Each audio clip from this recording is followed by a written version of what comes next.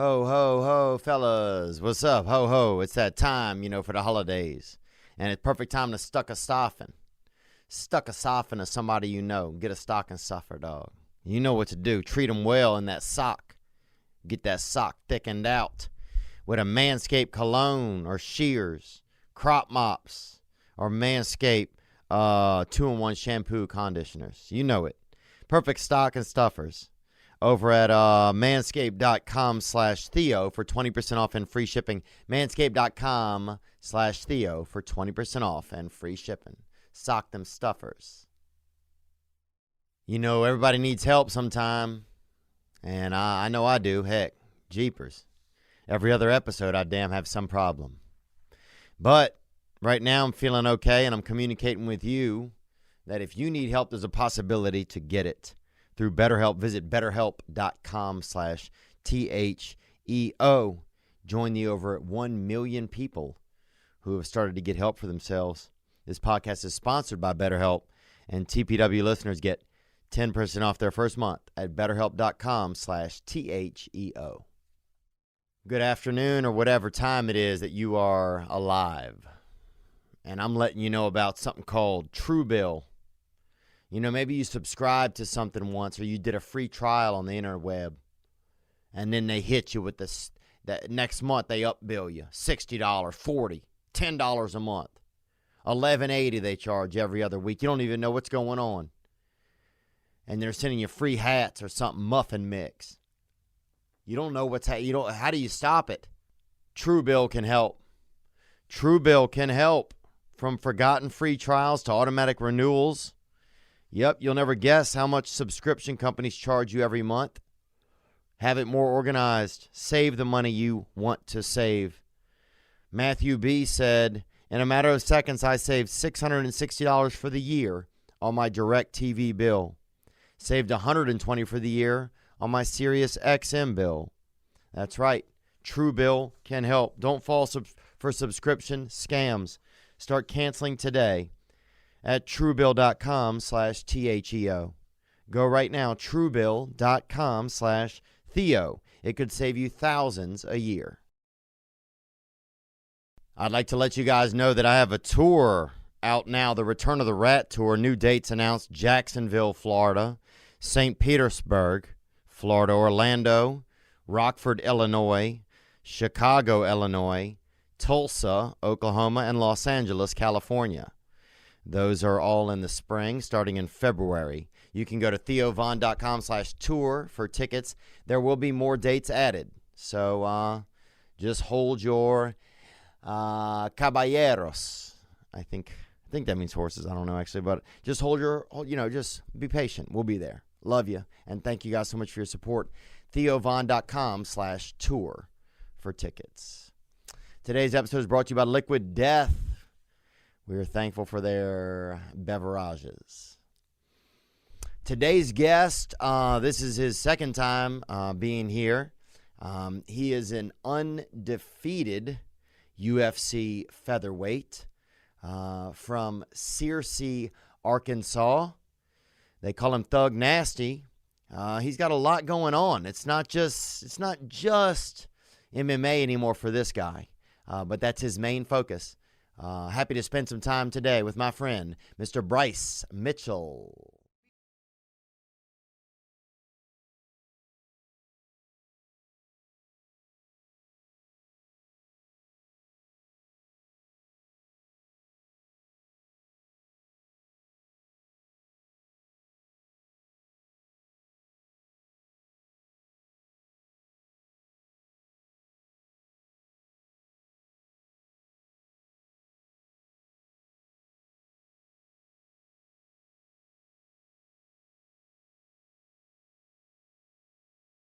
That 269 card. Mm-hmm. It was wild. Who'd they have in your division that fought? They had Ige and Josh Emmett. Yeah. Yeah.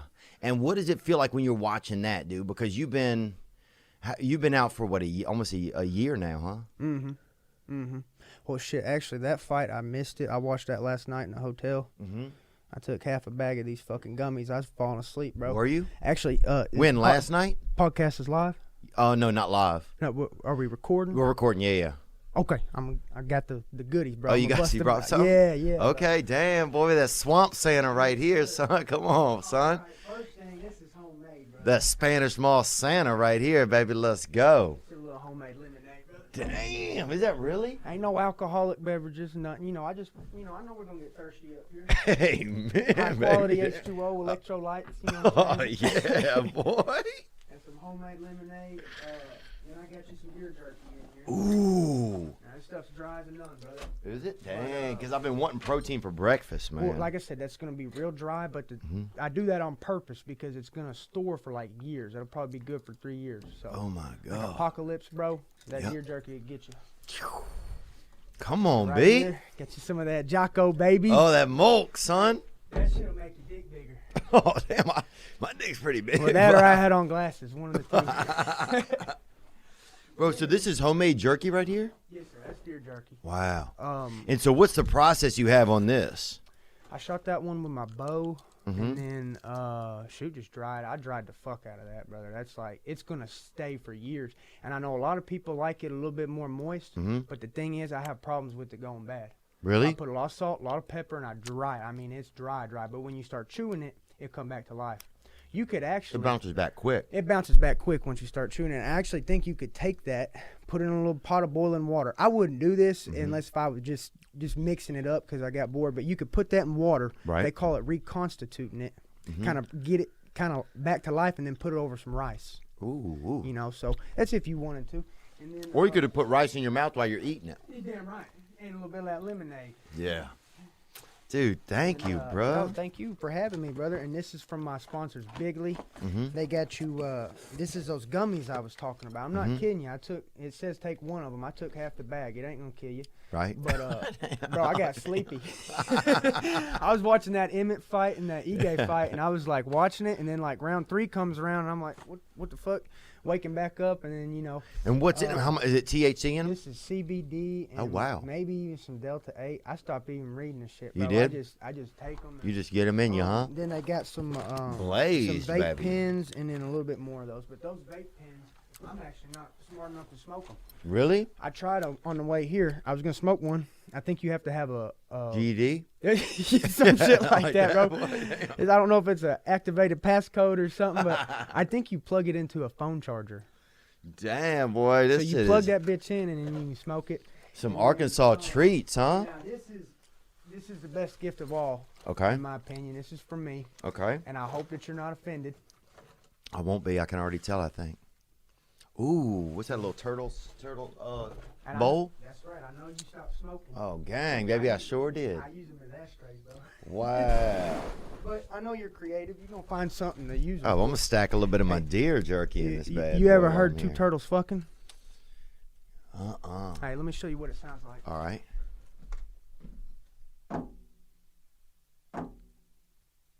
Oh, that's good, huh? That's it. Oh, that's it. About that pace right there, man. They don't speed it up for nothing. Oh, wow. Yeah. And why But, should man, they, I bro? just, I think that you'll get creative. and you Dude, never thank say, you, bro. man. Thank you for having me, brother. Heck yeah, boy. We got that rural Santa in the vicinity That's today, right, baby. brother. That BRYCE, that boss sauce right here, son. Now, Damn. lemonade's strong, too. Yeah, it is, huh? My God. Oh, yeah. But, man, I thought that the fight was good. Yeah. They both kind of hurt. I mean, they're just so evenly matched.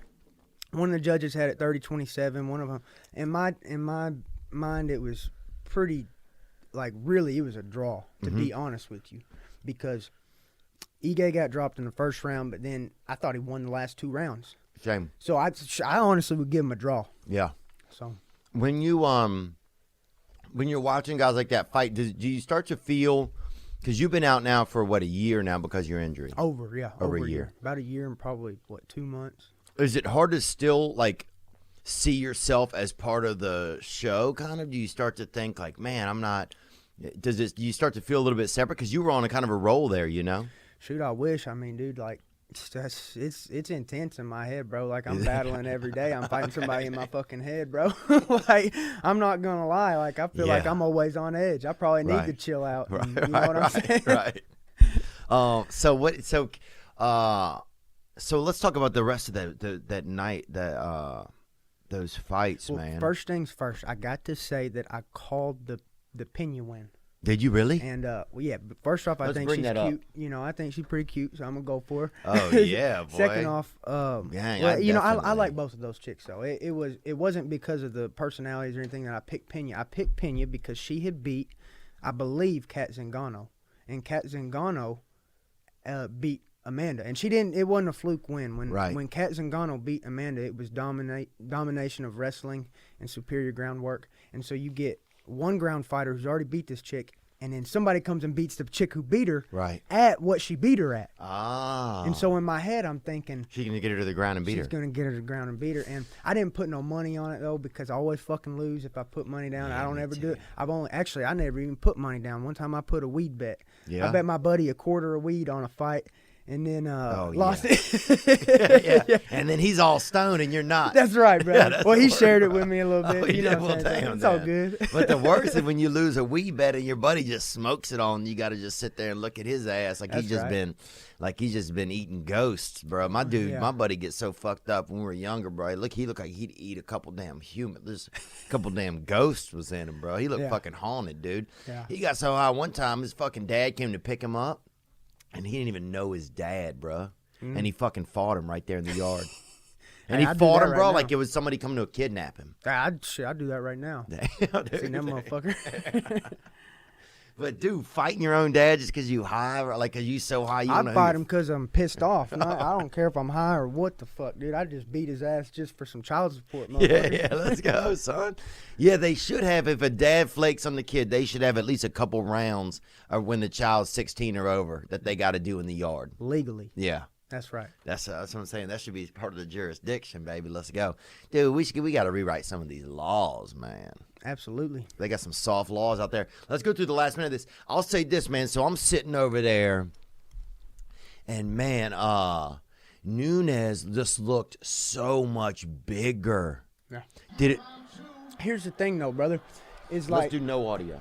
it don't always come to your favor when you're bigger like that. It means you cut more weight, and she's a power puncher. Right. So it's like, okay, so you're talking about a power puncher who cuts a lot of weight. Yeah, I bet she's gonna be great in the first round. Right. She's a power puncher who cuts a lot of weight. She's fighting somebody 10, 15 pounds smaller, and she hits twice as hard. Now, what do you think when you start to see this happening? What would you have done different here if you're Nunes? Do you Okay, think? I'm Nunes. First off, round one, that's where she made the mistake.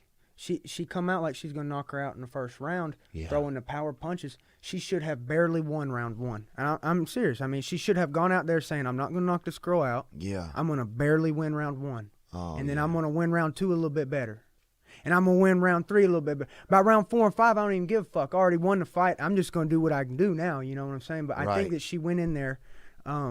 She blasted all of her cannons Yeah. right off the initial exchange. Because you're so used to that, you think? Absolutely. When Yeah. it works so long, you know what I'm saying? It's it works. You know, if it ain't broke, don't fix it. But Yeah. then she ran into a different stylistic matchup.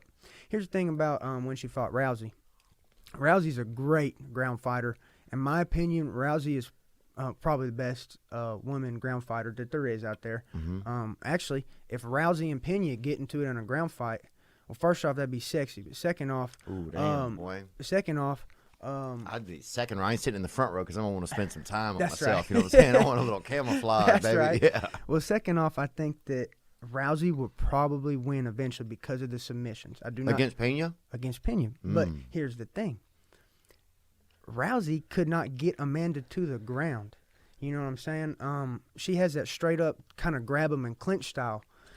Pena has a style where it's like shoot under and grab the legs, which works amazing if you're talking about a power puncher. Right. Because a power puncher, when you swing, you open up all the openings for that. Like when I'm fighting a power puncher, I'm not thinking, oh, I hope he don't swing hard. I'm thinking, I hope he swings as hard as he fucking can. Because I'm going to shoot. And get them legs. Now, if you're Ronda Rousey, you don't go for the legs. She don't do singles and doubles. She has to go against her opponent in a straight line. That's where she fucked up with Amanda Nunes, bro. She tried to just close that distance without any type of entangling of the hands, no distractions, no nothing. She didn't reach the hands. She just tried to go straight at her. And Just like a train. But if you would have seen Rousey get Amanda to the ground, you probably would have seen even even more disparity. Yeah. Just like the disparity was on the feet, it'd have been the same on the ground. She just never had the she don't go for those legs, you know. And Amanda, she opens up and throws those big punches. That's when the legs are open. And do you think that's kind of what she saw? Because will you play that back again? Just right. Pena lured her into. That's what Pena did. She took some of her best shots, lured her in, landed just enough to piss her off and make her want to hit her more, and that's when she got in on that takedown. I'm pretty sure she shot a double leg. I can't remember though. Did she shoot a double? I mean, she's staying in. I could have sworn she got her to the. And you could tell how Nunes like, how is this not working? And right. And you just stayed right in there. I mean, you could see it was like, what is this hitting me? Right, and you're absolutely right. She just stayed right in there, and now she's advancing forward. Right, so now she's got a game plan, huh? And gets her to the fence. Here comes a double. If I'm her, I'm shooting. You'd already shot. I might have, but she was landing there too. I'm curious how she got her down. I'm almost certain she got her legs. Oh, she tripped her. Okay, there you go. And Nunes is cooked here. Yeah, but this ain't her game plan, man. I mean, think about it. It's probably been 5 years at least since she's been in that position in a fight, bro. At least 5 years. When she choked, it wasn't a choke, right? It was a neck. What was the? Well, it was. Go back to that last few seconds there, brother. It was probably a choke as well, but if it wasn't on the throat, you could still choke somebody right here on the face and the nose. Yeah, what does she have? Or you can't really. Maybe she is under there. Man. Bro, it looked like she was up on her nose and her mouth. But I don't, and it didn't look like she was on the neck to me either. You know, but I've got a buddy. And that was shock. Yeah, I got a buddy back home. He's actually a 25er, but there's something about the way that, like, you know how ants, they can lift like 10 times their own body weight or something? Yeah, I never seen it, but they say it all the time. I guess there's videos of it probably. Yeah, bro. Like, little dudes are like that too. Like, you get a little 125er, he can squeeze almost damn near as hard. Actually, in certain positions, a 125er can squeeze just as hard as a 150-pounder because of, like, the compactness of the muscles. I got a 125-pound buddy, bro. He does a face crush. He don't even go for the neck. He gets his arm and nose around your face and your mouth. Mm-hmm. And, bro, you can't fucking breathe. And it's actually, let me tell you why it's worse than a rear naked choke. Because a rear naked choke, bro, you're kind of just going to, like, it's not the most pleasant choke because you actually can't breathe. There's some chokes you can breathe. Yeah. Like an arm triangle, bro. I've been put to sleep in them bitches. And one time I got put to sleep in like an arm triangle, bro, I didn't even know. Damn, no. I swear to God, woke up. I woke up, I thought I escaped. Bro, after the round, the guy was like, bro, you were out. I was like, no way. I thought I got out of that. He said, not only were you out, you were twitching for like 30 seconds. I was like, damn. Man, I thought I was dizzy or something. You know, somebody likes to dance and it's subconscious, baby. That's right. Damn. But, you know, that's a pleasant choke. You're cutting off both sides of the blood. Right. You could be in it and then just boom, wake up and not even know you're out sometimes. Yeah. That rear naked choke, bro, you're going to cut off your air supply, your breathing. Oh, dude, it's miserable. And so the one you're talking about, your buddy, though, what is that one like? You can't breathe in, so you're getting that effect of, like, you can't actually get air in, like, to your lungs. But it's over your face or it's over your neck? It's over your face, and it crushes the fuck out of your jaw. It feels like your teeth are about to get just literally just fucking just all, you know, jacked. So was that a new thing? It's like his own thing? It's his own thing. It's like, you know. But you probably got to have a girth of. You got to be strong as fuck, like just compact, man. And I mean, I'm not saying I can't do it, but it's like, okay, we'll put it this way.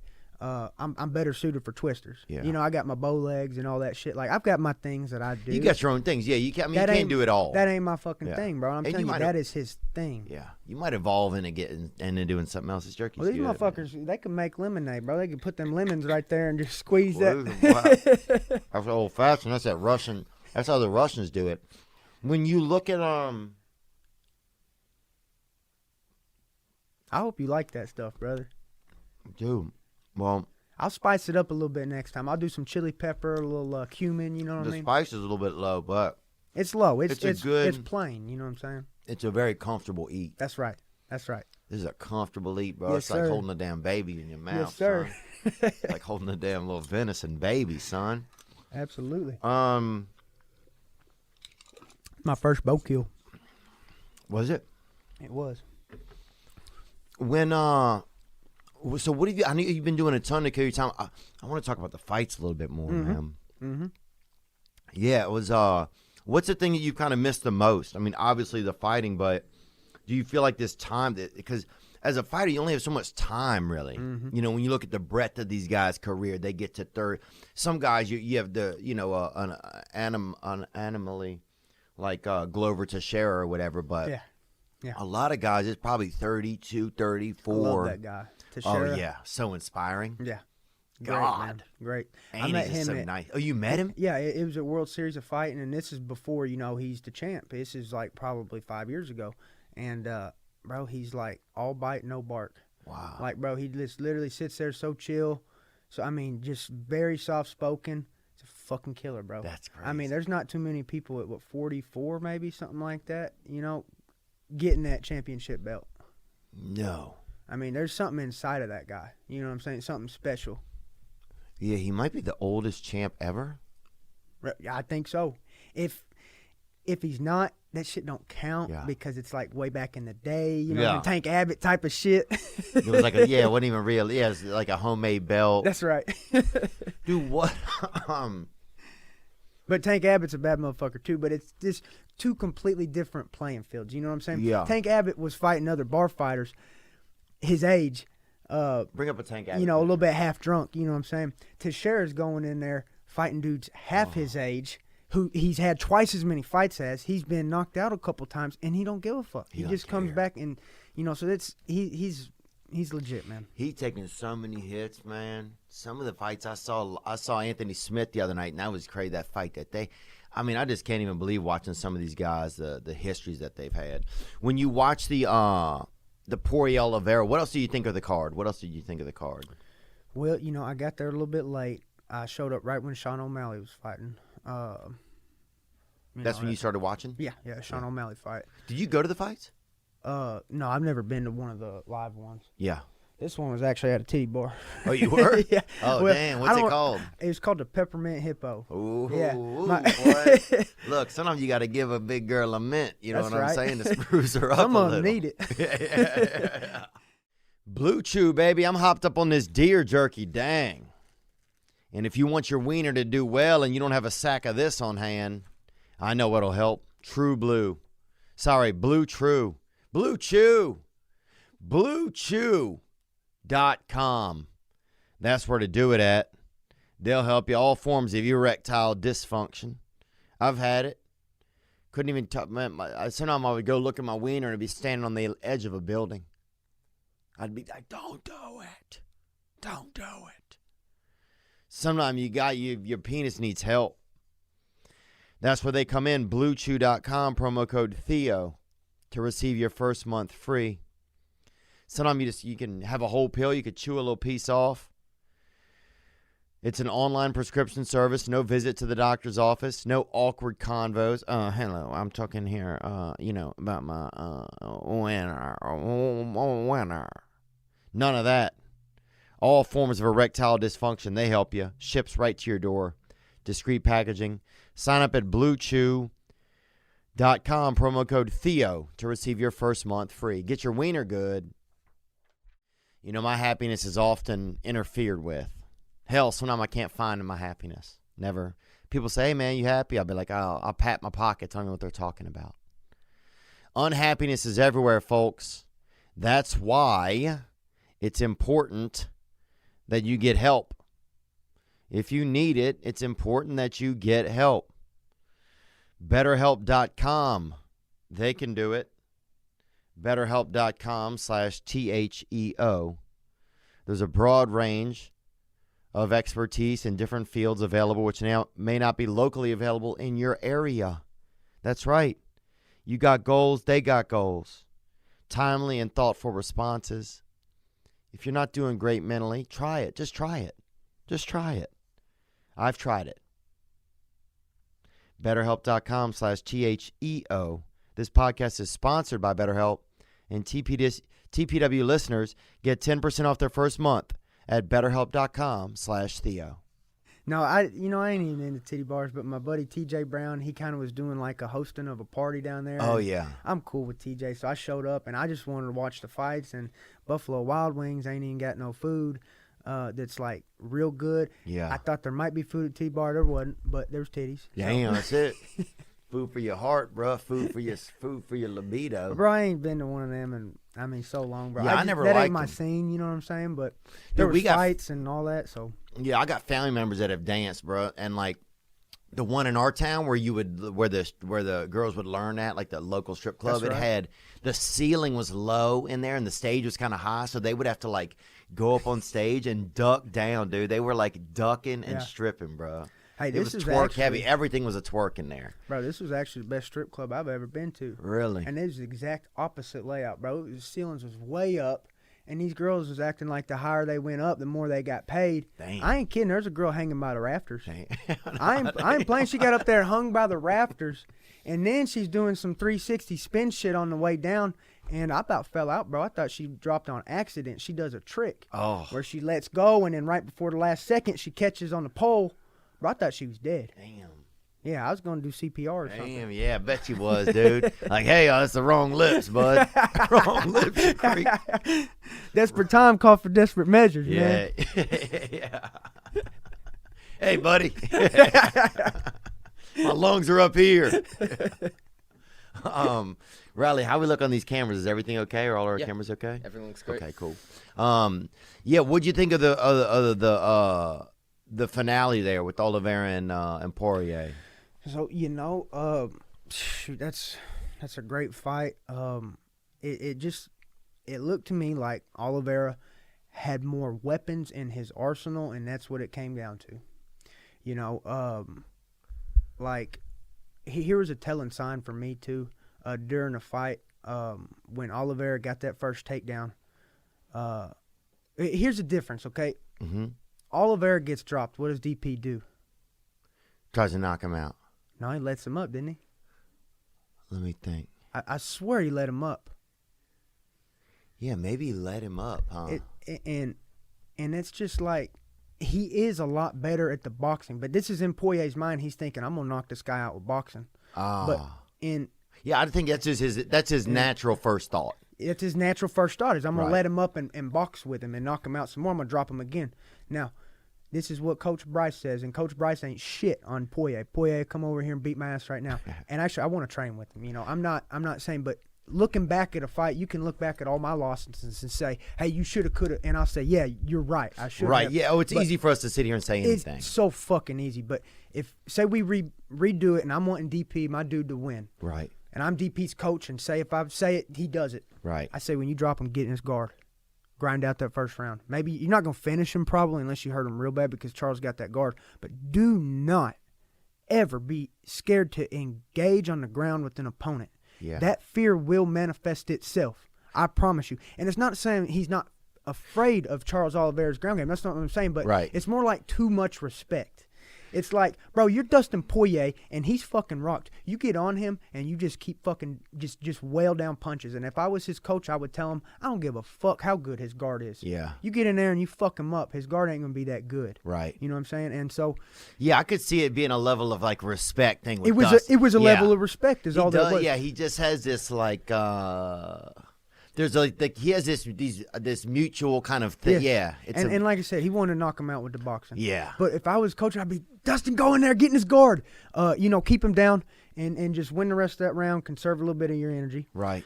Then the second round, I believe that Oliveira gets DP Yeah, down. And this is what, Yeah, that's when Oliveira got him down and was throwing those elbows. They weren't landing like it didn't look super flush, but some I'm sure they were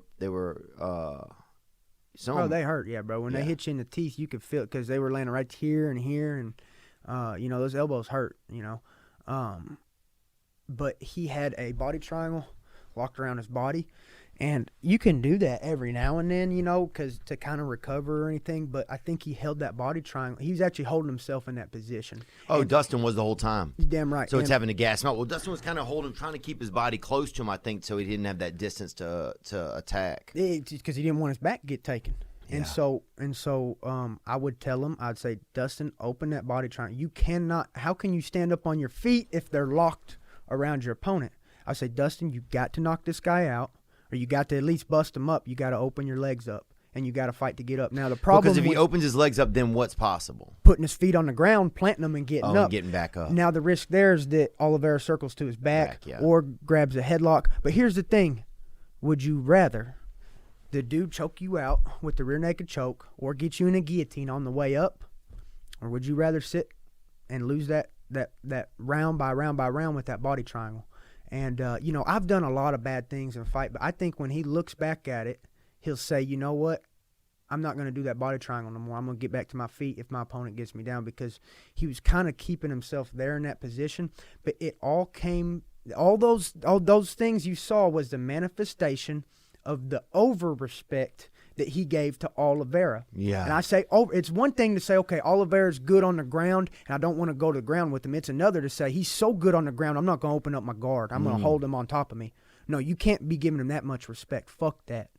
Yeah, I think Dustin just loves fighting. So like the actual He likes on hitting the he motherfuckers. like He likes hitting hitting people. He likes yeah. I think that's his thing. Well, so he's one of the best in the fucking world at it. yeah, Bro. I And mean, here's the thing: you get a matchup like McGregor. so if I was for him, good at it, I would do it. If I'm right. if I'm good with a dagger, I ain't gonna tickle somebody. That's you right. know what I'm saying? So That's it's right. like just because it's like it's not the same Yeah. thing. Well, there's matchups like for Poirier that I just think he'll win every one of them. Like the perfect matchup for him is Conor McGregor. Yeah.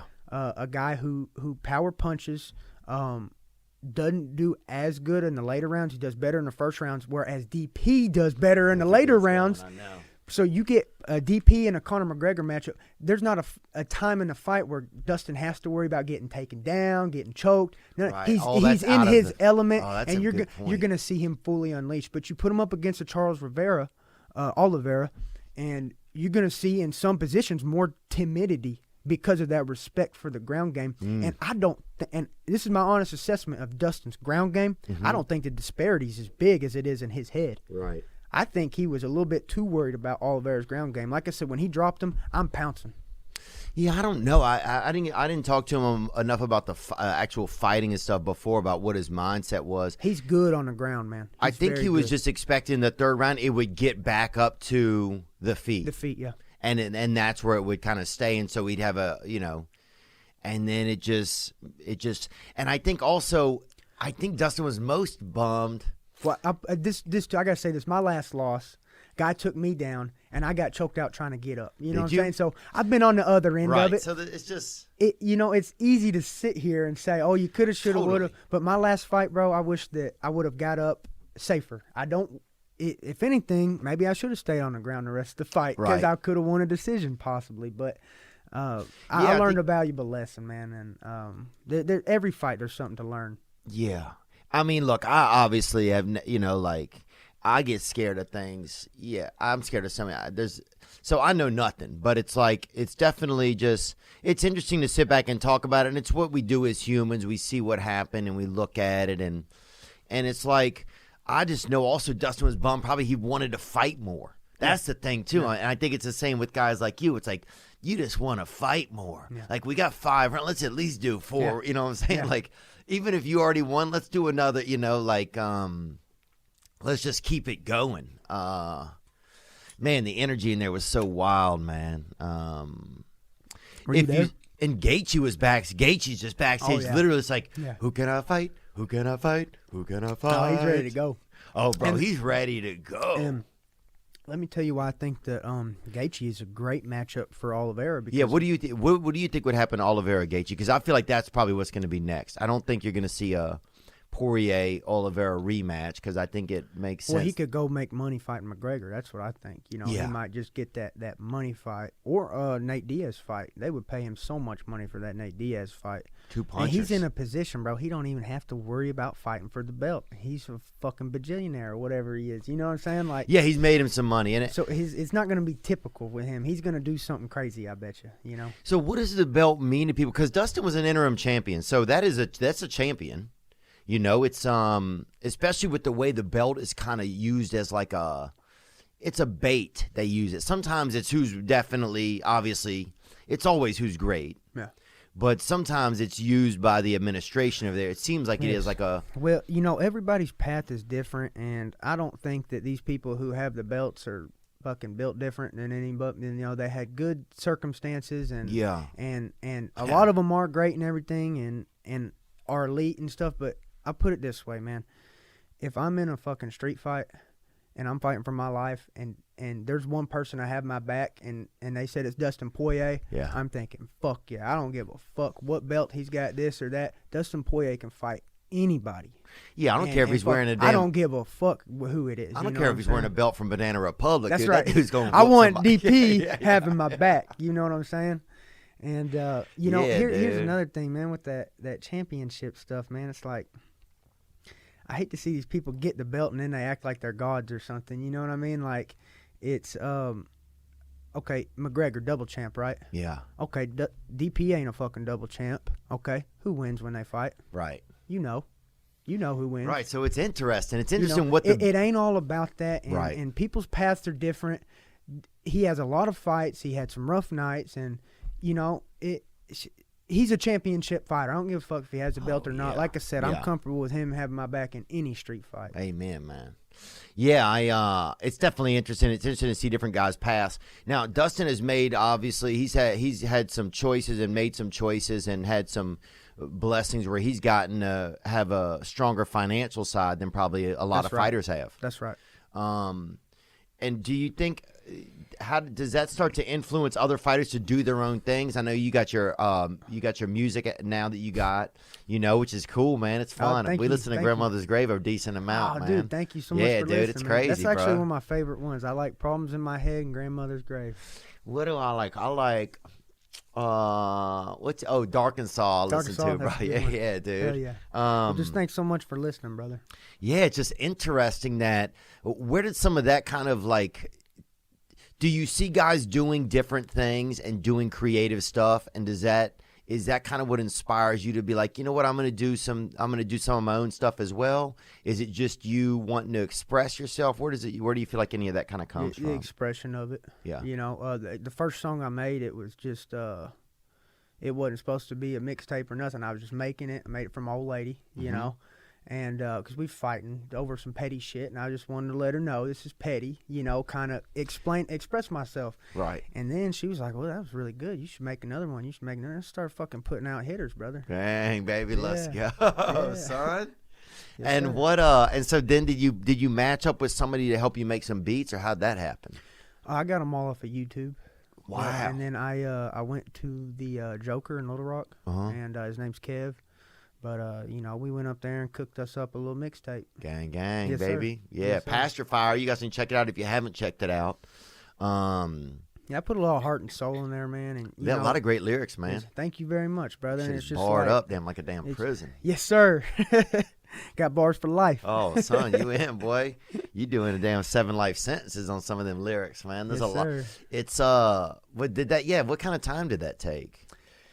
Oh, the first song on there I made about 1.5 years, maybe 2 years ago, and then I wasn't really focused on it, and then I made another song and another one, and each song probably took a couple weeks to write, except the first one. The first one took like 2 days, and then I would just kind of casually work on the other ones. It wasn't like until about the last month, and I was like really like, okay, I really want to put this shit out there. I got about 6 songs. I'm gonna finish the 7th one. I'm gonna put this shit out there, and then I started feeling like that okay, I need to finish this. I need to wrap it up. And I got that feeling. But while I was making most of the songs, I didn't have any type of timeline. I was just having fun with it. Yeah. Wow. Yeah, that's got to be nice. So it was just kind of a passion project. It wasn't like a... Absolute 100% passion in that. It wasn't something you were just waking up and doing like, I got to get this. I knew I ain't going to make no money, bro. I'm fucking using YouTube beats and, you know what I'm saying? Like... Right, it's more about the money, and it's about the greatest thing that I could do is to relate to people that watch my fights. Just to relate to people. If there's somebody out there that heard, even if it's one fucking verse and they heard it and they thought, well, shoot, I'm going through that too, and it's like, okay, well, now I got something in common with that guy. That's kind of like my brother. Even though he don't fucking know me, he heard my song and he heard my, and now we got this we're going through the same shit type of feel. Yeah, well, because music always connects people. It's the same as with, you hear somebody, it's like Eminem, you hear something, you're like, damn, that's my fucking That's dude. One of my favorites right there, Eminem, yeah. Yeah, you're like, that's my guy, man. Do you feel like you need to do stuff to try and keep your name out? Did you start to ever feel like that a little bit? Because it's tough, because it's like you don't disappear. You're there, you have a great ranking. You're top 15, I think you're 10 or 11 in some of the rankings, or whatever the rankings are, kind of. but that you can't get out there and express yourself. Your expression is limited. Yes. Because you can't get in there. That's what I feel fighting is, and same with the music.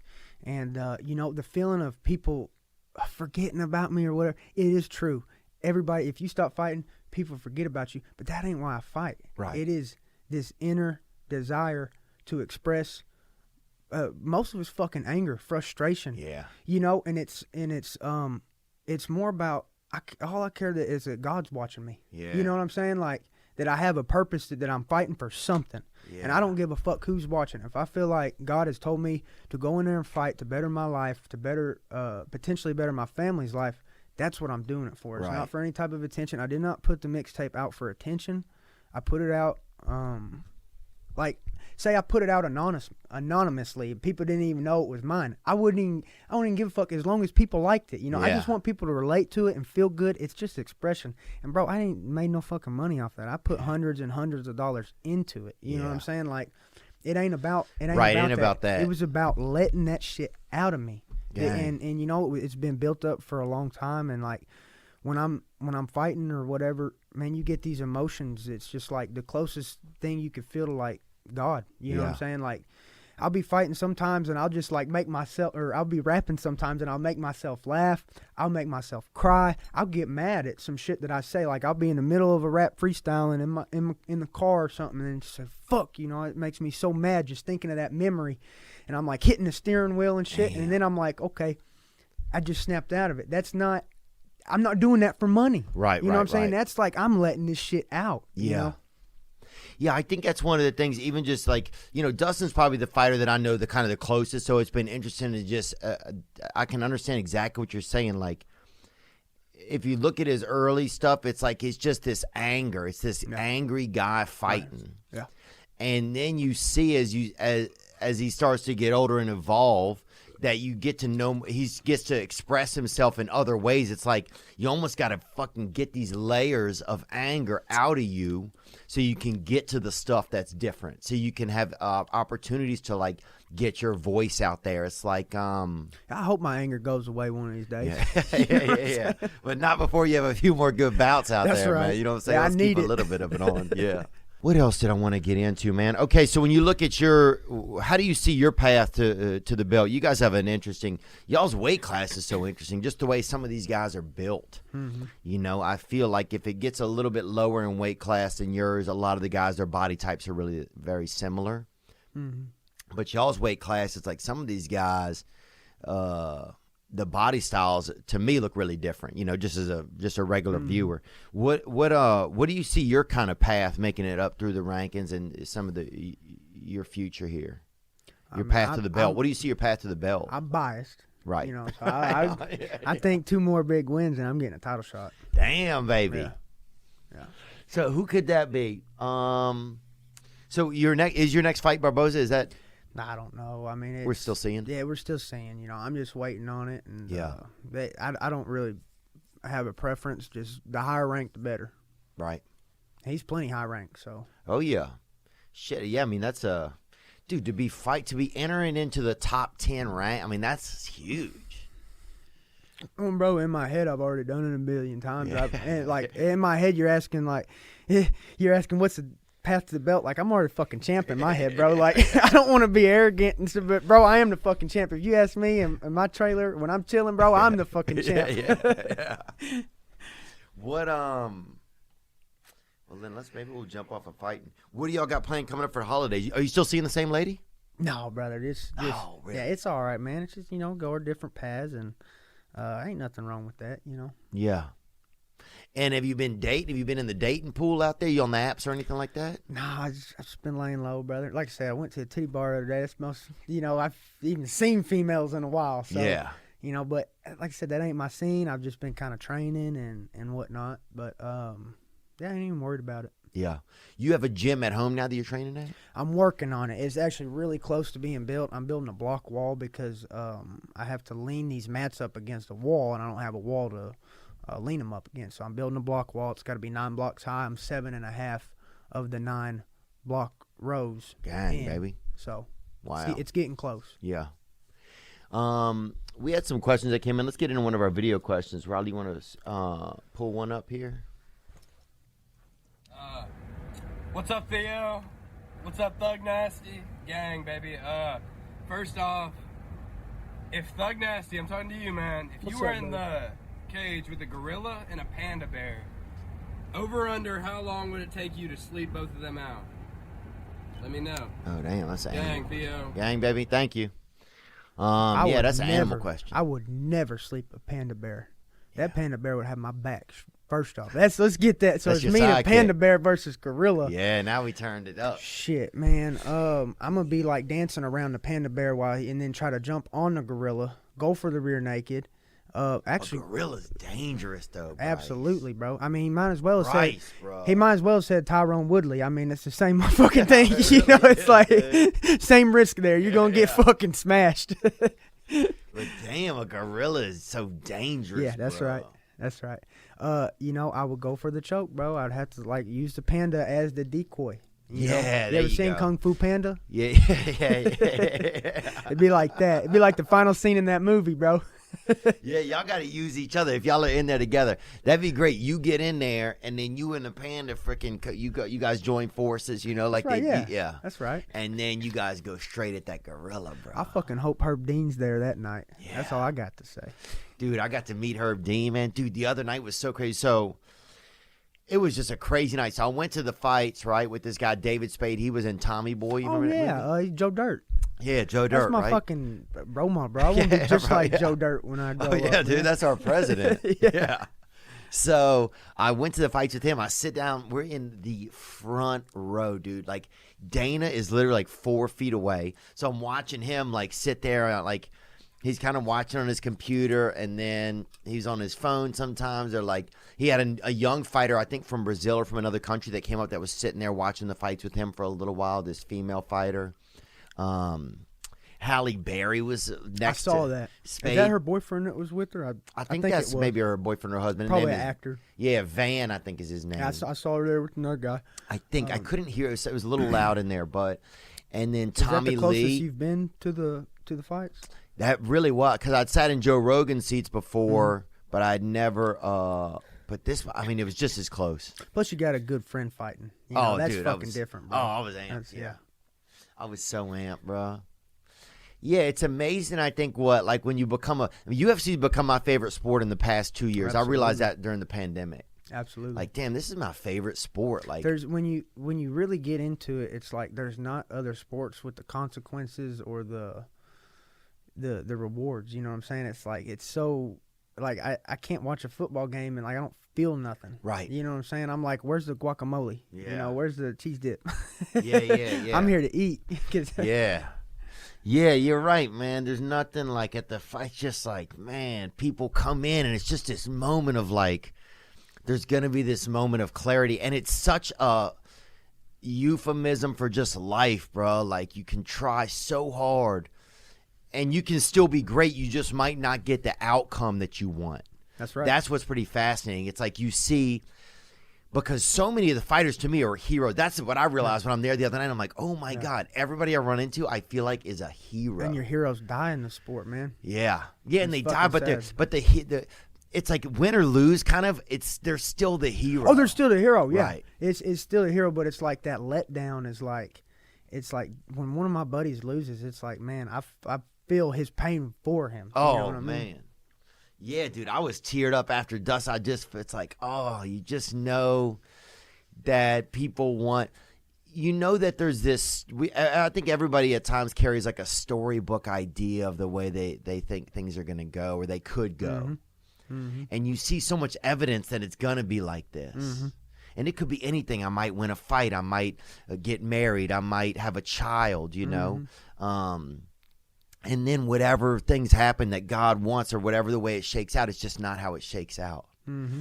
And it's just there's so many like intense moments of, it's like life it's such a fucking life that happens on those nights when you guys are doing those fights. It's such like I think that's where I can relate the most as a human. You're relating on a human level. Yeah. Because you're like, man, there's wins and losses right here. And there's dreams and there's. Especially you talk about wives and children. A lot of those fighters, they really need that for their kids. You know, it's holiday time, and the best deal in wireless is available. You know, wireless, the prices are crazy. $170, $112, $150, $109, $212, $240. You don't even know what's going on. You're on speakerphone with somebody, with your cousin, and your parents don't have any siblings, so you don't have a cousin. That's what I'm here to tell you about. Right now, when you switch to Mint Mobile and buy any 3-month plan, you get 3 months for free. Yep. The first company to sell premium wireless service only. No brick and mortar building.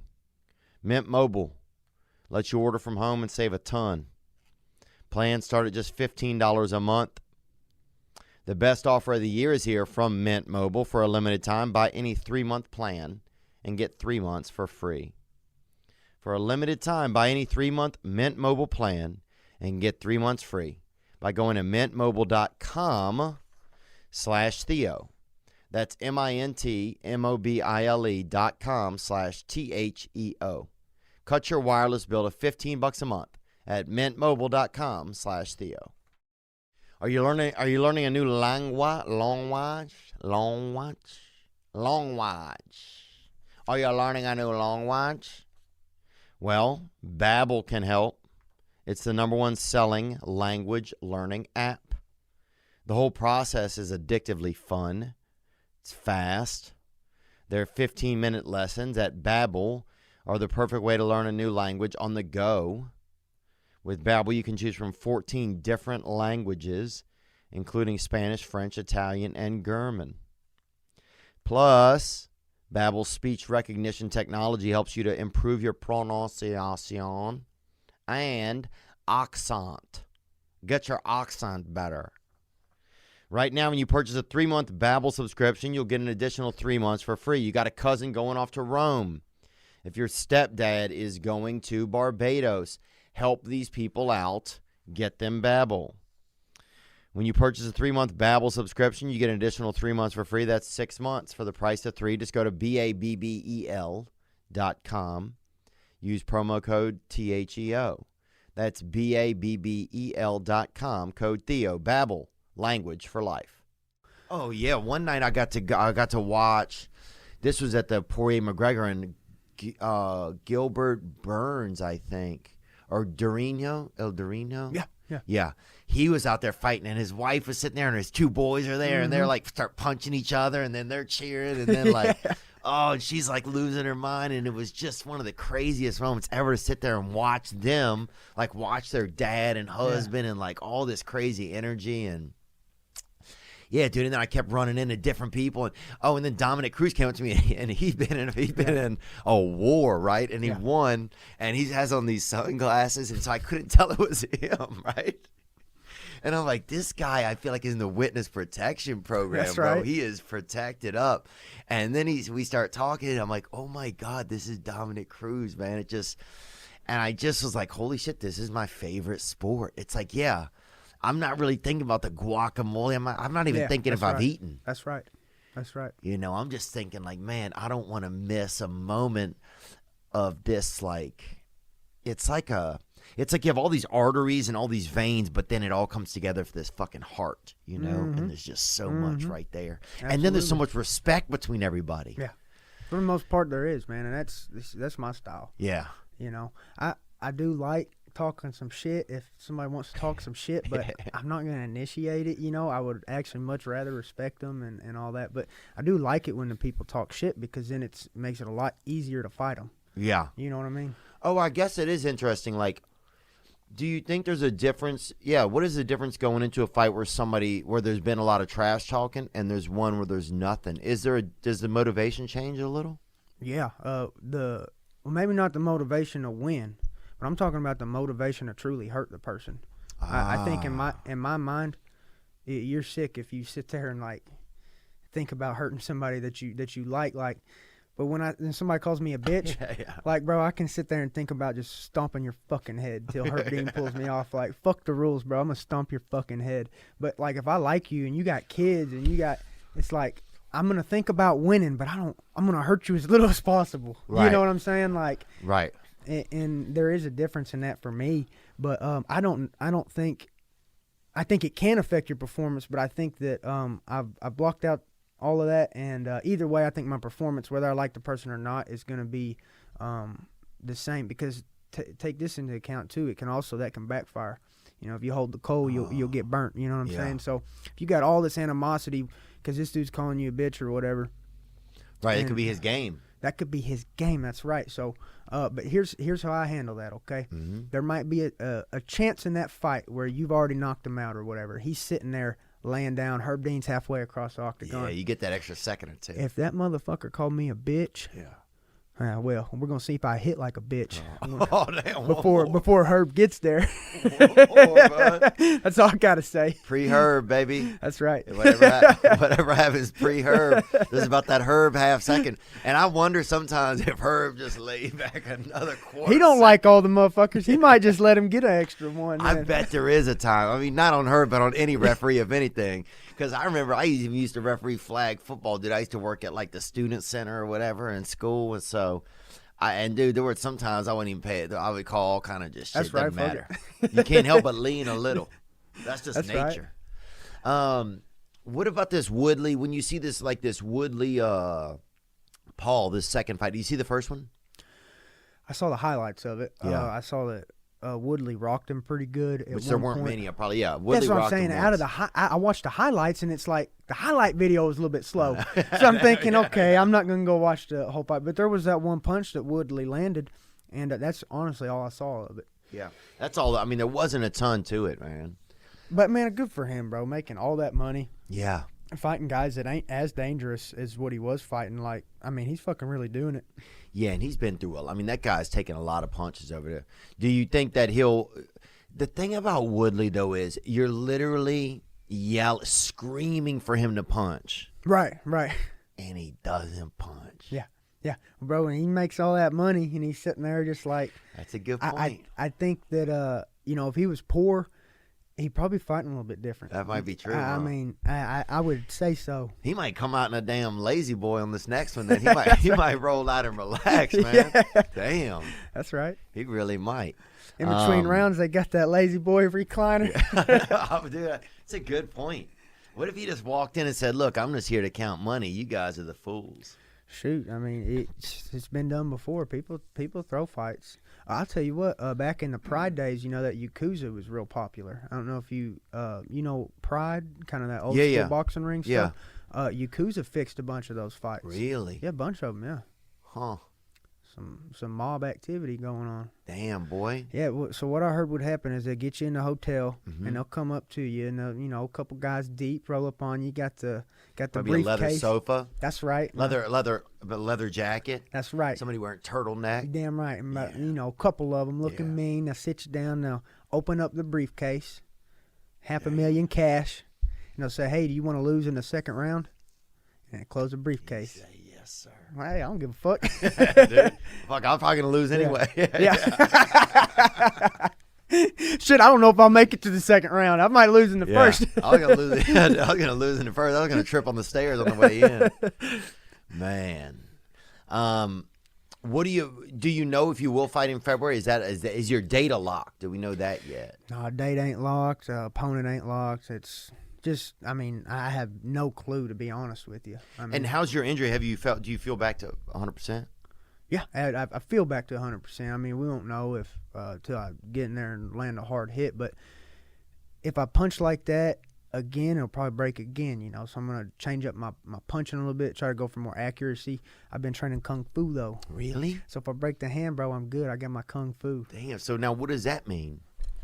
Oh, okay. You know what I'm saying? Right. I'm gonna open hand on these motherfuckers. Can you do that though? Can you hit open handed? Yes, as long as you ain't like doing that. Right. As long as you're doing that, you're fine. So I'll break the hand again. That's kind of like Connor. Connor has some of that.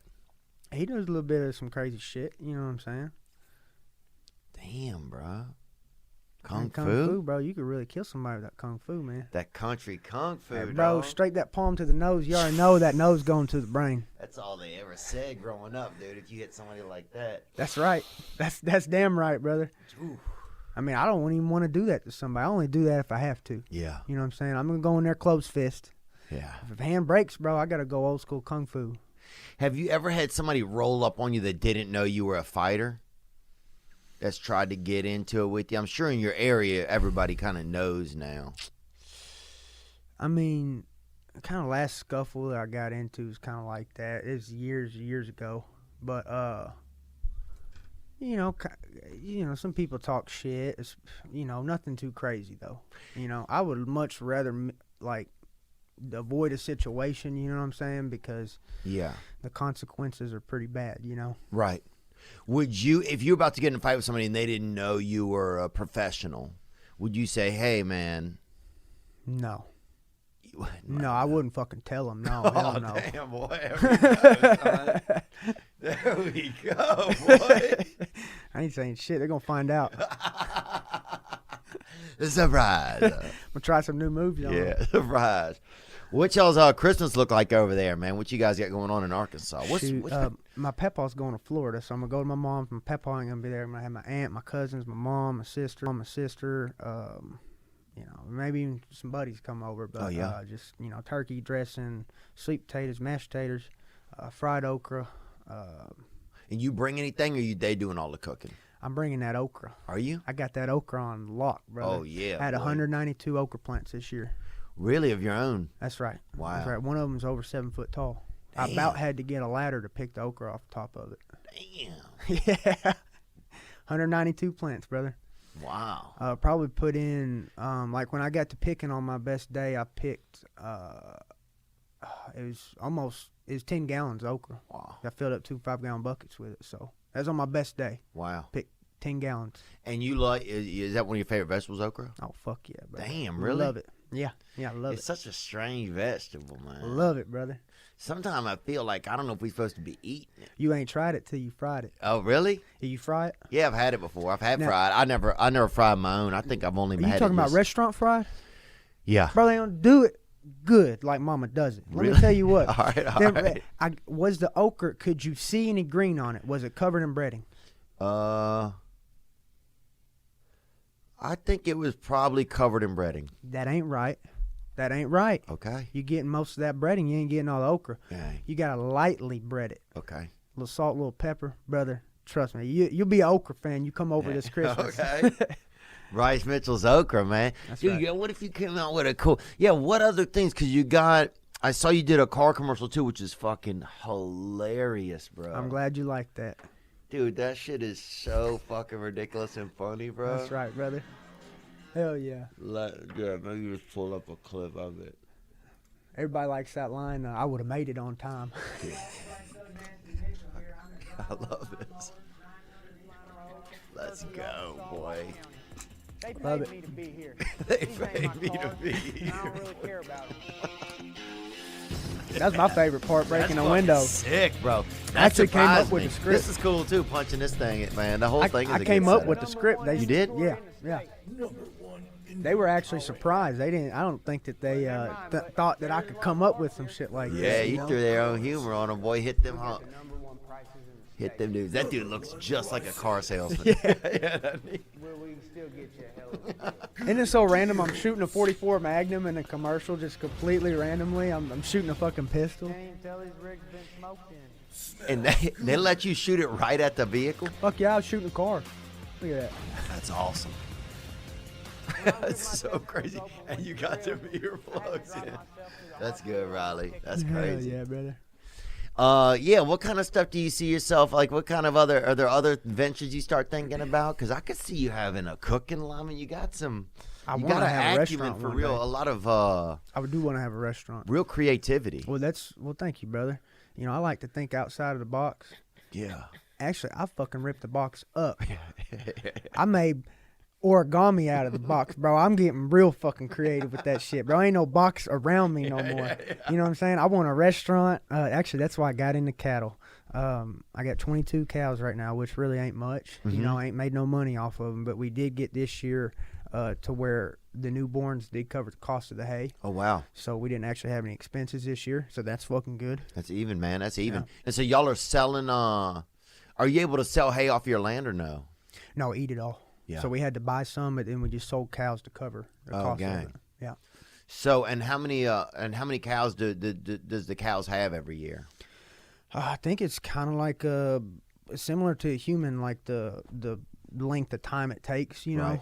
So, Would you come out there some mornings and they got one? well, they're actually a little bit north of me. I've only got 2 at my place. We're about to move 4 more, so I'll have 6 at my place. But the 2 that I've got are mom and daughter, but they were already born when I got them. So I've never had to pull one out or nothing like that. No. Get in there, Not boy. opposed to it, but I do what I got to do. You know what I'm saying? Look, man. Shit, I probably done nastier stuff than that.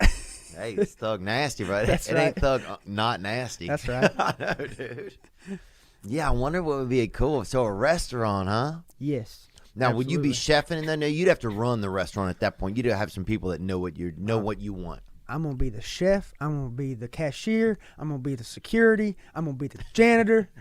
I'm gonna be the plumber. Oh, yeah. I'm gonna be the construction work. I'm gonna be everything in this fucking restaurant, bro. Yeah, I want to do this shit. What kind of food would it be? Just home cooking? Well, I would try to utilize as much of my beef as I could, you know, because that's one thing I could bring to the table is some beef. And then actually, when I get more into farming, there's a possibility of getting, you know, some of my own pork, some of my own this and that, growing my own this and that, you know what I'm saying? So, and it's going to be a long time before I ever do that. I'll be completely done. I'm not trying to juggle a fight in a restaurant, but it is one of them things, like, that's on my bucket list. I want to sell some food, and I got some secret recipes, bro. Dang, boy. Straight up. You got them. Dude, I'm sure you got some twisters hidden in your food books, man. That's right. What would I'm trying to think. Thugs. And would it be nice? Would it be more like kind of, what are you thinking, upscale? What kind of place would it be? I want it to be inclusive of all people. Okay. That's right. Might even do one like a straight up restaurant, like some good fucking food. Just, I'm talking like fill you up type of stuff. Yeah. And then across town have a little coffee shop with some of these desserts. I'm telling you right now. Whoo, pastries. Really? Yes, brother. My aunt, she learned how to make chocolate pies from my great grandma who passed it on to my Mimi, and then now my aunt's making them. All I gotta do is holler at my aunt, and then she'll show me how to do it. Damn, bro. That's right. Look, or you got to get your aunt to do it, bro. You can't be. That's right. You're gonna run out of time, That's man. right. Hey, if I get some money, I guarantee you she would. Yeah. You know what I'm saying? I mean, you ever seen the show Cake Boss?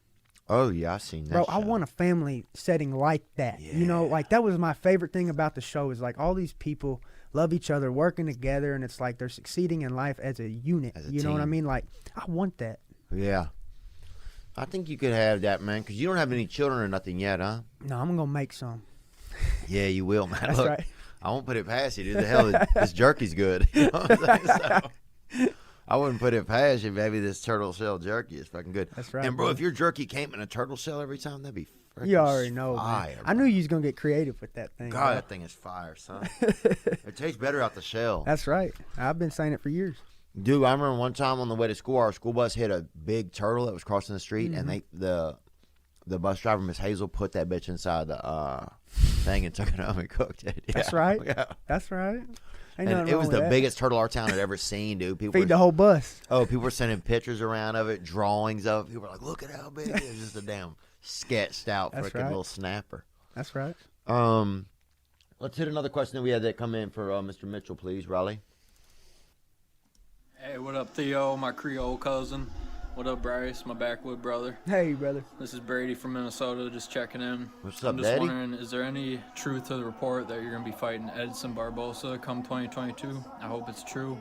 Cook him to the bone. Also, would you consider anybody from the UFC hopping on a track with you someday? I thought that mixtape was fire, man. Grandmother's Grave. That's probably my favorite track. Thank you. Gang, I lost same. mine earlier this year. Oh, Huge man. shout out to both of you. Gang, gang. Gang, gang, man. Yeah, that second part of the question. What do you think about that? Who, if there's somebody you could do a track with, who would it be? You think? Shoot. Who would be good? I'm talking UFC. Shoot. Roy Nelson. Oh yeah, Riding around with Roy Nelson. My hard hitter. yeah, bro. That song be called Biscuits and Gravy. Oh yeah, dude. Who's biscuits? You baby That's be right. biscuits. Yeah, yeah. I don't want to be the biscuits, bro. Yeah. Oh, bro, he's gravy, dog, for sure. For sure. Oh, bro, that would be so sick, man. Yeah. That would be a dope video Or right there. you and Derek Lewis. That's right. That would be fire. And That's that right. could be biscuits and gravy too, man. Hell yeah, brother. Or biscuits and syrup, maybe. Biscuits and gravy. Yeah, Roy Nelson. He hadn't fought in years, huh? He retired. I think he went to Bellator. He might have retired. Yeah. What do you see happening next in the lightweight division, kind of? Like That's 55. Probably. I think Gaethje could beat Oliveira. Yeah. Well, now, but with Gaethje is he's just him and Dustin. That's why their fights. He loves to punch. Mm-hmm. He's ready to punch. He was ready to punch. He literally would have knocked me out. It's almost like something he'll do for you if that's nice. Like, hey, I'll knock you out. Yeah. You know, like he's just like it's like a way to show express anything. You know, kind of. I think that it would be really hard for Oliveira to get Gaethje down to the ground. And, you think it would be hard? But why would it be any harder to get him down than Dustin down? You feel like that wrestling? Yeah, that wrestling. And Dustin's done so much grappling in his life that he's been on the ground. Like, he's not gonna have that response that Gaethje is gonna have. Like, there's a certain point at which somebody's in on a takedown, and you have to expend. And okay, they might get this takedown or they might not. But if I don't want them to, I'm going to have to expend a lot of energy. You know what I'm saying? And I feel like Gaethje, he's the type of person, like, I'll give everything I fucking got to stop this takedown. I won't let you. Whereas Dustin, you might let him have it to go for a guillotine. I've Right. seen Dustin go for guillotines. I don't think you'll see ever Dustin Gaethje go for a guillotine. Right. But Dustin Poirier is more comfortable. Like, if fight goes to the ground, he's not in trouble. Right. You know what I'm saying? Like, DP can fight good on the ground. But would it be easy for Barboza? Would it be easy for Oliveira to get Gaethje onto the ground? You're saying that would be the harder step to get him to It the would be a ground. stand-up fight. It Right. wouldn't go to the ground, I don't think. And then wonder what happens with Chandler in that division. Because you got that Kismat Mike. I'm not sure. Kazmat Shemaiah? Yeah. Nah, he's a Wow, and you can say it? 85er. Damn, I feel like a damn idiot. Damn, dude, I feel like a damn idiot. Oh, he's 85? He's an 85er, I believe. Or no, I'm sorry, he's 170. But No, is he? Yeah, he's 70. Bring up the lightweight, UFC lightweight top 20 rankings if you can. But he actually had a grappling match with the 185-pound guy and beat him at grappling. You know, so he could actually get in there and hang with those. That's the Islam guy, right? No, that's Islam. what I'm thinking of. Islam. Okay, Islam. He's 155, isn't he? Yeah, I think he could beat Oliveira. He's coming up. That dude's coming up. I mean, he's won. Yeah. I think he's undefeated, or maybe He might. I think I've seen a video of him getting knocked out. Yeah, maybe he has one loss. Now, the video also could have been some dude, like, photoshopping it or whatever, That's a good like point. chopping it up. But I did see a video of him getting knocked out. Like I said, could have been a fake video, though. I didn't keep up enough. Scroll down some. Let's scroll down some. There he is, right there, number 4. Does he have any in this O's? rankings? Does he have any losses next to his name? He's 21-1. Okay, that was the one that I And that saw. might be overall. So 10-1. It looks like in the UFC. Then I saw that one where he lost, but Bro, who's he fighting that? So Dustin would probably have to maybe fight that guy. And that guy is a pure. He's like a Khabib style. absolutely, and throws more kicks and punches than Khabib does. I see. Man, so I that's see him crazy. beating. I see him beating Oliveira. Yeah, I could see that guy, because that guy seems like it's just like nobody's doing the kind of exactly just what he's doing. Mm-hmm. Exactly. There's like he's got so many spots where if he gets that fight to, like, those other guys don't fight in those positions. Right. You know what I'm saying? And it's like, whereas you look at like a Gaethje and a Poirier, like, they're both elite level fighters, but they're elite in kind of the same discipline. Like, Right. they're both good boxers. Overall, the same They're, discipline. Yeah. Yeah, they're kind of the same. Not really. You know, DP, he switches stances and flows. I think a little on a different level. He's a little more fluid than Gaethje. He is, but just the way that they box and power punch and kick the shit out of you, it's real similar. God, it There- hurts when I think about There's nobody in that division similar to Makhachev. You know, Right. That's what's interesting. That's what's scary about him. It's like when somebody brings something to something that shouldn't be there. Yeah. You know, Yeah, you're like, exactly. damn, he's the only one that's got this thing. exactly. You know? Like people's eating dessert and somebody brings in a damn Chocolate pecan pie. yeah. So, yeah. Yeah, somebody bringing a chocolate pecan. Like if everybody's having ice cream and one dude rolls up with a chocolate pecan pie, Everybody's gonna be fighting over that shit. people gonna be at least looking over at him and being like, "Damn, he got that. That's right. He got that." What do you think could happen with Cody Garbrandt? That shit broke my heart, man. Hey, dude, me too, man. Because I really like that guy, and I mean, if I was him, I would retire. I'm not kidding. Yeah. I'm not kidding, man. I mean, if I was him, he's obviously probably not going to. I don't think he gives a shit. I think he's going to go beat somebody else's ass now. Yeah. But let me tell you what, he's done it all. And here's what makes me the most fucking mad about that Cody Garbrandt situation. And like I said, in the end, it will get, God knows he's a fighter. That's all that matters, is that like his spirit is strong and he's a fighter to the death. He'll fight anybody. He was cheated out of his fucking championship belt. They went back and done blood test on Dillashaw when he fought him on PEDs. That's what I'm saying. Fuck that motherfucker, man. So they should have given it to him. Fuck yeah, dude. I mean, it ain't ever gonna happen. You know, in my book, he is the fucking champ. He beat TJ Dillashaw off of fucking morals by not being a little bitch and cheating before the fight. You know what I'm saying? He's already the champ. And you got TJ over here and Garbrandt over there, and fucking street fights breaking out. I'm going on Garbrandt's side every fucking time. That's a real fucking man. I'll die with that fucking man before I take the little bitch's side. Yeah. You know what I'm saying? I ain't about that. Yeah. I ain't about it, man. Yeah, and there's not a lot of, they don't go back in time and kind of correct what happened. No, they'll never go back in time. You know what I'm saying? He won't get his reward till he gets to heaven. You know what I'm saying? And God will say, hey, man, I know you are the champion. Let's strap you up, Daddy. You are. Let's strap you up, baby. And I'm telling you right now, that will hang over Dillashaw's head the rest of his fucking life. Yeah, he knocked him out twice. He ended his career of what it was. Right. Of what it was. Now, I'm not saying he's done. He's still going to make 10 times more money than me in my next fight. Right. Garbrandt is. Right. Garbrandt makes that good money. He ain't done. But what I'm saying is he was at the pinnacle and got removed by a little cheap shot and bitch. Right. You know what I'm saying? A dude that he would knock out in practice. So this dude gets knocked out in practice and says, well, I'll just go put a needle in my ass. You know what I'm saying? And that burns you up, huh? It burns me up, bro. Yeah. Fuck that motherfucker. Yeah. You know, that's and I'm not gonna hold back and I'd say it to his face if he was right here. Yeah. You know? Yeah, what do you think leads someone to do something like that? He was scared because he got knocked out in practice, and he said, you know what? And he justifies it by saying, in his head, he's gonna say, well, you know, I need this win. It's for me and my family and all that. But man, it's like you're fighting, you're signing a contract. Like, here's what I'm saying. If you're going to be a gangster and going to be doing shit by the rules, go be a real gangster, TJ Dillashaw. Yeah. Go fucking, if you're going to not play by the rules, go with those, go gangbang. Yeah. You know what I'm saying? Go see how long your little bitch ass lasts out there. You know what I'm saying? Go out there. You want to do no rules, your ass will get cheap shotted. You know what I'm saying? This is it should be a fair as possible sport. Yeah. And everybody should have an equal opportunity playing field. And he took away one man's championship aspirations. He took it from his family. And do you think he should have been allowed back in? Yeah, I think that if you could let him back in, like, I think he was clean his last fight. Right. He didn't look as good as last fight. Did you notice that? Yeah, well, I thought, because that was a Sandhagen fight. That's right. I thought Sandhagen could have won. I thought that Sandhagen won that fight.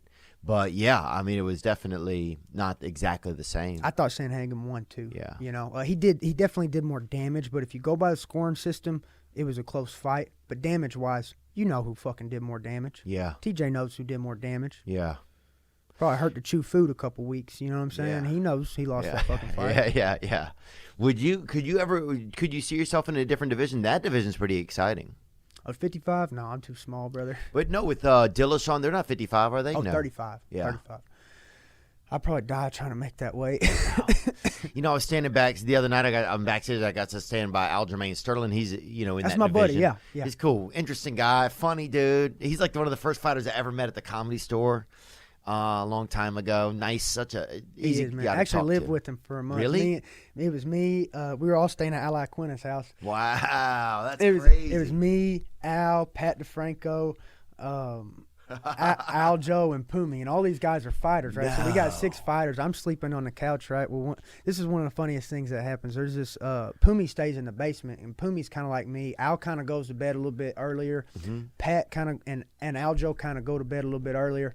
I'm up one night, you know, I'm sleeping on the couch. Kitchen's right there, right? So I go out there. I start making a little bit of stuff in the kitchen. Yeah, I'm of course, cooking. baby. Cook it up, and, son. And Al has this problem with coons getting into his trash, like Uh-huh. these big old fucking city coons. Like some Yeah, I've seen them. big ones, right? And I it's told Al, horrible. you know, like one morning we came out and there's trash all over the ground. Oh, right? they'll roll 6 deep too, man. That's They'll right. come in, yeah. That's right. And so I Strapped, told wearing Al, these I said, brother, sneakers. I'll get these coons for you. I said, I'll be on full patrol. You know what I'm saying? Like, all right, Bryce. Yeah. We going to bed, Bryce. Then I'm fucking getting them, bro. And so I go out there, I'm cooking a little bit, and 2 big ones out there on the trash can, and they're about to get into it. You know what I'm saying? I didn't have no backup. It's 2-on-1. Damn. I got a spatula, bro. Yeah. And I was thinking, man, this is going to be a fucking good fight. These are some big-ass coons. I'm like, Poomy. And Poomy's down there in the basement. And he's like, huh? What's going on, brother? And he's kind of like tired. I'm like, bro, I need some help up here bad, bro. There's 2 of them. I'm going to fuck them up right now. I need backup, dog. Poomy don't even know what the fuck's going on. Poomy runs out. And, bro, so I go out the door, and I fucking smack one of these coons with a spatula. Really, straight up. Straight up, bitch. Smack And he him. didn't back down. Bro, he looked like he didn't even give a shit. Wow. He turned around and looked at me like we was about to have a long conversation. And what weight class was he in? Bro, he was one of them little fucking ninja coons. He was like, I don't even know what weight class. Tan, probably 105. Bro, they were jumping from the trash can to the fence. Oh, yeah. And he's jumping, and That's we had flyweight. we had to stare down, and I was like kind of reared back, and then Poomy comes up. Poomy's got a butcher knife. Yeah. Thank God, because then that's when both of them coons was like, okay, now it's a fair fight, and they took off. But Poomy saved my ass on that one. Yeah, so shout out to Poomy right there. We had a spatula and a butcher knife. Rolling deep on them coons, brother. Damn, bro. Mother Nature got them hitmen, dog. That's right. That's what I'm saying, bro. Mother Nature got them hitmen. The craziest raccoon, yeah. Sometimes you'll go out by the trash and they have the couple that are in the trash. The weird one that always gets me is the one that's in the recycling bin. Bro, these were he's like that. You're like, who the fuck is that one? Because that's the one that's looking for knowledge. He's in there reading papers, looking at your reports and shit. Hey, these ones were the real fucking. They were like the scouts, you know what I'm saying? Like probably like the Army Ranger ones, like scouting out for surveillance and shit. And I smacked this coon as hard as I could, dude. Damn. He didn't do nothing. They probably went and reported back to somebody, I'm sure. Oh, they sure did, brother. Damn. Orchestrated attack. You know what I'm saying? Oh, that's unbelievable. That's fucking Mother Nature, baby. That's the dark arts, dog. Because once they get going, you don't know what's coming next. No, bro. Them coons, they come in from any window, chimney. Oh. They come up underneath in the plumbing, brother. Actually, them coons, that's where they actually, believe it or not, that's their headquarters. Really? Where? I've been keeping eyes Under on house? in Searcy. Oh, damn. Yeah, they live underground. You guys have y'all got a raccoon problem over there? Militaristic, bro. Damn. Their mindset's just straight militaristic, bro. They got that headquarters underground. They're up there boosting their population, that's getting like their the numbers up. Vietnamese. That's right. Hey, it's worse. Yeah. That's Iwo Jima, Daddy. That's like they ain't got punji traps ain't shit on them raccoon traps, bro. That's like the Coochie tunnels, baby. So Damn. so check this out, man. They did this thing at Harding because the coons are so bad. They fucking they go up and they grab the trash and then they scurry back to the little sewers. Oh, really? They did this thing at Harding. They steamed. What is Harding? College? It's a college I went to, yeah. And that's where I seen them for years building up their numbers, bro. And they're just getting bigger and faster and smarter, and they're not even afraid of motherfuckers now, bro. The fur Chinese, they call them. Yeah, like I was going to throw something away one time, and damn near had a conversation with one of them. He's like, "Man, you can't believe you're gonna eat that." You know what I'm saying? Like, they ain't even scared of people no more. I saw one with a wallet on him the other day with a wallet chain. Yeah, Like, that's that pimp. That's that yeah. pimp coon, brother. Well, bro, they steam the whole thing. Like they steam it. It's mean, man. But they steam the underground, and I think it's honestly to flush the coons out. Oh, wow. But they're living now. Ain't no joke, bro. They're living down At there. the college, huh? At the college, and you see steam coming up out of things for like an hour straight. A gas. They're trying to smoke them out. Damn, Bro, that's against the Geneva Conventions as far as I'm concerned. That's why they got that military mindset, though, man. Once because we it's signed that warfare. Nuremberg Treaty, I think that shit should be done. That's what I said, man. I act like I didn't even see it, bro, because that's just fucked up. Like, it's one thing to smack him with the spatula, bro. You're gassing babies down there. You know what I'm saying? Like, I ain't about that. This shit has to stop, dog. Damn, it's a fucking dark arts, bro. Damn. That's right. Wow, man. What else were we talking about? We have any good other questions that came in? Yeah. Oh, we had one too that came in too. What were you and I talking about though?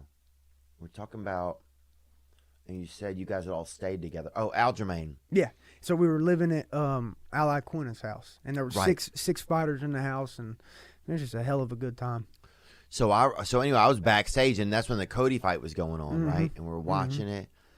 And he said that when you drop down a weight class, like there's less like your body's so tight that when you get knocked out at a lower weight, it's real hard on your system because you just, there's less like fat inside. There's less like cushion Everything. inside of There's less your everything. universe. Particularly from your brain. Yeah. Because think about this, your body knows how important your brain is. When you get to that final moment in the weight cut, when you're like, okay, I can't cut no more, that's when your body begins to pull the moisture from the brain. Jesus. It's the last thing that your body will protect. That your body will keep all that fluid in your brain until it don't have fluid from nowhere else, and then your brain fluid. Now, guess which fluid takes some of the longest to get back into your system? Brain. That brain fluid. Damn. Now, here's how I knew that Cody was really feeling. And I didn't think he was going to lose. I didn't know. That's not what I'm saying. But here's how I knew he was feeling it. He ain't a fucking 25er. Right. He ain't a 25er. I promise, bro. He might do good at 25. He's really a 35er, though, because he's healthier at 35. But here's how I knew. Because I saw him do a video, Garbrandt, and he was talking, and I could tell his voice was not the same. It was when you begin cutting that much weight, I have sinus issues, or you get just extremely dehydrated in when you get to that point of extreme dehydration, you'll notice a lot of fluid change up here. I actually cannot hear. I'm not kidding you. Wow. Like you ever get water stuck in your ear at the pool? Yeah. Bro, I've been cutting weight before, and it's like water's in both my ears. And I heard him do this interview, and okay, so this is my normal voice. I'm kind of talking. I kind of heard him like his it was a different pitch, and I could tell something was up in the in the nasal. So just so dried out. Bro, I was like, oh, he's dry, and I could see in his cheeks. I knew it, brother. I knew that is a tough weight cut, and I think that his performance was probably hindered by the weight cut, and I think that he's a 35er, and It's heartbreaking. But I'm just telling you, by the way he was Right. talking, I could feel it. I could feel it in my nose and my ears. He was having sinus issues, bro, because when you start, your fluids drain, and then your brain fluids drain, and then you got this pressure, you can't hear right, you can't smell. And how can you fight like that? You can't. Not the same. You know what I'm saying? He didn't. I didn't actually see the whole fight. I just saw highlights of it. But, brother, he's fast. Yeah. And he didn't look as fast out there. Yeah. Yeah, I can't even imagine the levels that your body has to go to do all of that. I think that was just a big weight cut on him. That's what I think you saw that performance out of him for. And like I said, I didn't even see the fight. I just saw highlights of it. And like you said, man, I just feel bad for the guy because that's one of those guys that I just really fucking like, man. Yeah, he's fun to cheer for, man. Yeah, and he's just his personality. He's fucking vibrant, and he's vicious, and he's ready. He's always ready. Yeah. I think he's like, I wish how I could be just like fucking, let's do. Yeah, he's got that. I think a lot of people see that in him. He does. Special guy to watch. All right, we got another question here, and then we'll get you on your way, man. I know you got to get back. We gotta grab some lunch. Oh yeah, you want to? Let's do it. Yeah, All I'm right. fucking starving. I'd bro. love that, dude. We'll Me go. too, man. Tell you some real shit when we get off air, bro. Street fights and shit. Sorry. I didn't No, mean you to do that. good? Yo, what up, Theo? What up, Thug Nasty? First, I just wanted to shout out your new mixtape you dropped on YouTube. Thank you, brother. recently. I just want to say it's great. I hope more and more people hear it. I honestly think it's better than 90% of God the bless rap you, man. Thank you. mixtapes or I albums made that it for come out people these like days, you, so man. I Gang, hope baby. the word gets out. I hope it's doing well. Quick question. I heard you on Ariel Hawani's podcast recently. You said you were driving about 3 hours or so to go get a truck, and I just want to know how that went. Did you buy it? And how's that truck working out for you? Is it hauling them cows around as well as it needs to be? Dude. Either way, I'd love to hear from you. Best of luck against Edson Barboza. Man, that's a real It'll be a dude tough right one. Yeah, there, that's a real brother. guy. He's in, Yeah, man. man. That Bro, guy's in. Either way, What'd you get? gang, gang. A Peace Ford out. F-350. Oh, It's a damn. 91. Bro, it's like fucking little redneck paradise, bro. It's like it has no key on it. It's like Yeah. a push start, and then Oh, yeah. it's like he rigged up all the wires. He and rigged up a shit. push start in On it? brake lights. Yeah, it's a push start, and you have to use a screwdriver to flip a switch. Well, on the way home, what I didn't know on the back of the push start is like he literally rigged it up like on the spot. Well, if you touch the positive and the negative, I let it hit the clutch, and bro, spark. And blew a fuse. I have to jump the solenoid. That baby New Year's, boy. So on the way home, I fucking blew a fuse on the way home, and then we had to jump it on the solenoid just to get it started. So me and my buddy would jump. Y'all the think it was a solenoid. limit at that point or what? Oh, I knew it was good, bro. When I heard that engine, brother, that 91. 7.3, like I think said. It'll make you hard, and, son. Oh shit, That'll make it your does. cousin hard. My cousin's been dead for years, dude. Well, you'll see the soil on his grave. Fucking, That's right, you'll see it fluff a little. bro. That 7.3 is an iconic engine. Wow. And let me just tell you right now, I don't care if you're Ford guy, Chevy guy, Dodge guy. I don't even care if you like fucking the Honda trucks. I don't care. You cannot talk shit about a Cummins diesel engine, and you cannot talk shit about a 7.3 engine. I think International Harvester might actually make the engine. At one point they did. I did some research on it. But the thing about what I've got on the 91, from I think 91 to 94, they did the IDIs, and that's what I got. Okay. Now here's why I like it. This is why this truck was made for me, brother. Well, first off, it was $3,800. It's in my fucking That'll price help, range. baby. That's what I'm saying. It's in that Price Mitchell, they call him. That's baby. price. Hey, the price Dude, is right. Price Mitchell, bro. That would be a good store. The price is right. Yeah, dude. Price Mitchell. Bro, you'd be baby. so much better than Bob Barker on that show, Oh, man. dude, fuck. If there's ever a Price is Right, you're the motherfucking host. I'd be giving away damn owl meat on that bitch, dude. The show wouldn't even last the episode. You'd be giving away everything. I give half them bitches away on there too, dude. That's right. I'd say we got to get rid of some of these bitches up here, man. So that the IDI engine, it's different than these modern Power Strokes. Uh-huh. The Power Stroke is, they're both great engines, Ford engines, but this IDI is mechanical in nature, so it doesn't have as much computer parts, and so that's what I love about it. I fucking cannot stand all this cheap electronic shit. And let me tell you, it ruins everything. It ruins everything, and it is to the level where it is a conspiracy. If you don't think that they're making these cars to break at a certain point, or making it more expensive for certain parts, you're fucking blind, bro, because that's what the industry, the cars from the 90s with the manual transmissions and the simple engines last longer and are easier to fix than these newer ones. They're doing that because they want you in the dealership. Yeah. And they don't, like, I got the best mechanic in the fucking world that lives, like, right down the road from me. His name's Paul Underwood. Mm-hmm. And let me tell you what, I guarantee you Mr. Paul could fix anything on that 7.3 IDI. Right. You know, and he could probably fix a Power Stroke too, but there's going to be some computer. Yeah, something you can't, that's out of your control. But it's just like, okay, you're going to have to order this cheap-ass part from some... Just to get the shit to work. Yeah, and by now they know how long you're going to use a car. It's just so many things baked Bro, it's a into conspiracy, bro. Like, it's called, if you want to look into it, it's called planned obsolescence. It's been going on really since the beginning of time. It's not a conspiracy, bro. Right. But, like, when it first started getting popular, there was one instance of it in Germany. There was a people who made T-shirts, I believe, maybe T-shirts or jeans, but they started using nylon. Well, bro, they didn't have any return customers. Because the fucking T-shirts and jeans was lasting forever. So it's like they sell a pair of jeans and you never see that motherfucker again. So they had to start making shitty jeans.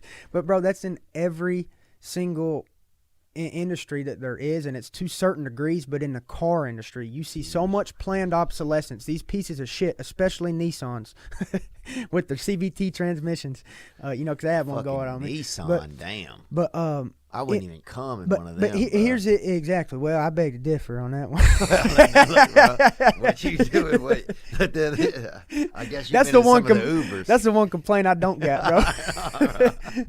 But let me tell you what, them headlights, for example, you get you one of these Nissan 2006 Maximas. This is the planned obsolescence that I'm talking about to certain degrees. Okay, you break your headlight. Guess how much that fucking new one costs? Probably $250. $150, yeah. Damn. Bro, it's a fucking headlight. They can make that for $3. Yeah. You know what I'm saying? So they got you, and they do that with their transmissions. They do it with their engine. Not this Ford engine, not this 7.3 IDI. It's a real engine made for real farmers who really work for their real money and don't want to spend it on no fake shit. You know, and that truck is me personified, Gang, bro. baby. And the only thing I got to do is got to add a little one of those gooseneck balls on the back of it, you know, that mounts right there in the truck bed. Oh, for pulling that heavyweight from cattle. Oh, really? and hay. Yep. And So equipment. it's for the transmission? No. Well, it's so you can actually pull that weight if you know the balls that hang off the back like a regular like on the you'll see up there in that truck. You see I got a little 2-inch ball. I got a 3-way Right. on the back of it, not the kind you like, but Yeah. the kind with the kind with 3 different hitches on it. Right? Yeah. Well, that sticks off the back of the truck. Okay. Okay, when you mount one of these gooseneck or fifth wheel hitches, You got to do it from the inside. from the truck bed. Ah. And so that distributes to where all that weight Weight is ain't up on front.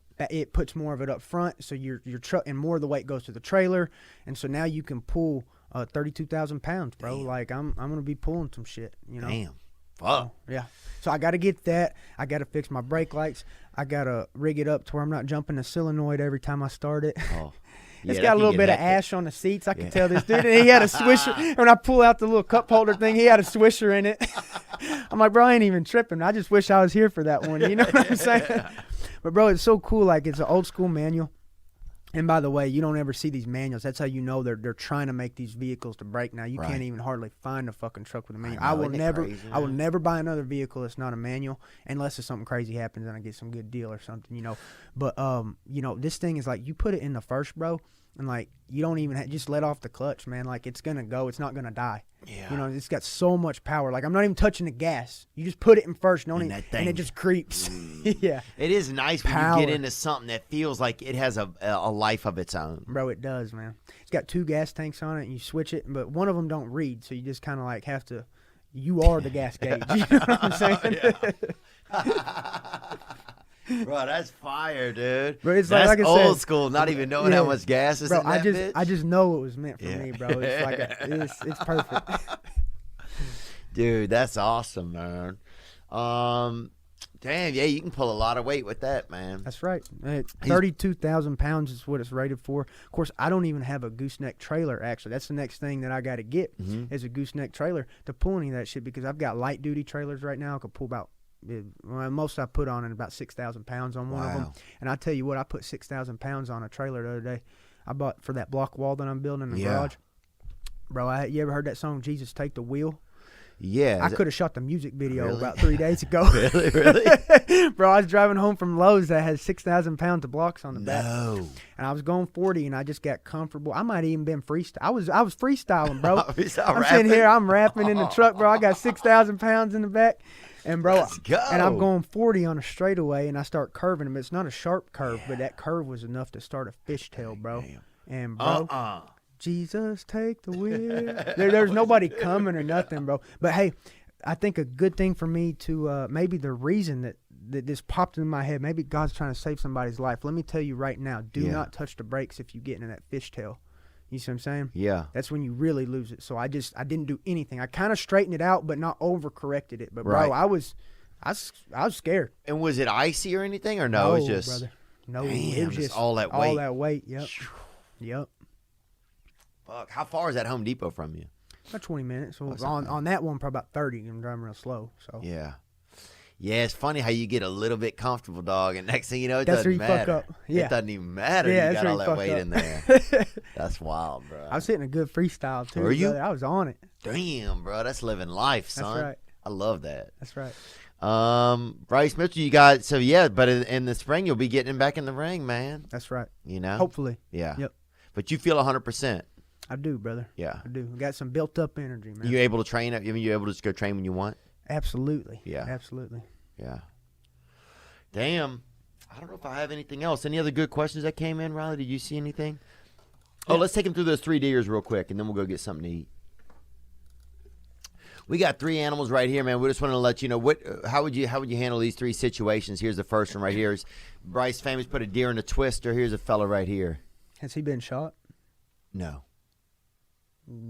I would. this guy's just trying to, I guess, touch hands first. Ooh.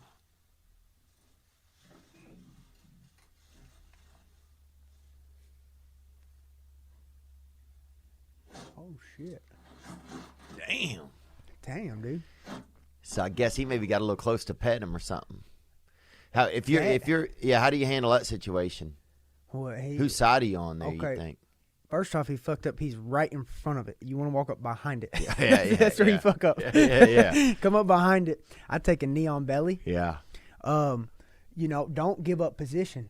Yeah. That's all I got to say, bro. Like straight up, like stay on top when you're talking with them deer, bro, because they got that good top game. Their bottom game is weak. Right. You know what I'm saying? It becomes a positional battle. And like I said, he should have approached from the back. On the back. That's where he fucked But up. their bottom game, if you're on bottom, there you got those antlers. That's insane to deal with. Oh, that was a though. buck. Yeah, that's a different story right there. But here's what I'd have done. I'd have locked out my arms. Uh-huh. Now I got a little knee on the ribs, arms locked out. Now he's awake. Yeah. And then I'm just gonna brainstorm for a minute. I'll be honest with you, I ain't been there. I ain't been in that one yet. I'm gonna lock him out and I'm gonna brainstorm Now for a you minute. gonna grill a little bit open, Bro, baby. that fucking let me tell you what, that rear naked's gonna be hard with them antlers in the way. Yeah. You might have to pull triangle. Yeah. You know what I'm saying? Like it's gonna get desperate. Actually, trying at least you'd have more control. You'd probably be able to keep him upright enough to keep the antlers away from you. If you want to be real fucked up and you can talk about some animal cruelty, you go for arm bar. Bro, then you won, because even if you know he ain't going nowhere, bro. Like if them antlers are in the way, bro, go pull an arm bar. And like I said, I'm all about position, staying on top. But if you can't sink in that choke and that deer's getting up and you see an arm, go for that arm bar, brother. Yeah, and he got 4 arms, dude. That's what I'm saying, bro. Like he ain't gonna, he ain't got no defense. The best defense is hold your hands together. Yeah. What's he gonna do? Yeah. Damn, that's a risky move. Here's a second one. We got 3 of them for you. Here's a second one. Now, this lady got... That's a good position. Keep the volume off. So that lady got... That lady took that... looks like a doe or just a female. Oh, yeah. She took his back and got him down. See, what you see here is perfect. We got situational awareness. I promise you, this ain't her first go around. Yeah. You see them hips on that? She's putting them hips on that deer's hips. She is keeping that low center base, knees spread out.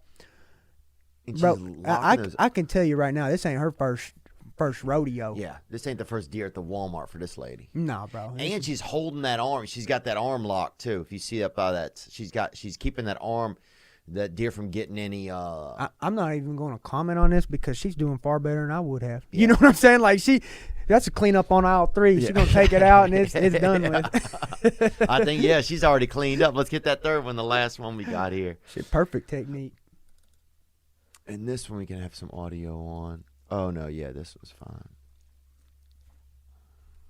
And how do you handle this situation?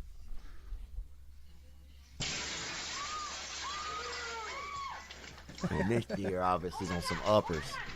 Oh yeah. Well, right there, I don't see anybody trying to cut off the room. You know what I'm saying? I see that guy. First off, he gets up out of the chair and he's not in a stance. That's where he fucked up first. Yeah, that's the first thing I do, because there ain't that door he ain't gonna go out the back door. You know what I'm saying? So first thing I'm doing, see, he's right out the front door, like I said, because look, he ain't even got a stance.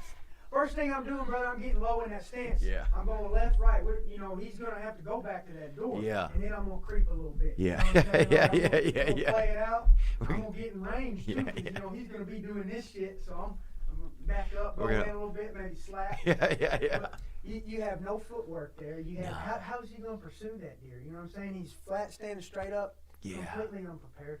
I wish that girl from Walmart was there. Oh yeah, you really do.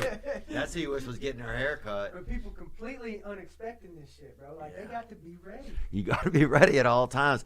But that's true, man. I think you have to take a little bit of position there for sure. Absolutely. I think that guy didn't want the smoke. He kind of wandered over there. He ain't ever had some good deer jerky. Yeah, he never had. If he had some good deer jerky, he'd be like, all right, I'm gonna cook you up, buddy. We're not letting this thing leave. That's right. That might be good, man. That might be enough. Bryce Mitchell, thank you so much for coming in, man. Absolutely. It's a pleasure Thank to be you here. for Thank you having for me, these brother. gifts too, dude. This jerky is fire. Thank you. I'm so glad you like that. I hope you ain't just faking it. I'm not at all, dude. I've had about 12 No, pieces of it. I know you ain't, because you've been eating it the whole time. I've been eating this shit. Like you already sold me if you was faking it. Like now you just going too far with it. Shit, I might smoke a little bit of it, man. Yeah, I had dinner with this guy Jordan Peterson last night. He only eats steak. Love that guy, bro. He only eats steak, bro. He is amazing. He was in here in town. Him and his daughter lives here now. So, bro, we went to dinner. Actually, I watched those podcasts. Oh yeah, I'll have to show you the picture of the after dinner, dude. I'll show you the damn picture from dinner, dude. This shit was ridiculous. Man, he's just such an inspiration, ain't he? Yeah, you know, he's it's just a like, smart dude. He's smart, and he's just like, you know, and he says the most powerful thing you can be is articulate. Yeah. And he says the biggest thing is what gets your attention. What do you give your attention to, you know? Mm-hmm. And that's kind of fascinating because it's like, yeah, I notice, especially in this technology world, like so many things get your attention and they're calculated. Like you're saying, like with the how they got the car parts ready to wear out. That shit's all calculated. It's like they fucking, that's right. They're using data to know exactly when you're going to walk back in the shop. Yep. So it's just we're up against the dark arts, man. But this was a damn ain't much left, brother. Bro, no, but the best part was that was dinner. It was just everybody ate freaking steaks and lamb. I mean, and they were lamb chewing. Sounds so good, bro. They were chewing on the bones over there. Absolutely, dude. I'll take the bones home, give them to dogs. Yeah, dude.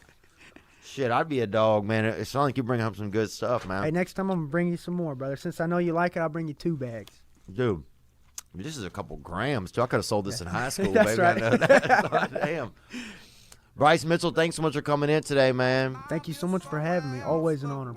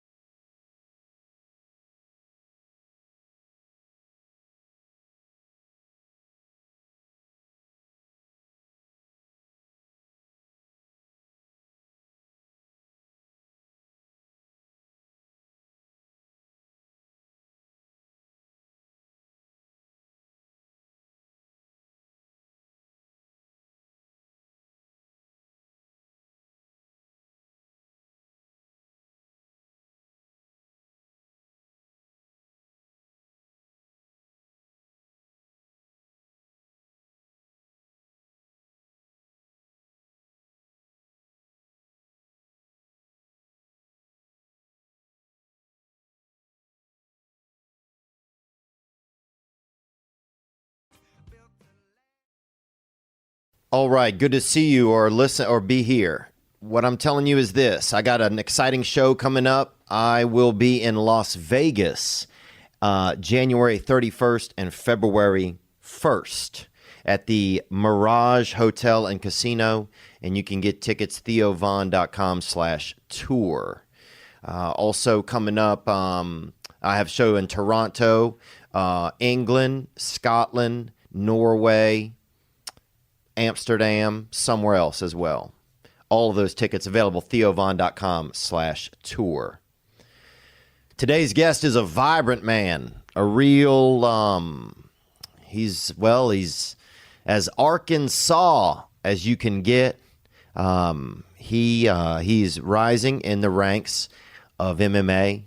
And I'm just really honored to have him on here today. He's very inspirational. Today's guest is none other than Thug Nasty, Bryce Mitchell. Shine that light on me. I'll sit and tell you my stories. Shine that light on me. I'll sit and tell you my stories. Bryce Mitchell. How was that flight, man? I don't like flying. Really? I wore my boots for the flight.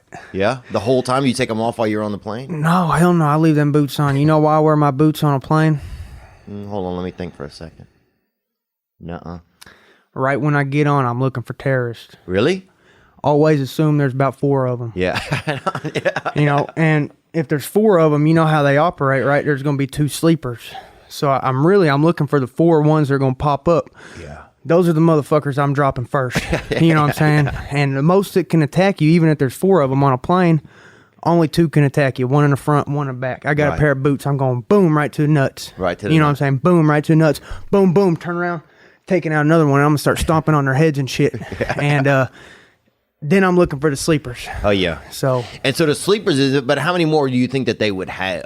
at least 2 sleepers, Yeah. if they know what they're doing. If not, there's some rookies. I'm gonna fuck them up anyways. Yeah. you If know? not, this is Bush League terrorism. Yeah. Yeah. This is fucking. If not, this is a small time outfit. You know, it's probably just some fucking fellas out of Jackson. You know, it's probably just some guys that went to USM. You know, that's Yeah. probably all it is. I'm ready for the real shit. Yeah, dude, I think about that sometimes. A buddy of mine reported a guy on his flight who seemed like sketchy, you know, and the whole time the flight attendant's like watching this guy, and I think it was just like a sweaty guy, you know. Just look real fidgety. Yeah. I keep my guy had a- eyes on them, yeah. Yeah. Those could be your sleepers right there. Yeah, you know, I love that, they might not stand up first, but you know they're back there just geeking. They're just Yeah, they're ready. Yeah, They're just back there sharpening their fuses. yeah, they got their little shanks and shit. That's why I got my boots on, buddy. I love it, man. Was it nerve-wracking? This is your first time to Los Angeles? Yes, sir. That's awesome. Well, I've actually stopped at the airport before because my mom, she took me to Hawaii one time, me and my sister, and we stopped at LA and then flew to Hawaii. But this is my first time like getting out, walking around and stuff. I really like the sushi. Yeah? Got good sushi. You went and had some, huh? Yeah, twice already. Damn, bruh. You I like fucking some sushi. branching out. Yeah, I know, man. They're not I going to love it. recognize you when you No. get home, man. They're going to, because a lot of sushi I had growing up, a lot of time we just had catfish mostly, which is really my favorite. But then you start getting, Catfish in the sushi? no, I've never had catfish and sushi. I'm about to say, now that don't sound good at all. You got to fry that catfish, man. I've tried to do gumbos and whatnot with it, man. It just needs to be fried. Yeah. Wonder why that is. I wonder why you can't do catfish as like a sushi. Well, you can't eat it raw because it's like a freshwater or whatnot. I've heard that. It's Oh, that gotta- makes good sense, You can probably. only eat those saltwater fish. that makes sense. Mainly saltwater fish. You can only eat them raw, but like salmon, I guess they're saltwater and freshwater. They kind of alternate or something like that. But catfish, you ain't supposed to eat it raw ever. I guess even by looking at it, if I look at it, I'll be like, I ain't eating this raw. Yeah, even if I it's- just look it in the face, it make me feel like, Dude, they're my favorite. Yeah. They are my favorite. They're my favorite to catch. They're probably my favorite to eat. They're just like little dirty bottom feeders, man. Just like me. hey man, bro, dude. I remember we used to go fishing for like bullheads. They used to call them like Yeah. small. Yeah, you know little what I'm ones, talking yeah. about? Yeah. Yeah. And That's we what I go like. catch those, and those are like some of the first things that we would catch when I Well, was. them are the tastiest ones. You know, when they start getting too big, they don't taste as good. You have to actually trim off a lot of the meat. Yeah. When they get too big, you get like a 10-pounder. You're going to be, you know, trimming some meat off of it that you don't even want to eat because it turns red. Because once they get like a certain age, I guess all the chemicals and shit in the water starts building up in their system. Because they're collectors, really. That's the thing. They're almost like a shrimp of a fish, really. I mean, they're definitely. They're not really. Yeah, I guess they're not your cleanest ones. Oh, that's No, interesting. no. I never thought that sushi comes from a lot more of ocean fish. Yeah, that salt water, I guess, purifies it or something like that. But What do you get? What kind of sushi do you get? I like the salmon and Sashimi? I like them all. I like every damn one of them. But the reason I get the salmon is because I hear everybody say it's the healthiest for you. So I'll get like salmon and scallop and stuff like that because I'm really just trying to eat healthy when I eat it. Yeah. Now, what will you get? You get that sashimi where it's just the fish, or you get it on those little rice bags? I do the rolls of it where they come in like little rolls like that big, and Yeah. sometimes like the one I got today, it had salmon in the middle of the roll, and then on the outside it had scallops in the middle of the roll, and on the outside it had salmon. So I'm just trying to eat healthy, really. Yeah. And so you like sushi because it really provides. It's easy to eat healthy there. Yeah, it's like something good that's healthy too, you know, because a lot of the stuff that you eat that's healthy, you don't really like it, you know. It's just you're just eating it because it's healthy. Well, sushi, I like it and it's healthy, so kill 2 birds with 1 stone. Do they have a sushi place in your town? They have one, and I mean it's pretty pricey. You know, if I go there, it's a special occasion. Oh yeah, prom. Actually, or something. yeah, asked my girlfriend out there. We went and had Did you? sushi. Yeah, Yeah. Yeah, that's kind of dude. I remember when I was growing up, dude. They had one of the night. If you took a girl to sushi, That's some real shit. Yeah, It's the especially next like in level. a small town, and it was like a real. That was taking a girl out. Yeah, that's how I That done was it. really showing That's her how I out. done it, man. The girl that you're seeing, were you dating her in high school or what? No, she's hell, when I was in high school, she was way out of high school. She's older than me. I think she's 7 years older than me. So Was she an adult? She grown ass woman. Damn, bro. Hell yeah, dude. Let her spank you sometime, dude. You know what I'm saying? Might have to, man. I won't say nothing, man. I won't say nothing, bro. But Dude, we she, used to do peeping Tom, and whenever I was growing up, and we used to go, and they had this one house you could go to, dude, and the man was always, him and the wife was always spanking each other. And we would go fucking... You just looking through a hole in the wall? No, by the window. We would By just the get up by the window, window okay. and watch. Nice. I used to love it, man. I used to love that kind of stuff. Were you nervous about flying to Los Angeles? Like, I mean, you said you flew here before, but were you nervous about getting here? Has there been anything that's been like unique that you've seen that stands out, you know? I pretty much just went to the hotel. I'm actually, I am nervous about walking around town and shit. I don't really go nowhere. You know, I don't like to go nowhere. I don't even like to travel. Right. Honestly, I really don't. I Yeah. like to sit home. I like to, if I got free time, I like to go out somewhere, you know, go fishing or, you know, something like that. But big cities and stuff, they scare me. I don't like walking around. Yeah. But, Well, I noticed you especially too. without my pistol. Yeah. Yeah. I don't know if this is a concealed carry state, man. I don't think it is. I would I say wasn't it's going to not, fuck around and find out. But look, I say also keep a couple on you. That's, You know, hey, yeah, that's what I'm fuck it. saying. Yeah, I say the same thing. I mean, I Or just throw a bullet really hard at somebody. I'll fucking do that too. I got these boots, but that's about there it. you go, man. Dude, it would be cool if you got the tips of those boots plated like a bullet, you know? Mm-hmm. With like the copper at the really end. That'd be pretty dope. And some steel toes. Yeah. No, they're just regular. I got them for $5 at a yard sale. So Oh, nice, they're just your regular ass kicking boots. Do you have a yard at home? What's your I know you got a driveway. I've heard you talk about it. Do you have a yard? Yeah, it's all pasture. It so is? I got like probably, I don't know, maybe 10 trees or something, you know, bunch of, you know, just acres of just pasture field. It's all good hay. Yeah. Actually, I don't really know a ton about hay, but I called over a buddy who does, and he says you got pretty good hay, about $50 a bale. And they cut it. Does he come and cut it or no? Well, first year that I moved in, I told my neighbor, he's really nice, and I like the guy. His name's Mr. Jimmy. Mm-hmm. Well, Jimmy had cows out on me, and I didn't care. I wanted the cows out there because they eat the hay, they fertilize. I want to farm it all anyways. You know, I'm just kind of waiting until I get my farm equipment set up and everything, but I want to farm it, so I want that soil being fertile and whatnot. Oh, yeah. And it's nice looking, too, seeing the cows out there. Pretty cool. Yeah, they would headbutt my trailer and shit, kind of left some holes, so I had to barb wire around the trailer. But other than that, and, you know, they're constantly shitting in the yard, but my dogs kind of scared them off around the trailer, so they weren't shitting, like, right by the trailer all the time. But sometimes they would. If the dogs would run out, they'd come up to the trailer, they'd headbutt my barbed wire and shit everywhere. But Oh, so they're playing a little game or something with the puppies. yeah, they play grab ass with them dogs out there. Sound like But it, man. so the first year I had Jimmy, and Jimmy was just taking all the hay and giving it to his cows. And Jimmy's nice. I don't mind. I didn't mind it at all. You know, never said anything about it. So, yep, take it all. It's yours. Didn't care. Well, he sold all them cows, right? And so he sold all them cows, and some other dude started taking the hay. Well, I guess his name's Johnny. You know, whatever the hell his name is. I don't know. So Johnny comes over, and Johnny's taking the hay.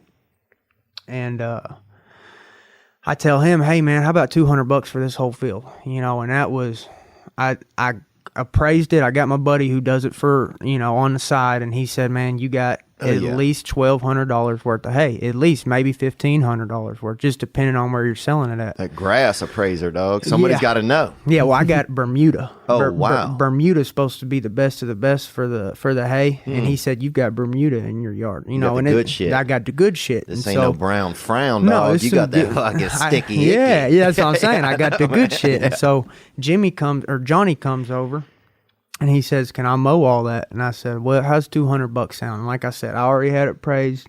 It's probably about $1,200 worth of shit. typically you're looking at like a 40-60 split. They take 60, you take 40, because they're paying for all of it, the equipment. Yeah, they're putting in hours. Yeah, you know, so 40. You're not doing anything. You watching them. Yeah, so and I'm owning the land. Yeah, and I'm sitting here asking for less than 20. You know, and what'd he say? Shakes my hand, says, "Okay, you got a deal." Comes back the next day. I'm outside painting.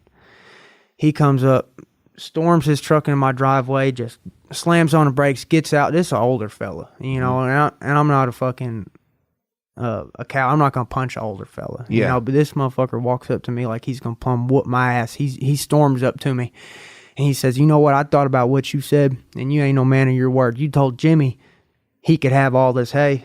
Blah, blah, blah, blah, blah. And I say, "Hey, your name ain't Jimmy, motherfucker. You know, I didn't tell you shit, you know." I did tell Jimmy he could have the hay. You ain't Jimmy, you know. And then blah, blah, blah. Yeah. And he says, "Well, I'm putting up a gate between or a fence between our yards." I said, "I don't give a fuck. You waste your time, put up your fence. I don't give a fuck." Next day he comes over apologizing, blah, blah, blah. He says, "I'm sorry for the way I acted. I was mad that I guess one of his little tools broke. He hit a stump with his little hay harvester and it broke one of his little things, so he was mad about that." I forgave him, but we're not on good terms, you know. He just pissed me off. So you and the hay guy really, y'all had fallen out a little bit. Yeah, definitely. Damn. Definitely. But yeah, I guess in some, do you guys have anything else on your property that's like pecans, acorns, anything like that? Anything that's really sellable? I got a little bit of acorns in the back.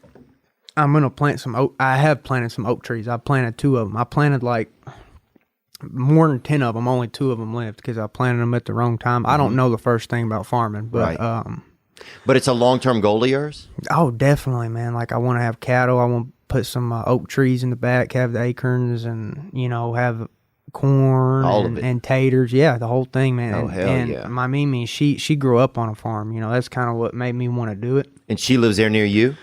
Well, she's passed away. She's from Hot Springs, so that's that's about 2 hours from my place. So I moved about 2 hours north of Hot Springs, and let's throw these on so we can get it. Yeah.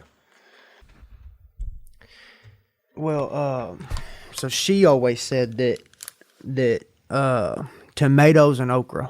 She swore up and down. She said tomatoes and okra grows good in Arkansas. So oh wow! So I'm definitely gonna grow tomatoes and okra. And Mimi, you said that's your grandmother? Uh-huh. Yeah. And what crops do they have around you guys? Soybeans, a lot of corn, a lot of cotton. There's a shit ton of rice. Oh, really? Arkansas is the #1 producer of rice in the country. I believe #2 in the world. Wow. Yeah, out of all the other countries, I think we produce more than most countries in the state of Arkansas. Damn, that's fascinating. I didn't know China that. whoops us, but, you know, it's all of fucking China. Yeah, but tell China to come over here and do it, dude. We'll whoop their ass, That's bro. what I'm You know what I'm saying, saying, bro? That's what I'm saying, dude. Exactly. It's easy to fucking do whatever you're doing over there. You love Arkansas, man. Mm-hmm. You love it. And is your family lived there for a long time, or you guys? As far back as I know. Yeah. My family's lived in Arkansas. So all I know back is my great-grandma Cora. My great-grandma Cora, you know Bill Clinton's from Arkansas? Mm-hmm. My great-grandma Cora babysat Bill Clinton. Oh, wow. Yeah, she raised him. And what did she remember anything about him? Any low-key information? Well, she loved him. She loved my grandma. Hated him. My Mimi, she hated him. She despised him. My mom don't like him just because of his politics and whatnot. But as far as who raised him, that was my great grandma. She raised him. Her name's Cora Walters. She's in the book that My Life by Bill Clinton. I didn't read the book. I just skipped to the page with her picture. She's in. That's hilarious, man. I've listened to what's funny is I've listened to the audiobook of that. Fayetteville's beautiful. People don't give Fayetteville. It doesn't get enough credit, man. Yeah, beautiful. It's about 3 hours from me. Oh, okay. Up there is where I bought my Toyota. That's the last time that I went up there. I bought a Toyota this year, a little Corolla, good on gas. Had to drive up to Fayetteville to get it. Does it have a back seat or not? Yeah. Yeah, like 240,000 miles on it. Still going strong. Oh, damn, bro. That thing, look, dude, what I say, after 200, it ain't going to stop. No. That's what I say. That thing will fucking go till fire gets it. I got a manual, too. Oh, really? Damn, bro. Look, It's going to go.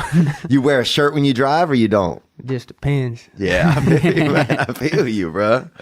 Was that your first car? It's my first good one. My other car, actually, I did have a Honda Civic. It was good. It was automatic transmission. Yeah. It was going good, man. 220,000 miles in it, and I had to change out the timing belt. And I was gonna do it myself, but you had to have this. Well, I thought at the time you had to have this fancy ass tool to do it. Mm-hmm. And turns out I looked on YouTube. This guy did it. He rigged up his own wrench. It's like you basically have to have this heavy duty wrench. Yeah, you gotta, or somebody really strong in a crowbar. You gotta have. And I seen a dude on YouTube doing it with a pipe and a crowbar. Yeah. He took his wrench, put a pipe on the end of it, and then tugged it in. I could have done that, but I didn't know that at the time, so I took it in. 3 weeks after I got that timing belt changed, the bolt that holds all that shit together broke while I was driving down the road. So I already know that the mechanic probably, it wasn't a car, it was probably the mechanic when he was tightening that bolt. He probably either stripped it on the way out, cracked it on the way out, or put it on too tight. But the Honda Civic was a good car. Now I had a Nissan Altima and it was shit. It had one of them CVT transmissions. Oh, I'm not even familiar with that. What is it? I guess it stands for maybe. I used to make love to a girl that had Altima, though. Yeah. Beautiful girl, man. God, she was beautiful. The car sucks, though, man. Does it? Well, the newer ones, like the 2007 plus. If you go back to like the 90s, and they're good cars, but they started fancying them up.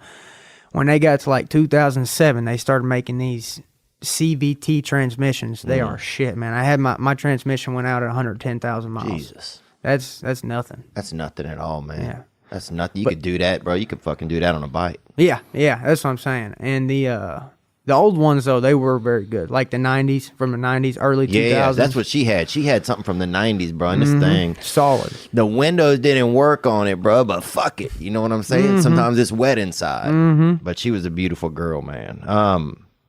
What was the job you had before fighting? I paint a lot. Used to. You ever work at a restaurant or anything like that? Just painting a lot, really. I mean, I've done some landscaping and shit like that. Does anybody in your family have a business like that? Do landscaping or painting, or how'd you get into painting? Just. Well, I was playing video games one day. I was like 16 years old, just some young, stupid punk, and I was sitting there in my bedroom playing video games, and some dude killed me. I started talking crap. I got mad and just busted my door down. I mean, didn't just punch a hole in it. I mean, I punched half the door was broke. Oh yeah, I've seen some of the work you do, man, on YouTube. Yeah, I've seen you in the ring, man. Like, man, for like 2 weeks before it got fixed, I didn't have to open my closet. I just grab a shirt through the hole. You know, it was a huge ass hole. I didn't even open the door. I just grab a shirt out. Well, my mom, she made me pay to get it fixed, and she hired this guy. He's old Vietnam veteran and whatnot. But but good dude. He come and fixed the door. Said, "Hey, you want a job?" I've been working for him. Wow. Yeah, taught me everything I know about painting. When you go back home now, are you still painting in your side? Are you doing the side work?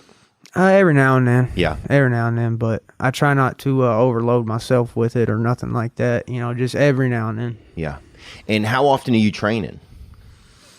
Like, you guys just had a fight. Are you going to like kind of start back in the new year? Oh, I trained right when I got back. I trained 5 days last week. I'm gonna train tonight. I'm gonna go. I know you're doing a show. I really want to go to that show, man. But I gotta go to 10th Planet while I'm here, man. Never been to 10th Planet. I mean, if it wasn't my career, if I was here for vacation and shit, I'd go to your show 10 out of 10 times. But it could save my life in a fight. Me going to 10th Planet, asking one of them guys, Eddie Bravo, man. Like, I mean, he's fucking legit. And He's a legend, I know y'all probably look at him as the funny guy that fucks around and y'all go hang out. Dude, I look at him like professor. Like this dude knows his shit. You know what I'm saying? Yeah. Yeah, well, I'll tell you this. I was just texting with them earlier. I told him you were going to be in. And tell him I said, "What's up, brother?" I will. I certainly will, man. So when you think about, is it recently that fighting started to seem more like actual profession? Because you just signed a deal with UFC, right? And is it starting to seem like more like a profession? Definitely. The more that I've done it, the more. Does it go? Because I notice things go from a hobby sometimes to, okay, this is like something that's starting to be kind of real, and then it starts to seem like, okay, this is my job. Yeah, definitely. Like what I was born to do. Yeah, it's definitely set into me that when I first started, you're just messing around, just seeing if you can win a fight, and then but yeah, I've come to the realization this is what I was born to do. I was born to go in there and do this shit, and that's I can see me providing for the people that I love with this shit. It's not a joke no more. It ain't no hobby. I got to go out here and I got to fucking win. Yeah. I've got to. There's no other fucking, I was put here to do this for my family, and that's right, Do you feel whenever you do you start to feel more comfortable when you go into the octagon? Like, do you start to feel more comfortable in the cage? What is it like? Like, you know what I'm saying? Because the only thing I can compare it to really is comedy, and I know it's different, but going into something where you're against someone else, I'm kind of against an audience in a way, like, but in the beginning, does it feel more like nerves, and then it starts to feel more like, okay, confidence? Does that make any sense? Yeah, it is a lot of that, man. And now when I go in there, it's like, she's like, I don't really know. It's you summed it up pretty well. It's hard to put into words how I felt about it over the years. But now I would say I go in there confident. I go in there for months. I visualize hurting this guy. I visualize him hurting me. If I was to die in there, I visualize that. Yeah. I visualize just some of the worst things that can happen. And I go in there and just feel really calm about it. Just I mean, there's not really. I'm not good at putting it into words how I feel. It's just it's a sense of easiness. Like I'm not really stressed out about it. I'm really not. I'm comfortable. I know that I was born to do this shit. This is the only thing I'm worth the piss at, and my family can live better lives if I go in here and do this right. So I just feel like I'm supposed to be there. I don't even care if I died in there. It's like that's what I'm supposed to be doing. Amen, brother. And if you die, would you want to die, you think, like face, like belly down or belly up, you think? I'm thinking like suplex, like straight up dropped on my head. And then I'm still. You want to go out with the neck in? I'm wanting it to be in the first round. They break my neck, and then I fight the other 4 rounds on the broke neck. Yeah, they're gonna be like, "Damn, that motherfucker was bad." $1 million Bryce. Yeah, dude. $1 million price, man. $2 neck, though. That's what they're gonna say, man. That's crazy, bro. That would be so. And then at the end, you just die at the end. Just drop dead. Yeah, you're like, I was supposed to die a few rounds ago, but I hung out to get this done. After that, I'll get reincarnated. After that, I'll come back as like an eagle or something. What would you be, man? Dragon or some shit, Well, that's a wide spectrum, man. That's a wide spectrum. Eagle or a dragon, one of the two. Really, I could see you more like a fox, like a fucking strong fox, and also maybe one of its parents was a pit bull. Mm-hmm. You know like what I'm saying? like the mountain goats. You ever seen a mountain goat? Yeah. I could be one of them. It's fucking amazing how they can stay on the side of a mountain. Yeah, how they climb up there. Oh, yeah, I've seen a lot of videos, man. I've watched tons of videos of to see how a 4-legged thing that's almost like a rectangle can stay on the side of a mountain. Mm-hmm. You ever seen them eagles knock them off? It blows my mind. That's how the eagles hunt them. They'll wait till they're up on that mountain and just swoop by. Caw-caw! Get them? Boom, just knock them off. They tumble down. Oh, that's beautiful almost. Yeah. Do you start to have like ideas of, I know you say you want to train in Arkansas and you love training in Arkansas, and that obviously your home means a lot to you. Do you start to think about training elsewhere at a certain point? I mean, Arkansas is always going to be your home. For sure. Yeah, I've cross-trained a lot of places over the years. I think the most that I've ever been away from home was about a month and a half. And man, it was so terrible. I don't think I'll go that far away from home again, or that long. I mean, it was just terrible, man. Like, I just wanted to be home so bad. And the dudes was assholes where I was at anyways, at one of the places. When I went for a month and a half, I did a triangle. I went to Chicago, 3 weeks, slept at my buddies, and then... And what were you doing, just traveling or what? Traveling and training, Yep. That was in that Nissan Altima with the shitty transmission. Oh, yeah. I drove all around the country in that car. I went to Chicago, stayed up there. I went to Denver, and then I went to San Diego. Have you heard of Jeff Glover? Mm-mm. Okay, I went. Dick, to, have you? Yeah. Jiu-jitsu legend. Yeah, fucking legend. And I went to his place. He choked the shit out of me. Did he? Yeah, he's good, man. He's good. Is it an honor to get choked out by somebody that great? Oh, definitely, dude. And I'm not giving him nothing. You know, I would never go in there and let this dude tap me. Like he legit. He got me. Wow. You know? Yeah. And do you try to go? So you try to go hard on him no matter who it is, huh? I mean, if that's what you guys are doing. I mean, obviously some stuff you ain't gonna crank it all the way up. Yeah. You know, and you can go hard without trying to hurt him. You know, like an arm bar, you don't have to crank it as hard as you can. You can just kind of ease up on it. But yeah, and if you're sparring, you know, I have a thing with not wanting to get knocked out in the gym. So I'll always tell. And I went to, for example, now that we're talking about that San Diego trip, I went to Alliance MMA. And you know Dominic Cruz. Yeah. No, I do not. Nick does. Yeah. Dominic Cruz, Jeremy Stevens. Well, I went down there to Alliance for like 2 days, and I trained down there, and they do a lot of sparring, and they spar hard. And I told them, I said, hey, man, please don't knock me out. You know, and that's how I start out the conversation. I don't even, you know, when I go up to a new guy in a gym, I don't even tell him my name. I just say, hey, brother, please don't knock me out. Yeah, I'm not a Jehovah's Witness, man. Yeah, you know what I'm saying? yeah, Cut me some exactly, slack, man. exactly. You know, I don't want to, especially in somebody's gym. Usually, when you know new guy comes up in the gym, he lands a couple punches on you. You're thinking, fuck you, I'm taking your head off. You know what I'm saying? Yeah. And so I just let him know right off the bat, hey, please don't knock me out. Yeah, I'm not here for that. And then I start out the round with just like some bullshit jabs, just to let him know this is the pace I'm setting, pop, pop, you know, and that's it. And I've never had anybody in another gym in sparring try to hurt me. You know, I have in my own gym, and I've just walked away. I've just been like, fuck this, dude. I'm out for the day. And I've had a guy, he was a heavyweight. It was actually in that Denver trip when I stopped at Denver. Mm-hmm. He's a heavyweight, retired UFC fighter. You know jiu-jitsu, how you usually start on the knees. You'll touch, and then boom, and then you're going. Mm-hmm. You know, where I was going with this guy, and he's a heavyweight.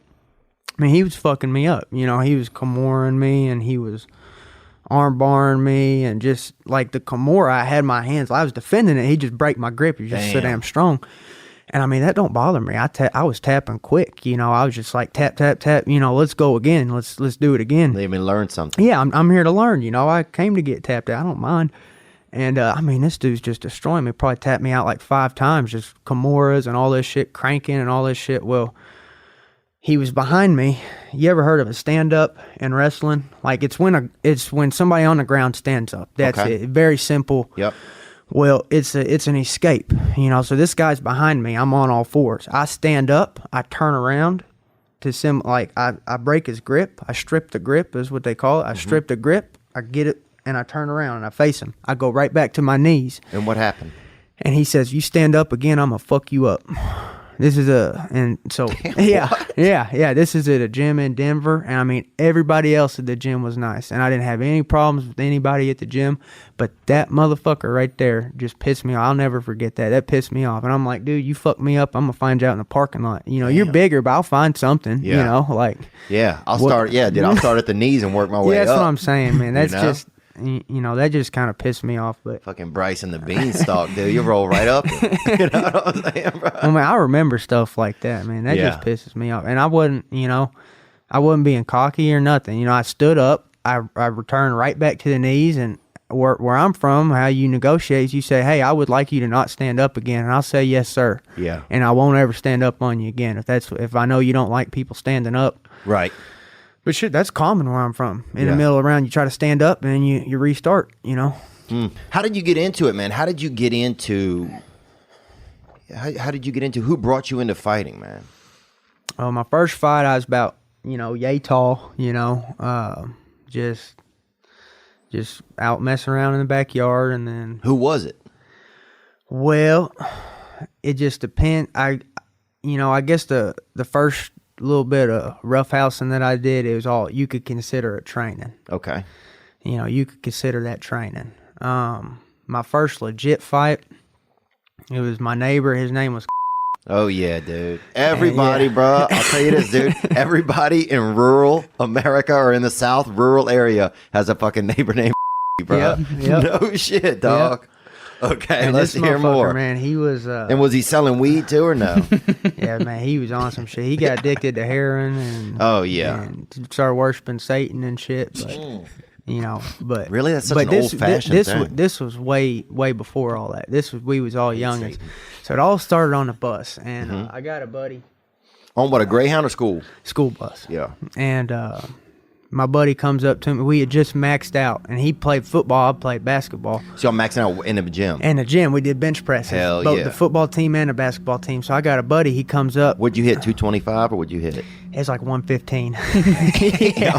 I was in 7th grade. Oh, never mind, yeah. man. My bad. But still, that's weak, but still. Well, it ain't bad though, but it ain't too bad. Well, bro. I guess Cody benched like 145 or something. Gang, so bro. Yeah. He had some good, and he was bigger than me. He's like 6 inches taller. He benched more, but he didn't train. I'd already trained in the backyard. You know, like my neighbors would whoop my ass and we'd box and stuff. But Cody, I think he just thought because he benched more, he's just going to plumb whoop my ass. And Right. So, dude comes up to me that was sitting by Cody. He's actually a really good friend of mine, you know, one of my best friends. And but he's starting some shit. He comes up yeah. to me. He goes, Cody says he benches more than you.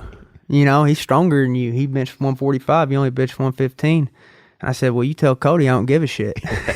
And he goes up there and he tells Cody I don't give a shit. Well, Cody, and I don't even know what Cody, if even Cody even said anything. Yeah, I of think course this dude not. could This be dude, just yeah. stirring up some shit. I love that, man. And That's so, Dana White. That's just a yeah. young Dana He's White just right promoting, there. you know. Yeah. And so he comes back and says, Cody says he ain't scared of you. And I said, well, tell Cody I'll still beat his ass. And then so he told me, and so long story short, you know, I go down to Cody's house and he lived down a hill. So I wore my rollerblades. Oh, hell yeah. I rollerblade down this hill, swap into my shoes, and we start, well, there's a bunch of neighbors. There's about 6 neighbors there. And they showed up, huh? They showed up. Yeah, they're wanting to Hell see this yeah. shit. And we could have fought at Cody's house, but his mom was home. So we fought down the street.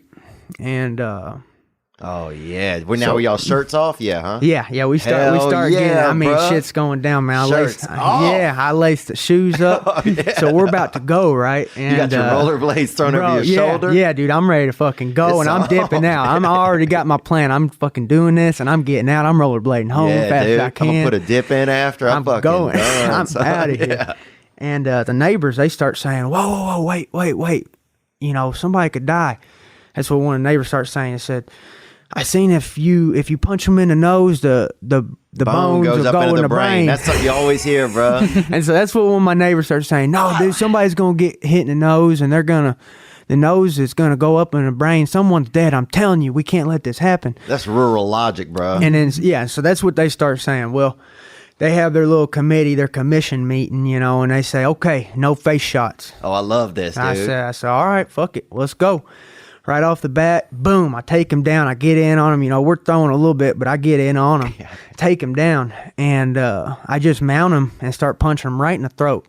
And which is way worse than the nose. Anything. That's way worse than the nose. The throat is just like a big, wide kind of just nose that's under your head. Yeah, and you know, it'll crush. Oh. You know, it'll actually kill you. Getting hit in the nose won't. Right. But getting hit in the throat will actually kill you. So I'm punching this dude in the fucking throat. I didn't know any better. You know, that's the only word that I didn't think. And now, at that point, are you fighting? Like, this is what's interesting, man, because I remember being in shit like this when I was growing up, right? People would arrange it, and then it would kind of come around. And then it's so funny, you remind me of rules. People started with making rules, like, well, look, no weapon, you know, you can't bring anything in. One time they said you couldn't punch, you could only kick, bro, and they taped our arm. I remember they duct taped our arms by the side of us one That's time. fucked up. It's fucked up, but it's fun too, though, dude. You know, you do like a lot of like. That's how you get good at kicking. Yeah, you get good at kicking, dude. It's really the hard part is getting up off the ground once you're on the ground, dude. It's just two fucking idiots in duct tape trying to just get up, you know. Should be good if the other dude fell down. You just stomp him. But that's a good point, bro. But you got to be up when he falls down. Yeah, you don't want to fall down. Yeah. Well, you know how you can do a get up. You know how to do a get up? Oh, you should know how to do a get up. How do I do it? I could do one. I don't know if you can get on the camera. Yeah. You want to see a get up? Yeah, I'll see I'll it. do a get up, bro. You will? Yeah, you got to put it on the camera though. Yeah, we'll see it. People got to see this shit. Oh, we'll make sure that we Look, see it right here. If here. you're fighting with your hands duct tape, this is the only way to get up. Okay. All right. He about to pop up like Shawn Michaels. Right here. So say you just kick me in the chest. Yep. Boom, I'm down. All right. Oh, Boom, damn. right there. Damn, bro. Yeah. That's how you got to get up, brother. Yeah, dude, that's some James Brown shit. Hey, I'm man. ready for that shit. Sign me up. Yeah, Duct tape arms, I'm down, man. Dude, yeah, it's almost like the, Don't break your back, Let me see if I brother. can do that. huh? Yeah. there Don't we break go. your back, It's, you brother. know, I fucking practiced that a lot. That wasn't my first try. That wasn't my first try. I'm not I gonna gotta lie. try.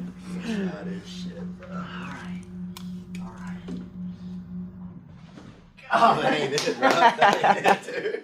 Hey, that shit worked. Let me try one more time, bro. Hey, that shit'll work. Next week I'm gonna have a video for you. Do it. Well, hey, the shit works. If you get back up, you get back up. That's an old man get up, dude. That's the old man get up. But now at that point, when you're fighting, man, here's something I remember about being in that type of environment. When you're fighting at that point, you're fighting some neighborhood kid. You're not really fighting because you don't like him. Right, right.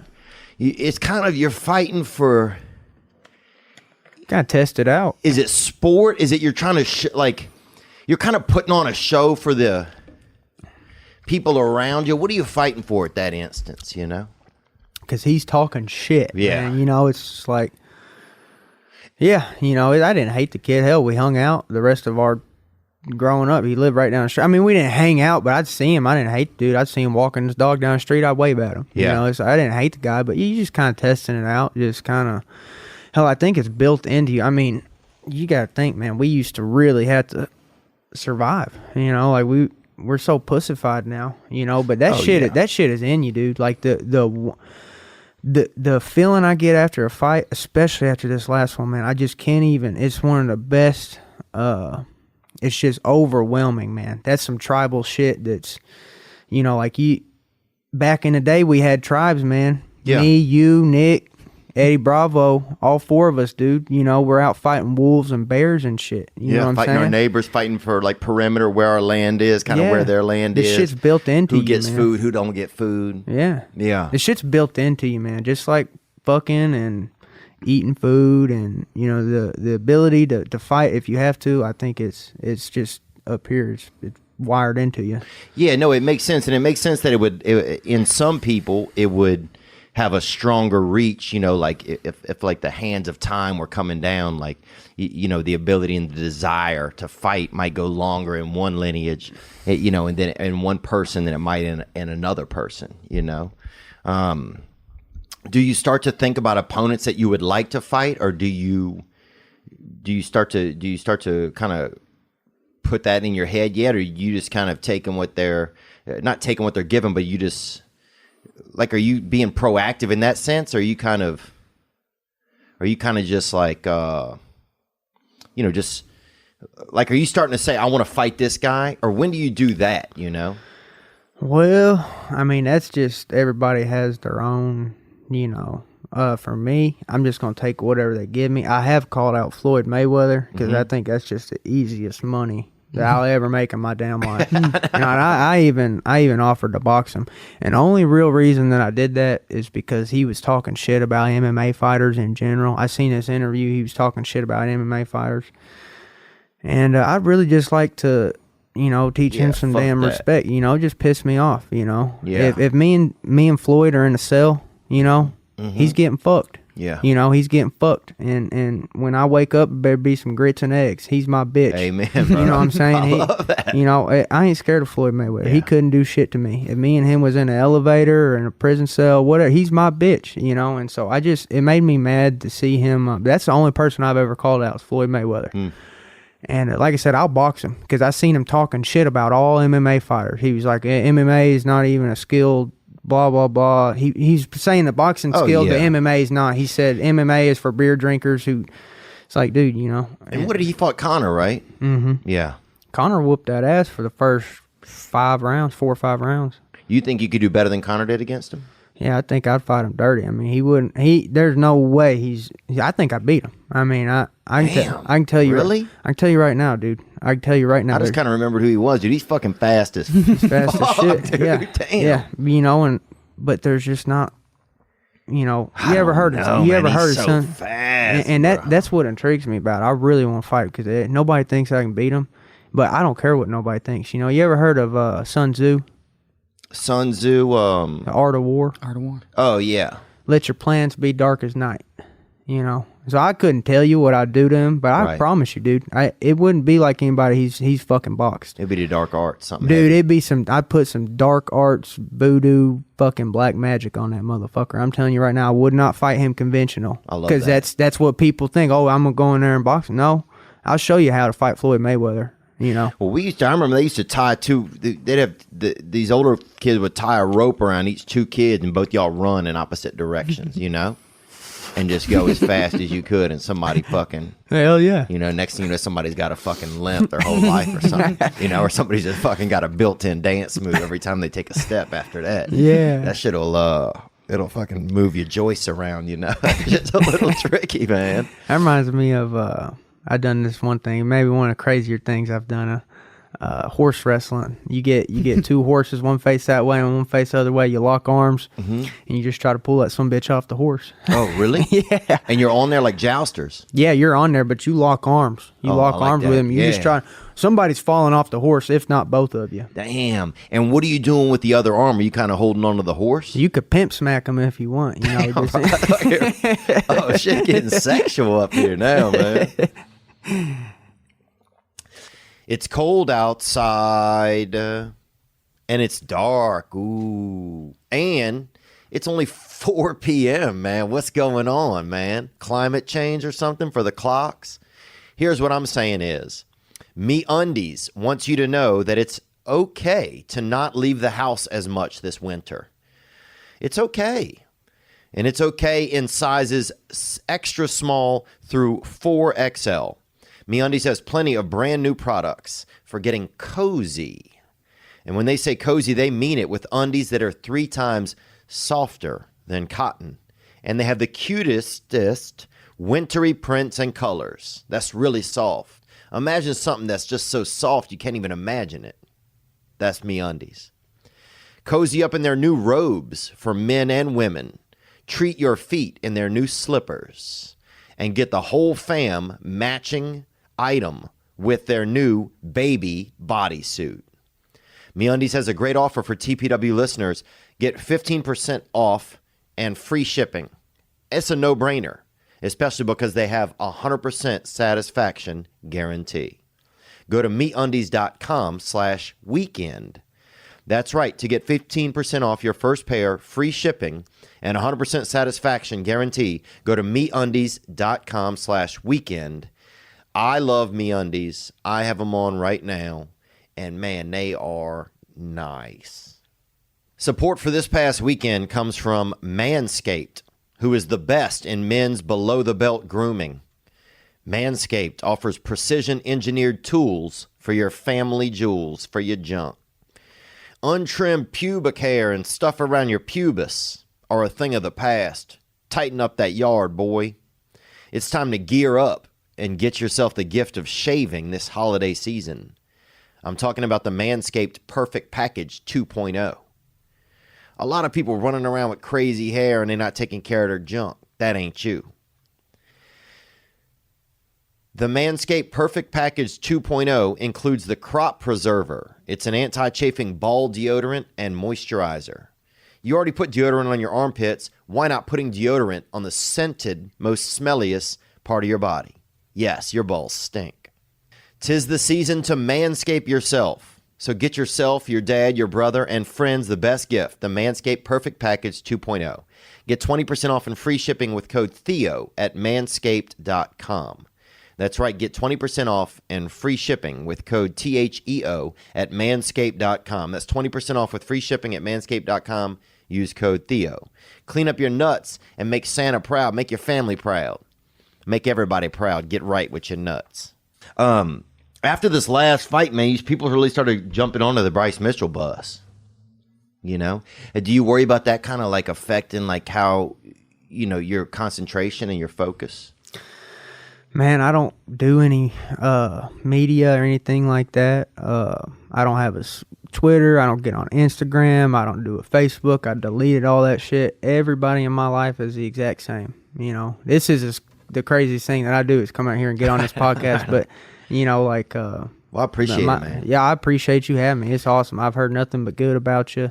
So yeah, it's an honor to be here. Well, thanks for coming, man. Yeah, I feel like a lot of times like especially Hollywood and stuff looks down upon people from like the places that we're from a lot of times. Do Where you are guys you feel from? that? Are you from I'm Louisiana? I knew it. Just Yeah. kind of rural Louisiana, Yeah. not really like a fancy place, just kind of a regular place, you know? Mm-hmm.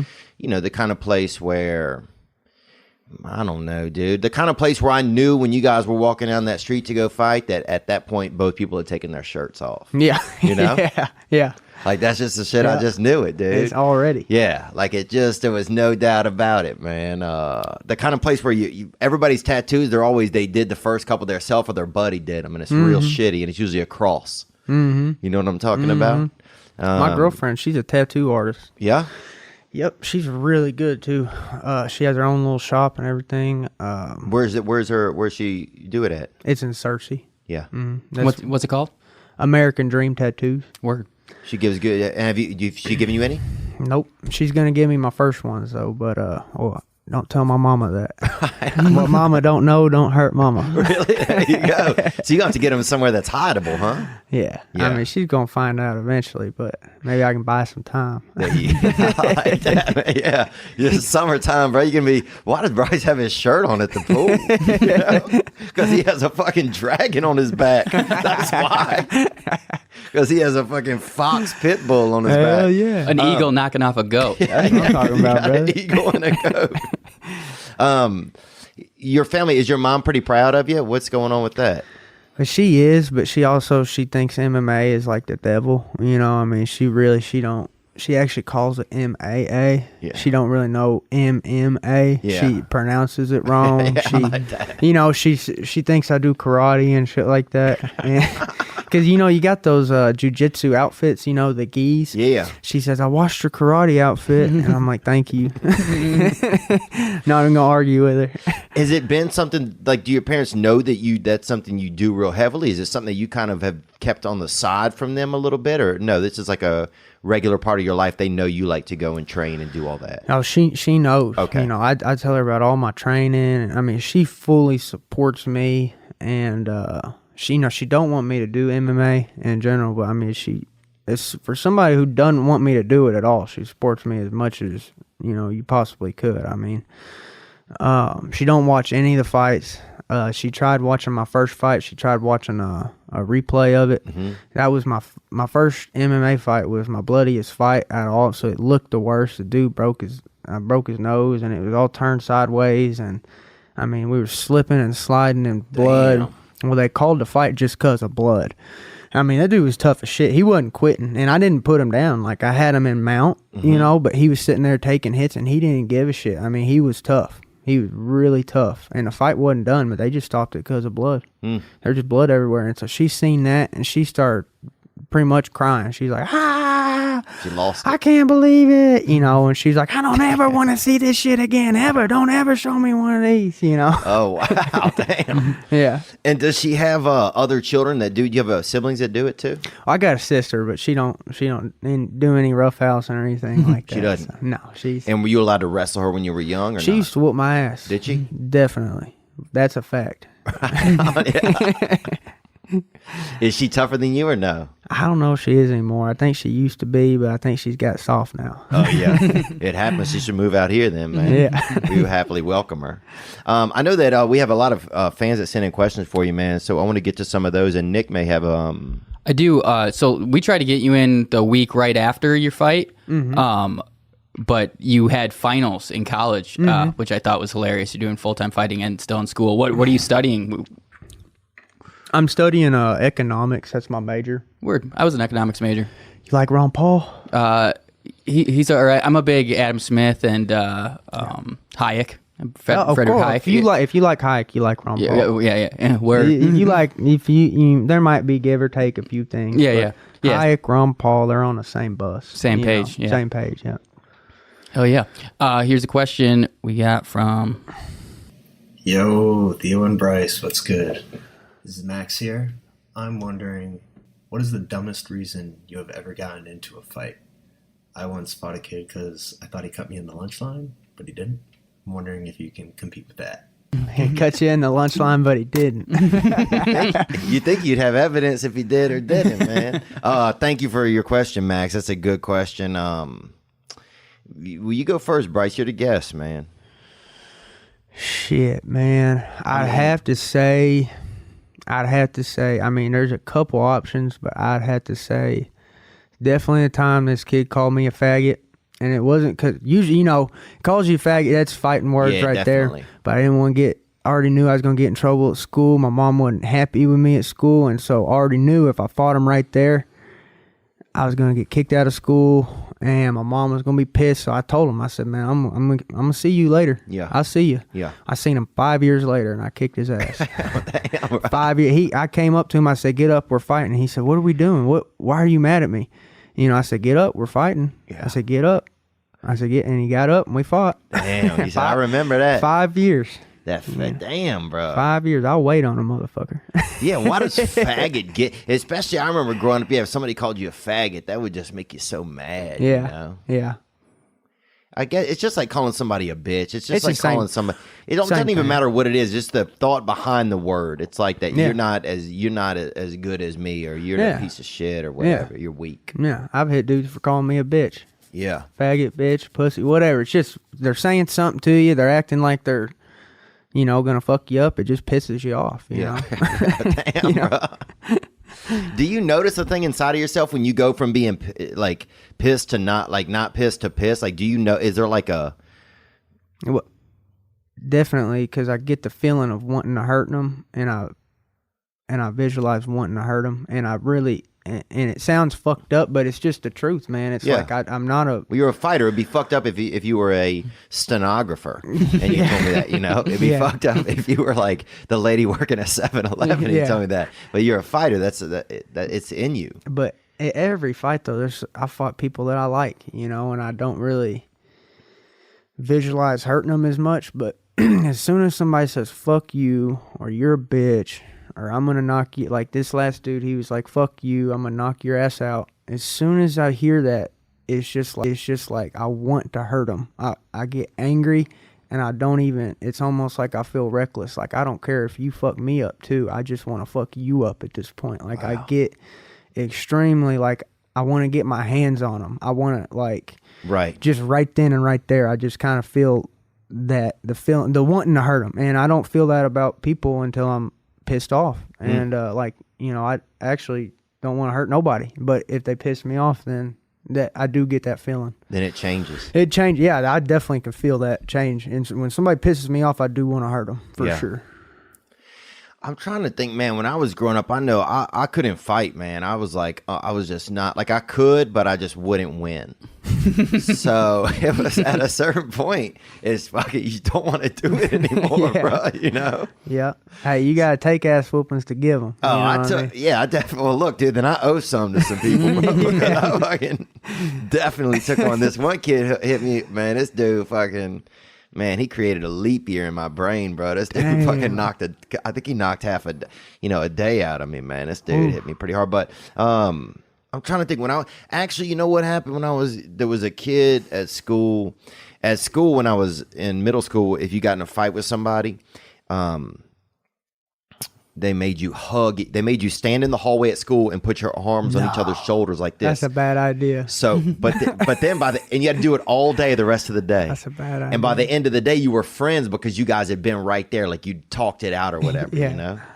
But yeah, this one kid, man, he was just a big dude. Oh, and we're standing there and I'm like scared, but I'm trying not to be scared. You know, that was like one of my big moves. So I'm standing there. And he was the toughest dude, man. This kid, Brad Castleman, and he's a great guy, and we're friends now. But somebody next to me took my arm and pushed it into him, right? Oh, shit. So I didn't even get to throw a punch, dude. You know, it's like somebody standing there watching took my arm and fucking pushed it right into him. And I guess that counts. So we fucking, next thing you know, man, we were throwing hands, and I think I got in one decent shot that I Hell still yeah. remember made me feel Hell like a yeah. fucking man. That's bro. what I'm talking about. You got to get that one hit in, man. And it's like- funny because I remember getting the one hit more than I remember the probably 4 or 5 hits that I took. Yeah, you know? exactly. And you're right. It did give me some sense of like, oh man, I can't even. I could feel the joy that I had in my fist and in my heart a little more than I could feel the pain that I had on my face. Definitely. Which is kind of interesting. I never really thought about it till just now. But yeah, there's something that's, like I had just been through it, you know? Like Dustin Poirier always talks about, like, you know, you go through these fights and, you know, win or lose, there's something different about you after, you know? There's like, you're like battle tested. Hell, after that fight, after my last fight, I got an adrenaline burst after the fight. Like during the fight, like I just was just completely calm on you know, leading up to the fight, everything. But afterwards, dude, it was just like adrenaline went through the roof after the fight. Like, cause I guess I knew the fight was done, and then my adrenaline went like crazy. What'd y'all do to celebrate after? Ate some cheeseburgers and really, you know, I don't go crazy. I don't party or nothing like that. So I just ate some cheeseburgers, kicked it with some buddies, and then just went to sleep. Got about 3 hours of sleep. So. And did you, because your last fight, it was in Washington, D.C., right? Was it the first time you'd ever been up there? Yep. Did you get to do any tourist stuff up there? No, when I'm going up there for the fight, I usually don't walk around hardly any, just because it takes strength from your legs. Like if you want to walk to the Capitol, you're probably walking 3-4 miles by the time it's all said and done. I mean, that could, because you're already going to be fatigued from cutting your weight. I mean, you could argue that it helps you lose your weight walking around, but I don't want to lose my weight till an hour to 2 hours before the weigh-ins. I don't want to lose it 3 days before, you know. So when I get to the fight, I just chill at the hotel. I really don't do shit. I'll walk to a restaurant that's close, and that's it, just because I don't want to fatigue my legs by walking around. Because that little bit of walking could give you soreness. You don't move back when you're supposed to. Your feet's what keep you safe. For me, my feet is what keeps me safe, my ability to move my feet. So if my legs was 1 ounce too tired and there was a big punch coming and I'm thinking, I could just block this instead of move, I need to be thinking move my feet the whole fight. So I want them as fresh as I'll take ice baths and stuff like that. The week of the fight, I take a lot of ice baths just to try to keep my legs fresh. That's what keeps me safe from getting hit, is my feet. Yeah, so it's feet first, really, for you. Yeah, I like to, I like to just, and I guess it's because I played basketball for all them years. That's the only thing I could think of. I got a boxing coach. He says, no, it ain't from basketball. He said, you just given that by God, you know, but I don't know what it is, but I've got good feet. And actually, when you first start fighting, man, it takes you a long time to find out what you are specifically good at. Like, you know, you know what? That's funny, man. I can relate to that with comedy. Like just years of not like thinking, oh, maybe I'm this type of guy, you know? Maybe I'm the, you know, the angry guy, or maybe I'm the, you know, the guy that does like a backflip at the end of his set or something, and you're like, fuck, I ain't that guy. No, that I ain't that me. guy. Yeah, that ain't maybe me. I'm the fat black guy, and you're like, nope, I ain't that guy. Like, well, fighting is the same way, man. Yeah, I It's could like, see that a little bit. You're kind of figuring out who you are. Yeah, figuring out what your strong suits are. Yeah, and I mean, I'm confident now, dude. You know, so much more confident than when I started, and you know, I just visualize myself winning every fight. You know, I visualize winning, and I know how I can do it. I know my God-given abilities and talents, and I think I can beat anybody, dude. You know, and did you always feel that way, or is this because I love how confidence grows in someone? You know, I think it's, you know, there are times when I used to go on a stage for a big show and I would be scared of the stage. I'm thinking about where the audience is. I'm thinking about how I'm going to look when I walk out there. I'm thinking about a lot of different things. And then over time, like, you know, now I have a bigger environment show and I don't even think about any of that. I just think about, well, you know, time to go to work, you know, but it's interesting how slowly a confidence built after different, you know, over time. Yeah. Same with me, man. And same thing. We're like full grown bucks now. You know, we're out there roaming. I'm extremely confident. You know what I mean? And I don't want to come off as cocky because, you know, I'm not saying bet the farm I'm going to win every fight. Yeah, but you could bet a couple fucking...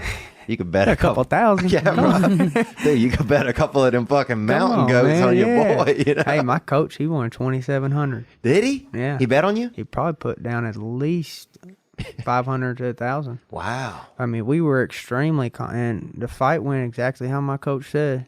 He said, cook him to the bone. You know, went in there, cooked him to the bone. He told me before the fight, he was like, I really don't see you getting hit. And because he knows I don't give a shit. I'll get hit. You know, I don't give a shit. That's not going to deter me. When I'll go in there and fucking die if I have to, because it's, you know, he said, man, I just don't think he's going to hit you this fight. I really don't. I think his style, this dude, he swings heavy and hard, but you move. And just like he said, he swung hard, but they're slow. So I've seen it. I move my feet. I think there's people that would hit me more, you know. Were you surprised at the speed of the punches? Were you surprised at it a little bit? Like, do you ever know, like, is it sometimes you're expecting, you don't know what it's going to be like, and you're like, oh, that's it? I can deal with that? That must create a lot of confidence in you when you're out there. Well, when a fight first started, I remember putting him on the cage. I remember backing up, and this dude, you know, he's a striker. So right when he put his back to the cage, I thought already, well, he's a little bit more timid than me, you know. Doesn't mean he can't knock you out with his back to the cage, but I got him kind of where I want him, you know. So right off the bat, I'm thinking, okay, you know, I got him backed up, and then I remember he faked, and I bit on his fake just because I come out there playing it safe right off the bat. I don't want to get knocked out right off the bat, you know. I want to, so he faked. I pulled my feet back, and so if he was good at reading at that point, he knows when I go to throw the second time, he's going to pull back again. So I just kind of like backstepped, you know, just out of range. So, and I think he did. I think he made that read. He said, okay. So he now measures his counterattack. And when he threw the second, because the first time he didn't throw, he faked. And I moved like a foot back. Well, now he knows, okay, he's going to move about a foot back. So the second time he really does throw and he steps forward. So he progresses. Oh, I see what you're saying. He knows where you're going to end up. Yeah. And so he knew right off this, because you can see I bit on one of his fakes. I backed up right when he's going to fake something here. And that's a side kick. That's that range. I think he fakes a right hand maybe. But that one I get under, you see that right hand? I didn't see what that was in the fight. Had no fucking clue. I just knew he threw something. I didn't know if it was a right or a left. But that's just a testament to my training. Just instincts. And I have a boxing coach who does a lot of mitt work with me, and that's a testament to him. But I mean, I didn't even see the punch. You know, I just ducked. Is it scary to start to realize that that you're getting good at something that you really love? I mean, does that make any sense to you? I like it. It makes sense to me. I know what you're saying, but I enjoy it. I like it. And it's really fucked up because you could really go in there and die, and it could be terrible. You could go get brain retarded, but I'm already halfway there, so there ain't much to lose, you know. Yeah. So it's you know what I'm saying. It's so, but all in all, it could be terrible, you know. But I have just learned to just enjoy it, you know. And I don't know if I should, you know. It's kind of fucked up in the head that I enjoy it, but I do. I enjoy it. Well, it's a limited class of people that do. I mean, it's such a small amount. I mean, it's smaller than. I mean, it's just such a small number of people that try it and then like it. Mm-hmm. You know, I don't even know what you would compare it to. We got a question right here from some guy who looks semi-nude right here. I also got to say, I won 200 on the under. Yes. I've actually seen Matt Sales weirdly fight before he was in the UFC, like in person 3 times. It just randomly happened, so I didn't want to bet against him. I liked you both, but I took the under and cashed deal, out. Brother. Well, he's a good striker, man. Yeah. Did you meet him when you went down to Alliance? Because he's with Dominic Cruz, right? He definitely is, and I don't know if I did or not. It was so many years ago, and I've been hit so many times, I really can't remember. But I'm sure he was there at the very least, you know. But he's a good striker. I didn't, you know, I would have engaged him on the feet, but I knew he didn't want to be on the ground, so that's where I want to go. Here we go. I got a question for Bryce Mitchell. If you could apply your scrotum mangulation to any other fighter on the UFC roster, who would it be? Gang, gang. Fuck a buzz, buzz. Gang. And I think he's talking about that drill into the nuts, man. That's your next finishing move, so isn't if it? Hey, that shit'll finish somebody. I promise you. And you put how big was that bit you put in your bag? Probably about 6 inches long. Yeah. You want to get people up to speed? Yeah, sorry. For people that aren't up to speed, you tell them, Bryce. Well, I was building a roof over my camper, a metal roof with a wood frame. Oh, yeah. It's like a story out of the Bible. Pretty much. I mean, definitely a deleted chapter. And so I'm up there building that wood frame. I got my drill in my hands, and I'm holding up a board to size it up to find out where this board's going to go. And then I, decided I need 2 hands to hold this board properly to make sure it's level. Because I'm just eyeballing it. I'm not even using a level. It don't have to be perfect. I'm not building a Sistine Chapel. I'm building a fucking roof over a trailer. So it's, I'm just eyeballing it. I'm looking at it, and I put the drill in my pants, and the sumbitch goes off. And man, it was terrible. Let me tell you. And you were on the ladder? I was on the ladder. I was on a ladder 20 foot up in the air. If I'd have fell, I'd have died. And at first I thought it ripped my wiener off. And so, I really did. It got... Were you afraid to open your pants up? Yeah, I would be too. I was afraid, but then I knew I had to. Like a present from the devil, I was dude. I was thinking, man, if this ripped my wiener off, I'm just gonna die. It's okay, it's whatever. You've lived a good life, but you'd have had to take your own life, though. They're not gonna kill you. It'd be like, damn. I might just sat there and bled out. I might not have took myself to the hospital. There you go, man. But I opened my pants, and I remember seeing my nuts wrapped up, and there was blood and semen leaking, and there was I could see a testicle wrapped up. But I was so happy. It was just like the life was just right back in me. Because you had a chance to. Because my wiener was there. Oh. And my wiener was there. When I was like, thank God. When you see that intact fucking penis, it fucking boosts your spirits. Ooh, yeah. Oh, dude, if I take mine out right now and look at it, I'll feel better. That's what I'm saying, man. And so I'm sitting there, and I'm just like, okay, well, I'm still in a shitty situation. Because it went through your pants, right? Oh no, you put it into your pants. That's right. Yeah, I didn't as have a tool belt. Yeah, I didn't have a tool belt. That's where I fucked up. And so then you drove. Yeah, bro, that's such a fucking risky move. It's bad business, man. I didn't even put the safety on. Bro, if somebody even just takes bro, it's like if you sit naked somewhere, like in your apartment or house, and you put a fucking pair of scissors, open them up, and then set them by your penis, dude, you will flip the fuck out, bro. And imagine, I'm so stupid, I put a damn live drill in my pants. That's how damn stupid I am. I'm telling you, I've been hit too many times. And so I'm trying to get this drill out, and I tug on it, and it ain't going. Like it's all entangled up in there. Yeah, and there's a lot in there. People don't realize that. That's what I'm saying. There's Can you pull up a picture of that? There's fluids. They got the They got fluids and stuff. It's like this weird mucus and slime shit comes out your nuts. It was Oh, that's your family, bro. It's supposed to be your family. Yeah. Bro, that's your genetics rolling out them bags, brother. Yeah. Yeah, look at that nut. That thing is a real artistic fucking little deal. And it actually had my big nut too. Is my left nut. Oh, the low one? My left nut's way bigger, and it was wrapped up. And so I was like, no, dude, not the big nut. You know what I'm saying? If you got a big one, you should have been in chorus. That's what they used to tell us in school. They used to tell us, look at your nuts. If you got a big one, you're supposed to be in chorus. And see, even in that picture, the left one's sitting lower. You see what I'm saying? That's how mine is. That's how mine is. Well, that might be a picture of mine. It really is, right? It could be a drawing. I don't know, dude. It doesn't have any fucking drills in it, so I don't think it's yours. And so I reverse this drill, right? And I reverse it, put it in reverse, and the testicle unwinds, and I'm just sitting there. I throw the drill down. I got a big old gaping hole in my nuts, and I'm leaking out a lot of blood. Just drove to the hospital. What'd you wrap around him? You wrap anything around him? You just hold it? I just held him. Yeah. I just held him with one hand, and then was driving with the other, and then when I got to the hospital, the nurses was out there talking shit. That's what made me mad. I could hear them. I didn't want to make a scene because I thought they literally might kick me out of the hospital. I wanted to be like, hey, I can hear you, bitch, But, I mean, she was making What are they saying? This guy fucking drilled his nuts together? They're like, this guy's an idiot. I mean, they're literally saying that. I can hear like 3 nurses out there. He did what? Yeah. He drilled his nuts up. What an idiot. He's an idiot. And, I'm just sitting here. I'm just so mad. I'm just trying to relax because I already know if I go fuck you, they're going to kick me out of the hospital with these split up nuts, and I'm going to have to go to Little Rock with half a nut sewn up, And so Lord knows they probably not going to be able to figure it out over there. That's bro. what I'm saying, That's what I'm saying.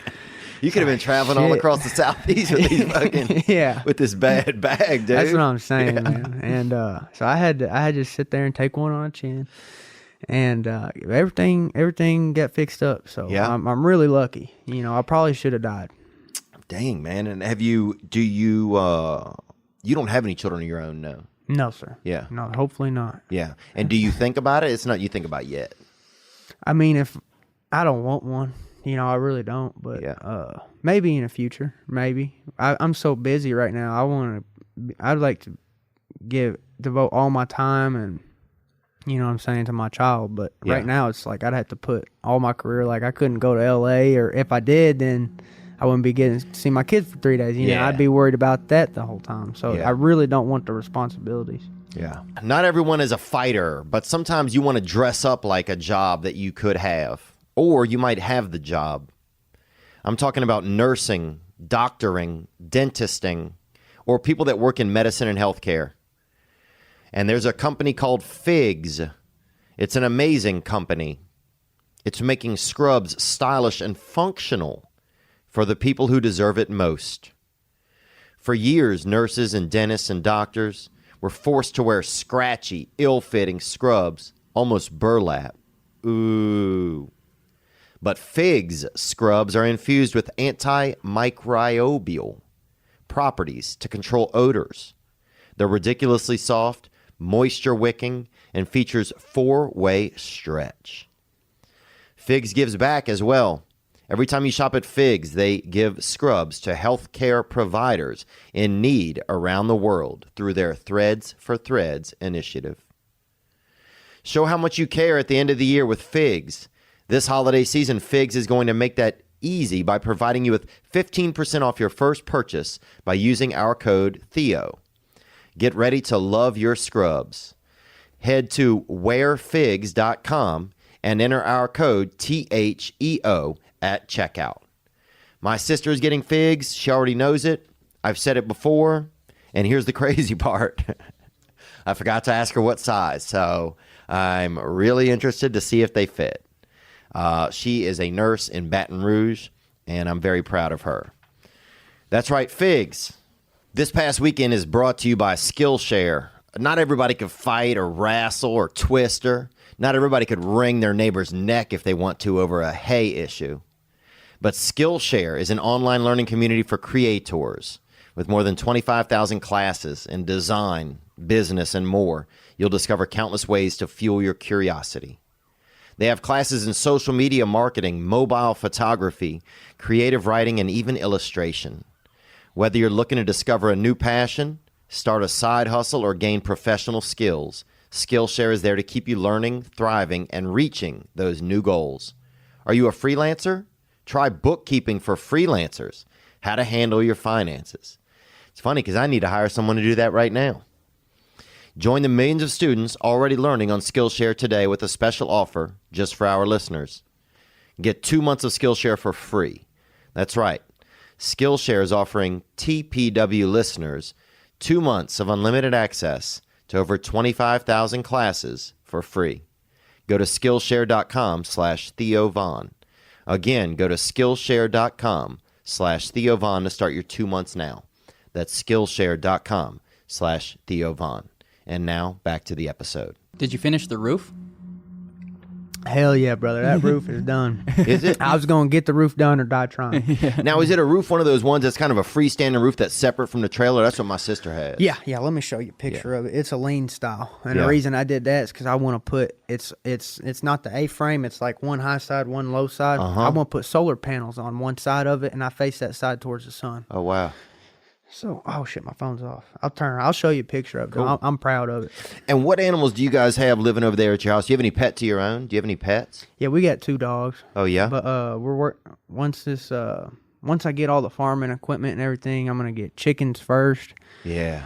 I'm gonna get cattle, and I'm gonna get a milk cow. When I get a milk cow, I'm gonna get hogs, because a milk cow, it can produce 5 gallons a day, and I mean we won't even need but 2 gallons a week. You give 3 gallons to the hogs. Yeah, every day. Wow. Yeah, and to the pups. Damn. So when I get a milk cow, now a milk cow's more responsibility than regular cattle. So I'm gonna What do you got to walk them and everything? Well, you got to milk them every day. They dry up. Oh, yeah. And isn't that crazy? If you don't milk them, they dry up.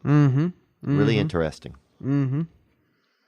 Yeah, one time I was somewhere, dude, doing something, and we were looking for mushrooms, and this man had a dairy, and he ended up letting us drink right out of the pail after the milk came out. Right out the teat. I didn't get anything out the teat, bro. I'm trying to go to heaven, bro. Hey, that's as fresh as it gets right there, man. Yeah, dude, but the Lord catches you sucking on an animal, bro. Hey, somebody had to figure it out first. How do you think they figured it out? Well, look, I'm glad they figured it out. That is true, though. Somebody had to figure it out first. I ain't messed up about it, man. Let's get another call from one of our listeners, man. I gotta show you this roof, brother. Oh, yeah, I want to see it. What up, Theo? What up, Bryce? It's your boy Alejandro coming at you guys from Chicago. My question's for Bryce. I tuned into that season of The Ultimate Fighter you were on. Obviously a bunch of undefeated fighters. I'm just wondering how you took that first loss, even though it's not on your record. How'd you mentally deal with that, being able to come back with that same mentality of an undefeated fighter? Thank you guys. You guys are the best. Gang, gang. And Bryce, Reebok better get you them damn camo shorts. Hell yeah, my brother. They won't, though, will they? Well, it's just going to take time. It's going to trust me. take time. I like it. They're going to fold before I fold. I like your attitude, bro. Here's that little roof, though. That's the truth. truth. You got to check this shit out. Oh, man, that's beautiful, dude. I'm not an engineer. I just bought some wood and some metal, started putting shit together, man. That's good, man. You guys are right there by the power lines, too, huh? Well, I had to put that in. That runs to the road. I put that line in. Oh, that's awesome, man. And is that a chicken coop in the back, too? Doghouse. Oh, it's up on stilts, huh? Yeah, the coyotes. Oh, damn. Yeah. A lot of coyotes out there. Them coyotes can't walk up there. They're too. Maybe if they was starving to death, they would, but they just. Dude, you did a great job, man. That's Thank cool. you, brother. Yeah, Thank you very much. That's really cool. Alejandro, my brother. So how I deal with that loss on the show, man, it's just like every other loss. That ain't the first time I've had my ass whooped. When nobody was looking, my neighbor Jimmy knocked me out in the front yard. I guess that it would be. Hit you with them haymakers, Yeah, huh? Jimmy's got a haymaker. Let me tell you, Jimmy knock your ass out with that left hook, really? bro. Dude, Jimmy hits hard as shit. And don't fuck Jimmy's sister either. He'll. I didn't do it. I seen somebody fuck Jimmy's sister, and woo. That's not good. Dude, here's what I learned. If you ain't the one doing it, if you watching from the window, that still counts, bro. That's one thing I learned the hard way. Me and Jimmy was just training. That's when he knocked me out, was in training. But that was way back in the day. But, ever since I was a little kid, I've been getting my ass whooped. It doesn't, you're not afraid, it's not, there must not be a fear of that. You're not afraid of. No, I would say I'm more, when I talk about what could go bad in a fight, I'm always more worried about me doing something and not performing to the best of my ability. It's not the fact that dude could bust you up, break your nose, all that shit. That sucks. Right. But what really would get me is if I did something embarrassing. If I went in there and just brought shame to my family, that's something I couldn't live with. I go in there to fight, bring honor to my family. Anybody in my family say, "Wow." Win or lose, that kid's a fucking fighter. He fought. He did his job. That's your job, is to go in there and fight to the best of your ability, not to win. It's just to give it every damn thing you got. And but yeah, that wasn't my first loss on the Ultimate Fighter, but I'd say just dealing with losses in general, man. You just it's shitty, and life is a bitch, man. You just gonna have to. It's life. You know what I'm saying? And I got people what I visualize is me providing for the people that I love. You know what I'm saying? That's what my ultimate goal in this sport is, and that's the only reason that I'm doing it. It's because I think the people I love are going to live better lives one day. I know they are. And if I have to walk through losses, ass kickings, embarrassment, people talking shit to me on Twitter. I can't even have an Instagram and a Twitter and a Facebook no more. Because people talk shit to me. I can't handle it.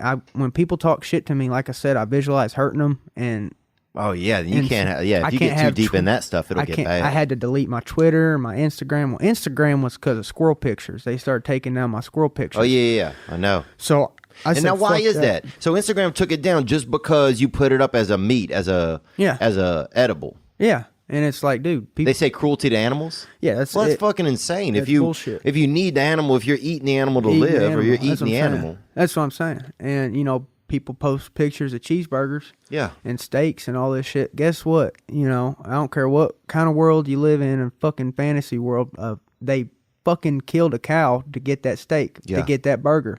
And not only did they kill it, I killed them squirrels in about 2 seconds, and they lived a natural life. And how do you kill them? Rear naked choke? What do you do with them? Well, if it was a deer, I'd rear naked choke it. Actually, I'd love to see you get on a squirrel though with that real small fucking arm bar him. Man, last deer I killed, I rear naked choked it, man. Yeah. I didn't even shoot it. I mean, no bullshit. And did you sneak up on it? Yeah. It was a doe. It was sleeping. It was about a 3-hour ordeal. You know, I was sitting up in a deer stand, and I called this doe in. Everybody says the doe was retarded or had Something some was wrong with CWD. it. I'm telling you, it was a perfectly healthy doe. I just got its ass. You know, I waited. I was patient, and I got really lucky. It wasn't just so much skill. It was a lot of luck. But what happened is I was calling in this doe, and lays down in front of me, goes to sleep, and I shoot at it with my crossbow, and I missed. And it only had one bolt.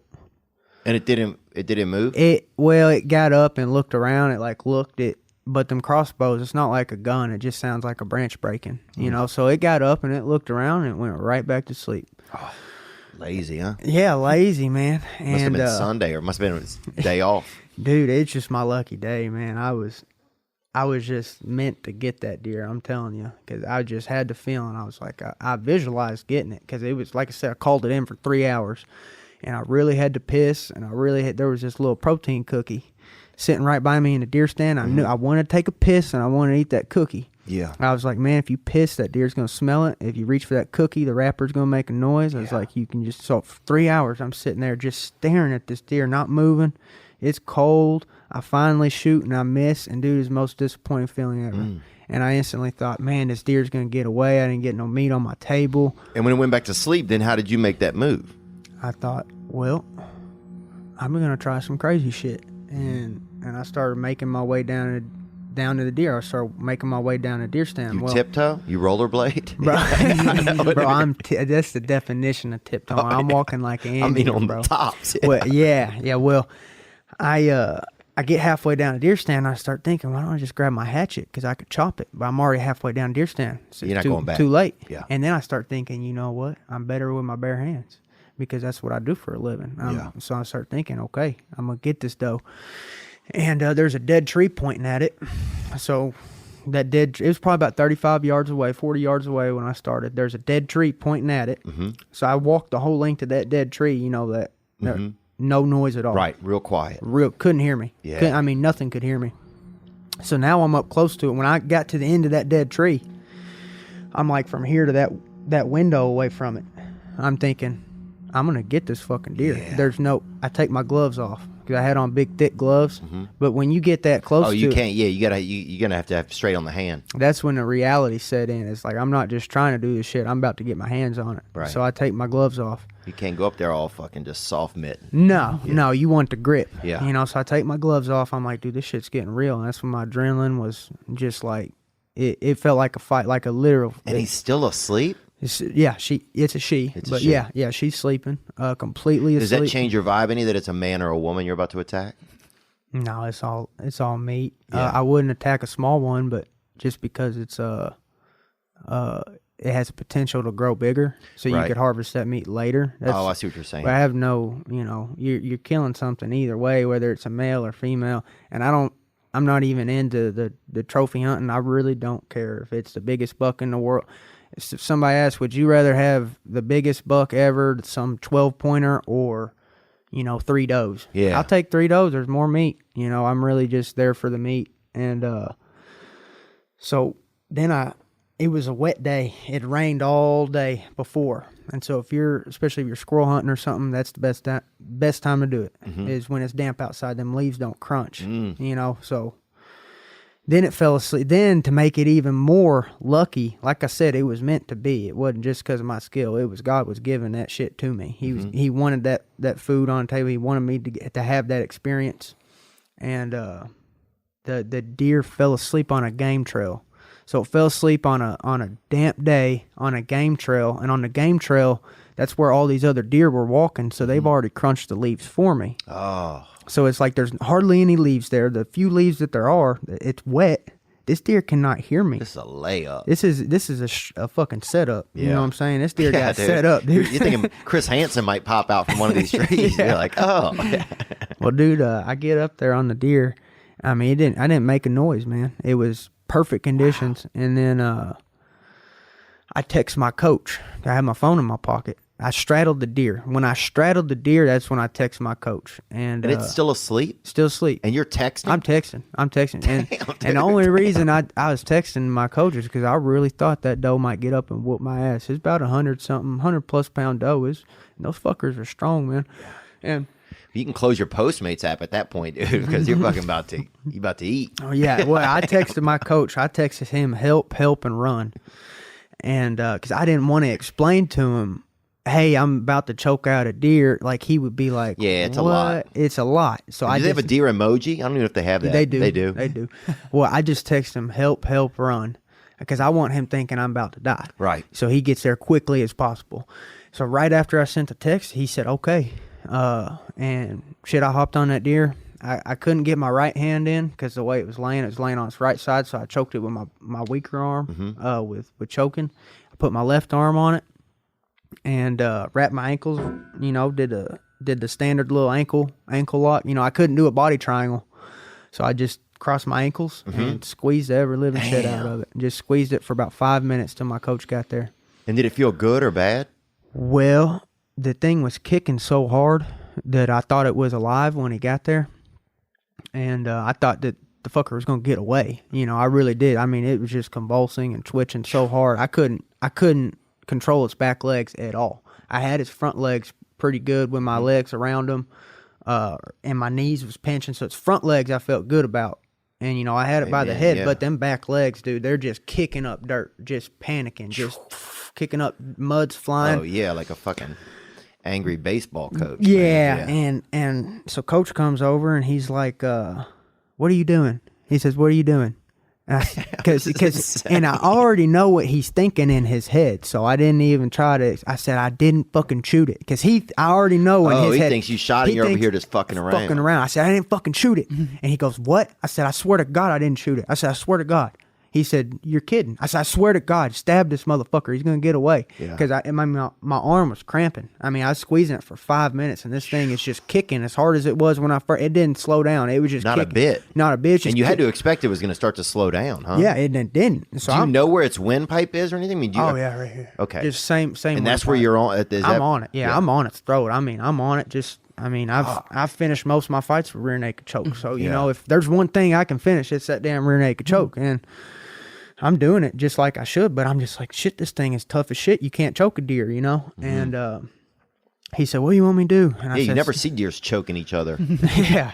And so I'm like, stab him, quick, stab her. And he stabbed her? Well, he said, I don't got my knife. I said, run up to the deer stand, get my hatchet, because my hatchet was in the deer stand, the one that I forgot. So he runs up there, runs back, and he finally goes to chop its neck. And when I let go, that deer was dead. Because the head went limp. Even though the body was twitching, the head went completely limp, and it was like, made like a moan that started out high, but then ended up, it's like, like that was its last bit of air coming out of the lungs. So I already knew that then he chopped its neck anyway, just to make sure that it was dead. Damn. But, but while I was choking it, I really thought the deer was alive. I didn't know till I let go that I'd already killed it. Damn. So it could have been dead that whole time. Probably was after about 2 minutes. Damn, bro. That's almost like a rodeo a little bit at that point. Like, shit was wild, man. I'd pay money to see that. That dead deer riding? Bareback dead deer riding? I'd watch it. The shit was wild, and I know people are going to be hating on me, these animal cruelty people. Hey, that's the best way. If you're a deer, you want me to choke you to death every time. Because let me tell you what, these deer,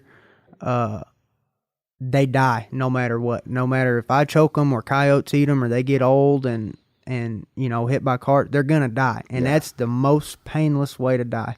That deer is probably unconscious. Trust me, I've been choked out a lot.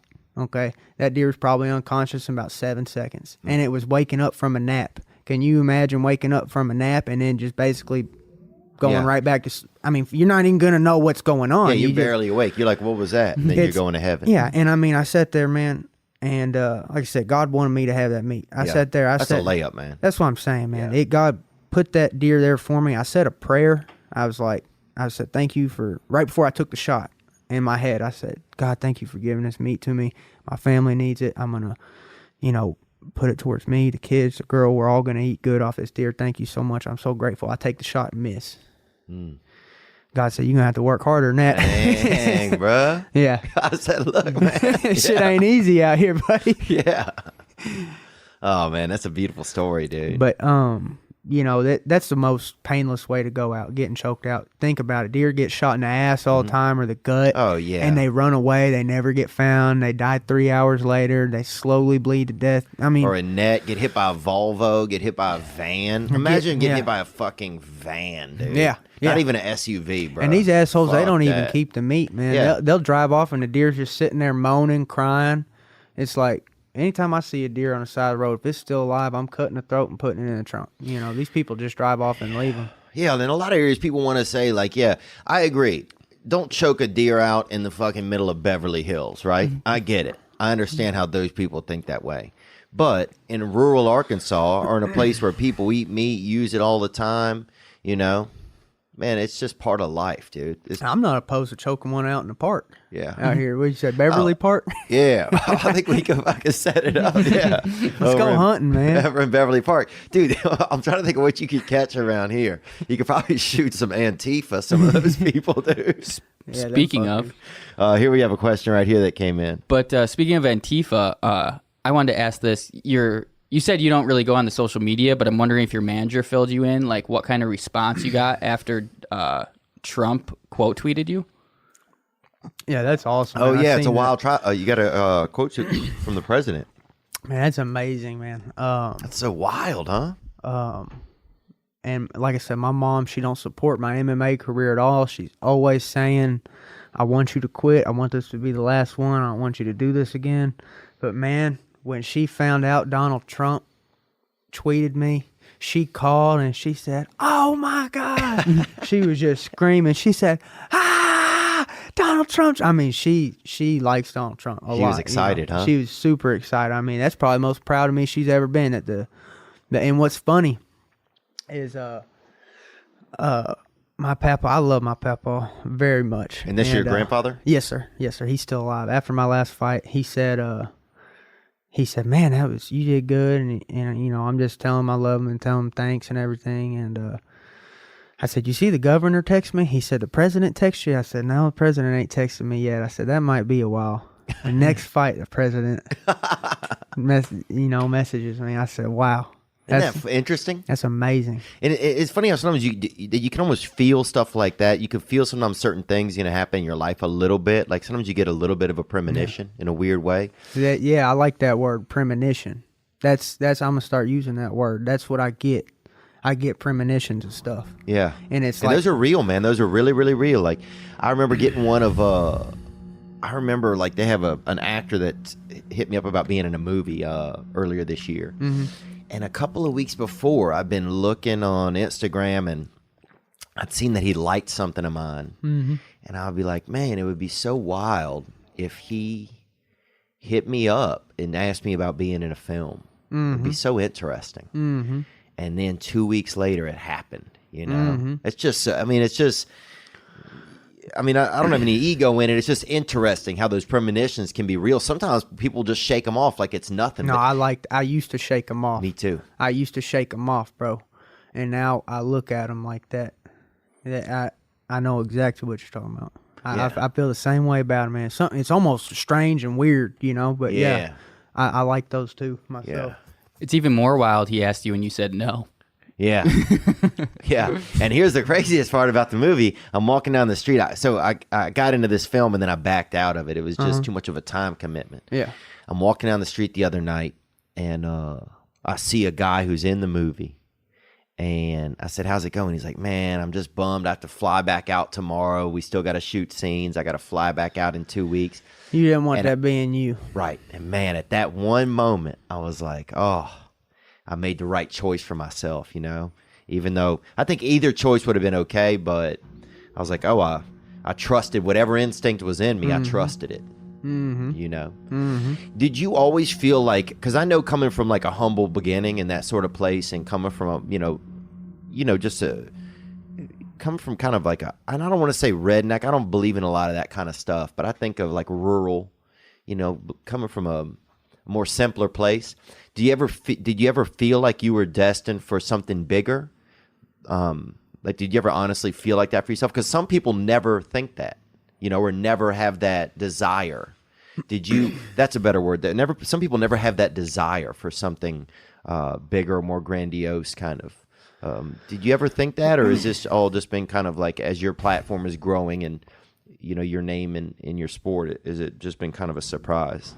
I think that what you just described there, I've heard people that I train with, because I've been talking about wanting to be in the UFC for over 10 years now. Since this wasn't overnight. This is a long time ago. And when you first start, everybody thinks that's impossible, and I've heard people in the gym that I train with that are good people, more talented than myself. I don't have a lot of talent. I have that's awesome, bro. I fucking work hard and I'm tough as shit and I'm not scared of nobody, and that's. Oh, well, then I don't have that, dude. I think I have some talent. Sorry. Sorry, I don't have that. But I work hard, but I'm not tough as nobody. You definitely and I'm afraid hard, of a lot man. of shit, man. No, you definitely work hard. I have worked hard, though. And, The guys in the gym? Yeah, they're more talented than you saying? And the guy in the gym, and this was probably more than 10 years ago, dude said, man, I said, man, can't you wait till we get to UFC? Isn't that going to be fucking badass? And he said, man, we're just never going to make it from this little town. That's what he said. And so man, people do think about like stuff like that. It's never stopped me, ever. Yeah, it's just not part of your brain. It's not part of how your brain does it. No, and I think it adds coolness to the story too. Doing something from somewhere that a lot of other people aren't doing. It makes me unique, and not just my personality or whatever, where I'm from. It makes my fighting style unique. I'm doing some shit I'm doing shit that you don't see at some of these other gyms, man, where you got 50 MMA fighters. I'm doing some top secret shit. Yeah, I love that, man. And do you love that a little bit? I mean, do you start to think like, what else can I do that is unique? Yeah, because things always evolve. I remember people started dribbling the basketball, like every little thing in sports. Things always evolve. Someone finds a new way of doing it, a little bit of a new way, or a new look, or a new vibe, really. And is that something you start to feel a little bit like? Man, I wouldn't have imagined if you'd have told me when I started that I would have evolved as much as, and really nobody knows how much I've evolved as a fighter besides myself. Right. Because now I know what I'm capable of and I know where I started. Nobody else does. They just see from the outside. But I'm telling you, man, I would have never imagined there was so many and it's like every day you learn, you work something new, and I'm always trying to learn something new. I just wouldn't have imagined that it'll probably be like that till I retire, and then after I retire I'll just train for fun. And I'll probably be that old dude that still saved up a couple ass whoopings and have some new moves to try out on some young punk. That's just talking some shit to me. Take somebody fucking down at the fucking over at Wally World, bro. Yeah, in the that's parking lot. right there in the parking lot, man. Hey, down, man, at Walmart, there's some assholes at Walmart, man. Dude, come on, man. I'm telling you right now. Dude, they should make, and some people, man, they had this one family I know, they used to tie a couple carts together. When they bring the carts in, they'll push them all in. Well, this family, they would tie a couple carts in the front where it wouldn't come all the way back, and they would just push like a train and just load them all up, dude. Have 5 or 6 kids hanging off, kid between the tits. One of them ladies got just one warm-ass kid just fucking sitting right there. Some real premature. I don't even think that kid, I think he was real premature. He should still be on the inside, but he's on the outside. She's got him just baking right between them fucking front breads, man. We got a question that came in right here. We didn't get to it. Let's go. Hey guys, this is Grace from Minnesota, and my question for you is, What's the best compliment that you've ever received, and who was it from? And my second question is, do you still have your underwear from the Ultimate Fighter gang? Damn. Man, I had to think about this one because there is a compliment that I just can't remember it. But I remember getting that compliment and thinking that might be the greatest thing somebody's ever said to me. Just can't remember what the shit was, man. Been hit to me damn times. It was But could you have remembered before you were hit, I wonder? That's what I'm wondering. Man. Oh, okay. Hey, here it is. Here it is. It was somebody in the gym. And this is the best thing that I can think of right off the bat. Somebody came up to the gym after my fight, and they said, they were all pumped up. They're like, "We doing twisters tonight?" Because I teach a jiu-jitsu class. I said, "Hell yeah, we're doing twisters tonight." It was right after I got that twister. Mm-hmm. So everybody's one. Because if you show a twister but you've never done one in a competition, everybody says, "Oh, this is some bullshit." What kind of bullshit is this? And I know it works because I do it all the time. But after my fight, now other people can say, "Okay, it really does work. This kid's not on some crazy shit." Yeah, we'll learn the twister from him. And so this woman, she come up to me and she said, "I really like your coaching." She said, "You were born to do this." Wow. Yeah. Even as a coach, huh? Mm-hmm. That's really she was talking about my coaching. That's a compliment, huh? Yeah, that's probably one of the greatest compliments somebody ever told me. And why? That's more than just saying you're a good coach. Yeah. That's what made you feel good about it? Just on the inside, man. Just made me feel like I have a purpose, you know. Yeah. And I mean that's the ultimate goal, I guess, of a coach is to make feel like you have a purpose, like you're helping these people. Yeah. But is it important for you to help other people? Hell yeah, dude. I want to train some ninjas, man. Hell yeah. If somebody fucks with one of my ninjas in the Walmart parking lot, man, I want them twisting them up in a pretzel. You know what I'm saying? Bro. Hey, Aunt Annie's, bro. You're going to open up a new Aunt Annie's. That's what I'm saying, man. And I take it super serious. Trying to coach the technique just down to the little nitty gritty details. Don't like your hands this way, do it this way, or vice versa. I forgot where I was going with that. But yeah, I take it serious. I really want to do the best that I can. Being a coach, yeah. It's nice, man. It's nice to have appreciation for what you do. I wonder sometimes if I would ever teach comedy. I don't think I would.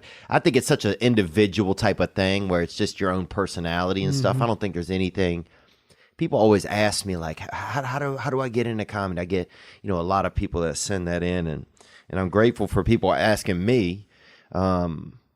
But it's really just, with that, it's just practice. There's not really a technique you can learn from anyone else, So in that sense, I can't relate to some of that. But what did you say? A great compliment? Somebody told me one time, this girl said, "What I like about your comedy is for smart people and dumb people." That's what she said. Yeah. And that made me feel pretty good, I think. Hell yeah. Because I never knew which one I was anyway. So I think it made me feel pretty good. We got a mix of both. Yeah. A mix of both. And that's okay. Yeah. Dude, where I grew up, man, it was embarrassing to be smart if you were smart. Yeah. Do you ever remember anything like that? Like if somebody was fucking smart, dude? Look at this motherfucker. I mean, they definitely stand out. I wouldn't say we made fun of them, but, be like, that's a smart dude. Yeah, that's a fucking smart dude, bro. Like, I remember, some people did not want anything to do with fucking the alphabet or fucking ideas, bro. I remember trying to tell this one kid what an idea was. I'm like, dude, it's like when something comes into your head that you don't really know. And he's like, what the fuck are you talking about, man? I said, an idea, bro. He goes, "Oh, man, you missed me with all of that shit." I said, "Fuck, you never had an idea?" But she's asking about those boxers, too. And about them boxers, I have at least like 10 packs of them left. Yeah, because that was the main prize. That's the main thing you took, huh? Yeah, on the show, they let you request stuff. And so that's all I requested was boxers. And so I got 10 packs of boxers. I'm going to have boxers from that show for the next probably 10 years, at least. Amen, man. We're going to keep you, we're going to make you keep your word on that, dude. And if she was talking about the bloody ones, I don't know if she was talking about the blood, because that's the one that I ripped my nuts up in. Uh-huh.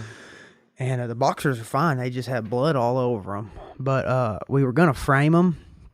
put them in a frame and just tell people a story. Oh, I thought you meant use them in a crime. I'm like, damn, Frame 'em what kind of crime? Well, we was We don't fucking lay them by a murder. You know what I'm saying? I didn't know what you meant.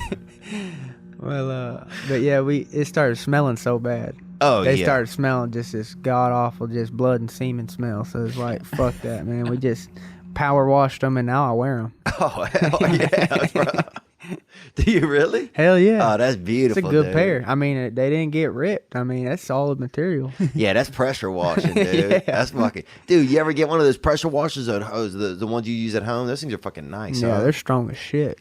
Dude, some of them are real strong. If you get the industrial one, the one that have like the gas powered, dude, that thing almost cut your skin open. Sometimes. They cut like machines that cut through metal. That's maybe they use lasers on some of them, but a lot of them just use water Yeah, to cut through metal. it's crazy, huh? Yeah, I mean, you could really. Some of them use. I've heard of them using sand or something. Sand, there's lasers, but water will cut right through metal if it comes out with enough pressure. It's wild, huh? Mm-hmm.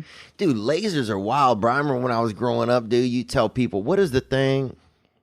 Oh, lasers, bro. If you wanted fucking to sell something to somebody, they'd be like, dude, you want to buy this hat? They'd be like, nah, I don't want it. They'd be like, dog, it's got lasers on it. They'd be like, all right, I'll take it, dude. Fucking rural people love lasers, man. I think that as far as secret weapons go and shit, I definitely think the government's got some badass lasers. Oh, yeah. I think we could melt some motherfuckers if we wanted to.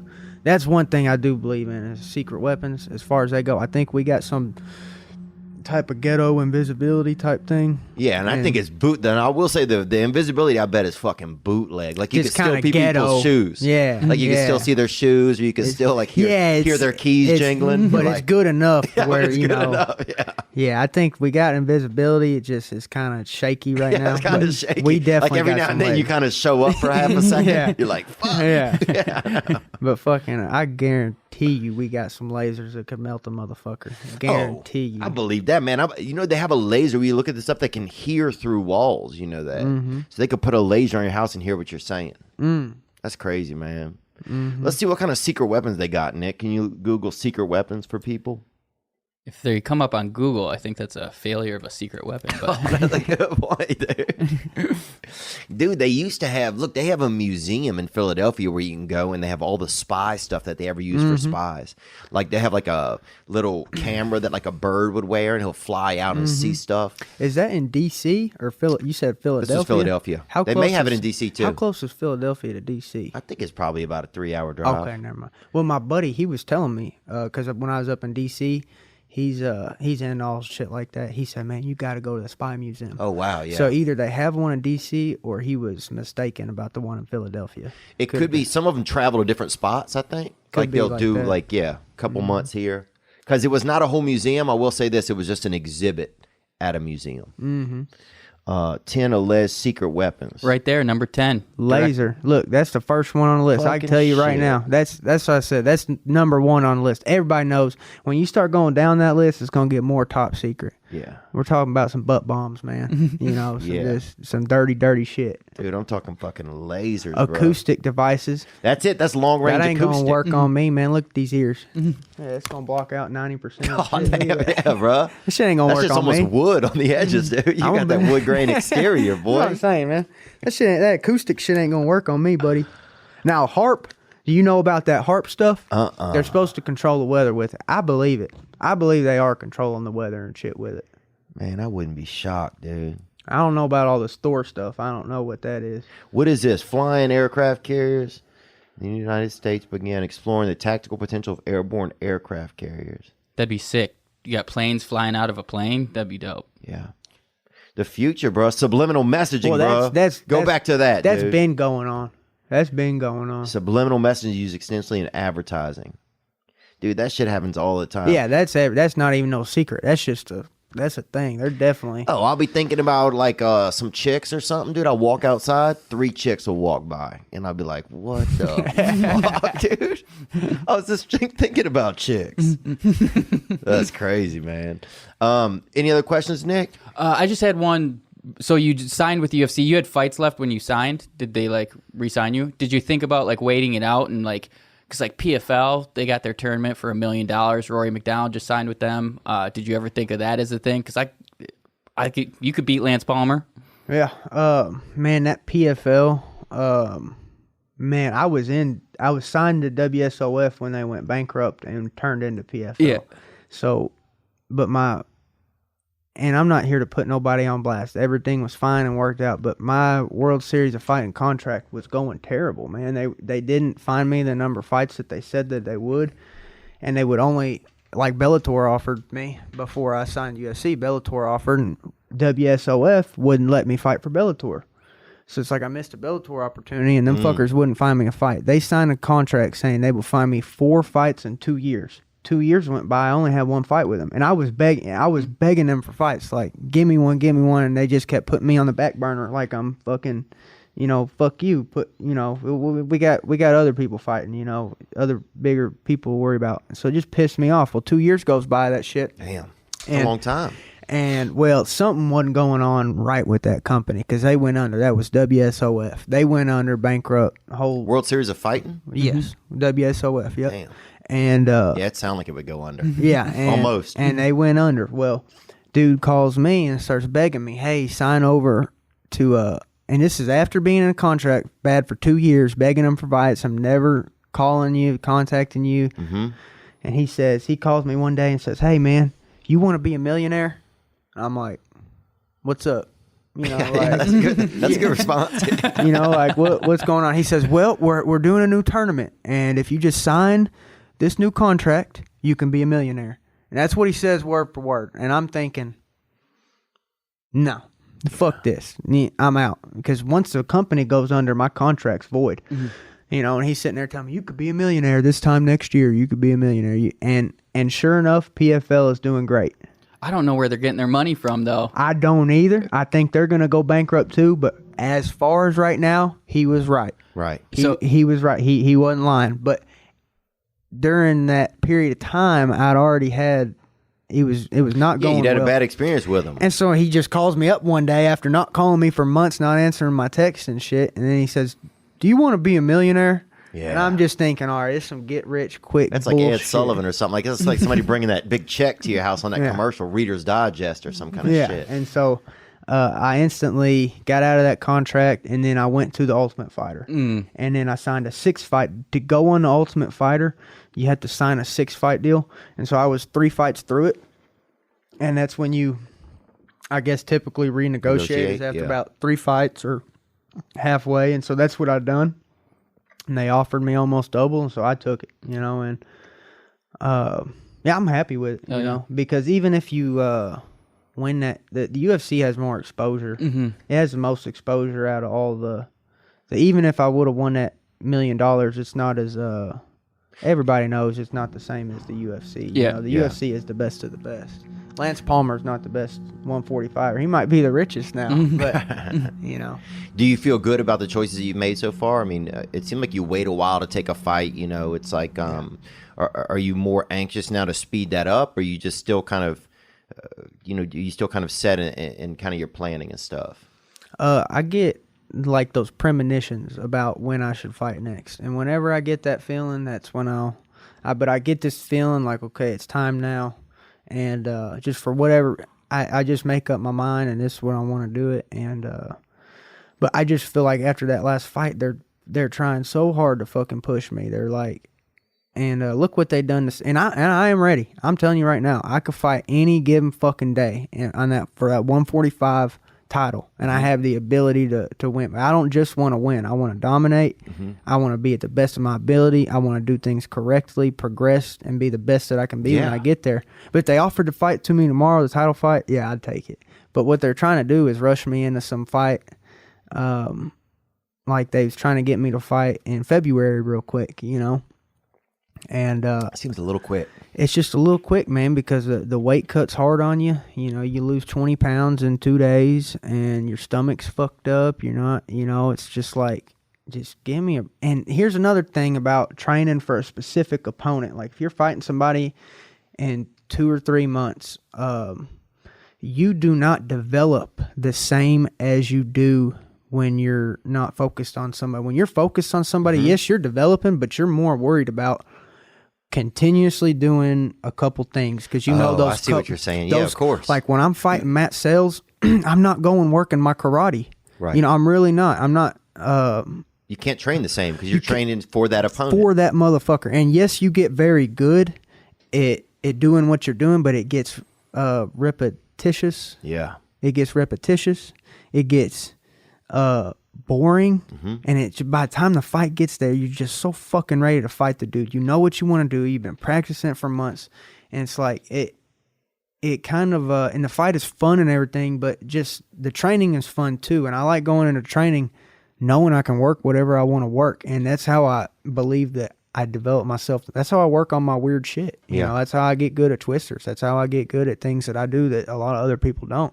It's because I'm relaxed in the gym. I'm having fun. I'm trying to challenge myself. If I know I'm fighting Matt Sales, I'm not going out and fucking, you know, doing things to develop myself further. I'm more just like focusing on a few things. Like I need to do this, this, and this, and that's going to win me this fight, get my family this fucking money, and that's what I have to do. Anything else I consider like fucking around, you know? Amen. It's like you doing a big show, but then also go and work out at a club, and you can just kind of do your thing. You go do a show, you're like, I want to give them the best. You always talk about it. Yeah. But yeah, you can practice on your own. Same concept. Yeah, it really is, man. It's funny. I thought about that. It was like sometimes I have to, if I know I'm trained, like just doing a tour or something, you have to keep doing a lot of the same material, and it'll evolve some. Yeah. But at a certain point, it does. Some of the repetition gets to be a lot. Whereas it's nice when you don't have to have taping a comedy special or something or a certain tour. And then you can just be free. Yeah. And your brain's free to think, your too. Your brain is free. Your brain is free. There's nothing, That's why I started. That's why I'm in love with it, is because of just having the fun in the gym. It's like a reset for me. If I, you know, no matter what's going on, I go in the gym and I have some fun. It's like it releases these chemicals, you know, you feel all good, relax, your buddies are there. And that's why I love to do it, you know. Amen, man. The money, some of the money that you made, what are you guys doing with it? I invested in. I got 2 LLCs, so I got bro. got a little bit of rent houses going. Just trying to do, you know, and they won't pay themselves off for another 10 to 15 years, but that's for when I'm retired, you know. Yeah. So one day, hopefully, them rent houses will pay themselves off. One of my teachers, he's a financial advisor. I'm probably gonna, you know, give him some money, put in some stocks. Just because it's like a passive form of income. I don't have to monitor it. You know, I pay him a fee and he fucking does all of it. So I'm going to do a little bit of that. And so those are some of my investments. And then I'm just going to build a little place, like a metal house, like a pole barn. I'm building one at my place. And then that's going to be able to store. For what, like a cook shed or something? No. For the kids to stay in and for all the farming equipment. And a training facility. I'm putting a small gym at my place, so like I won't be able to do like everything that you do at a regular gym, and you know what I'm saying. But if I just want to have 1 or 2 buddies over or 3 buddies over, we could train right there in my garage. Oh, that'd be nice. And so I'll be training at my own place 3, 4, or 5 times a week now. Nice. You know, so just extra training. I'll have all that, and once that metal building gets built, I'm gonna be a farmer. Because I've got my equipment, I could store things. Right now, if I got a bunch of corn, I wouldn't fucking have anywhere to put it, dude. Yeah. I'd fill up my trailer with corn. Yeah. You know? Yeah, be sleeping on it. I'd make a joke about that, but it'd be corny. Dude, one of my favorite things was whenever one of these cameras beeped, Nick. It was this one. Oh, it was? Okay, cool. One of my favorite things was sometime whenever we would run the combine through like through the fields, you know, and going and jumping in all that corn when it was filled up in there, man. It was fucking awesome. Emptying out into these big, like, just like, basically, I guess they're like, what is like a thing you put on the back of a 18-wheeler or something, you know, and it's the top's open and we just get in there and fucking just sit in there and all that corn. And it smells like bread. It smells like fresh baked bread. When you get in there. And your lady, everything good with the lady? Everything's good to go, brother. That's awesome, man. And she has a couple of children, right? Yeah, she's got 2 kids. Everything couldn't be any better. And yeah.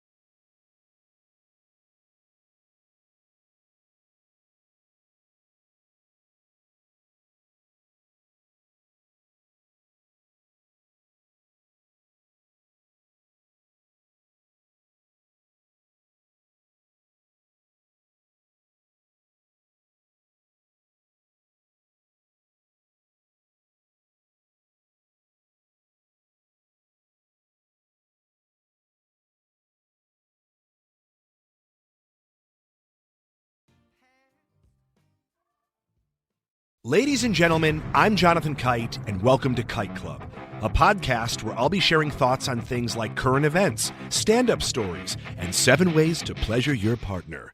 The answer may shock you. Sometimes I'll interview my friends. Sometimes I won't.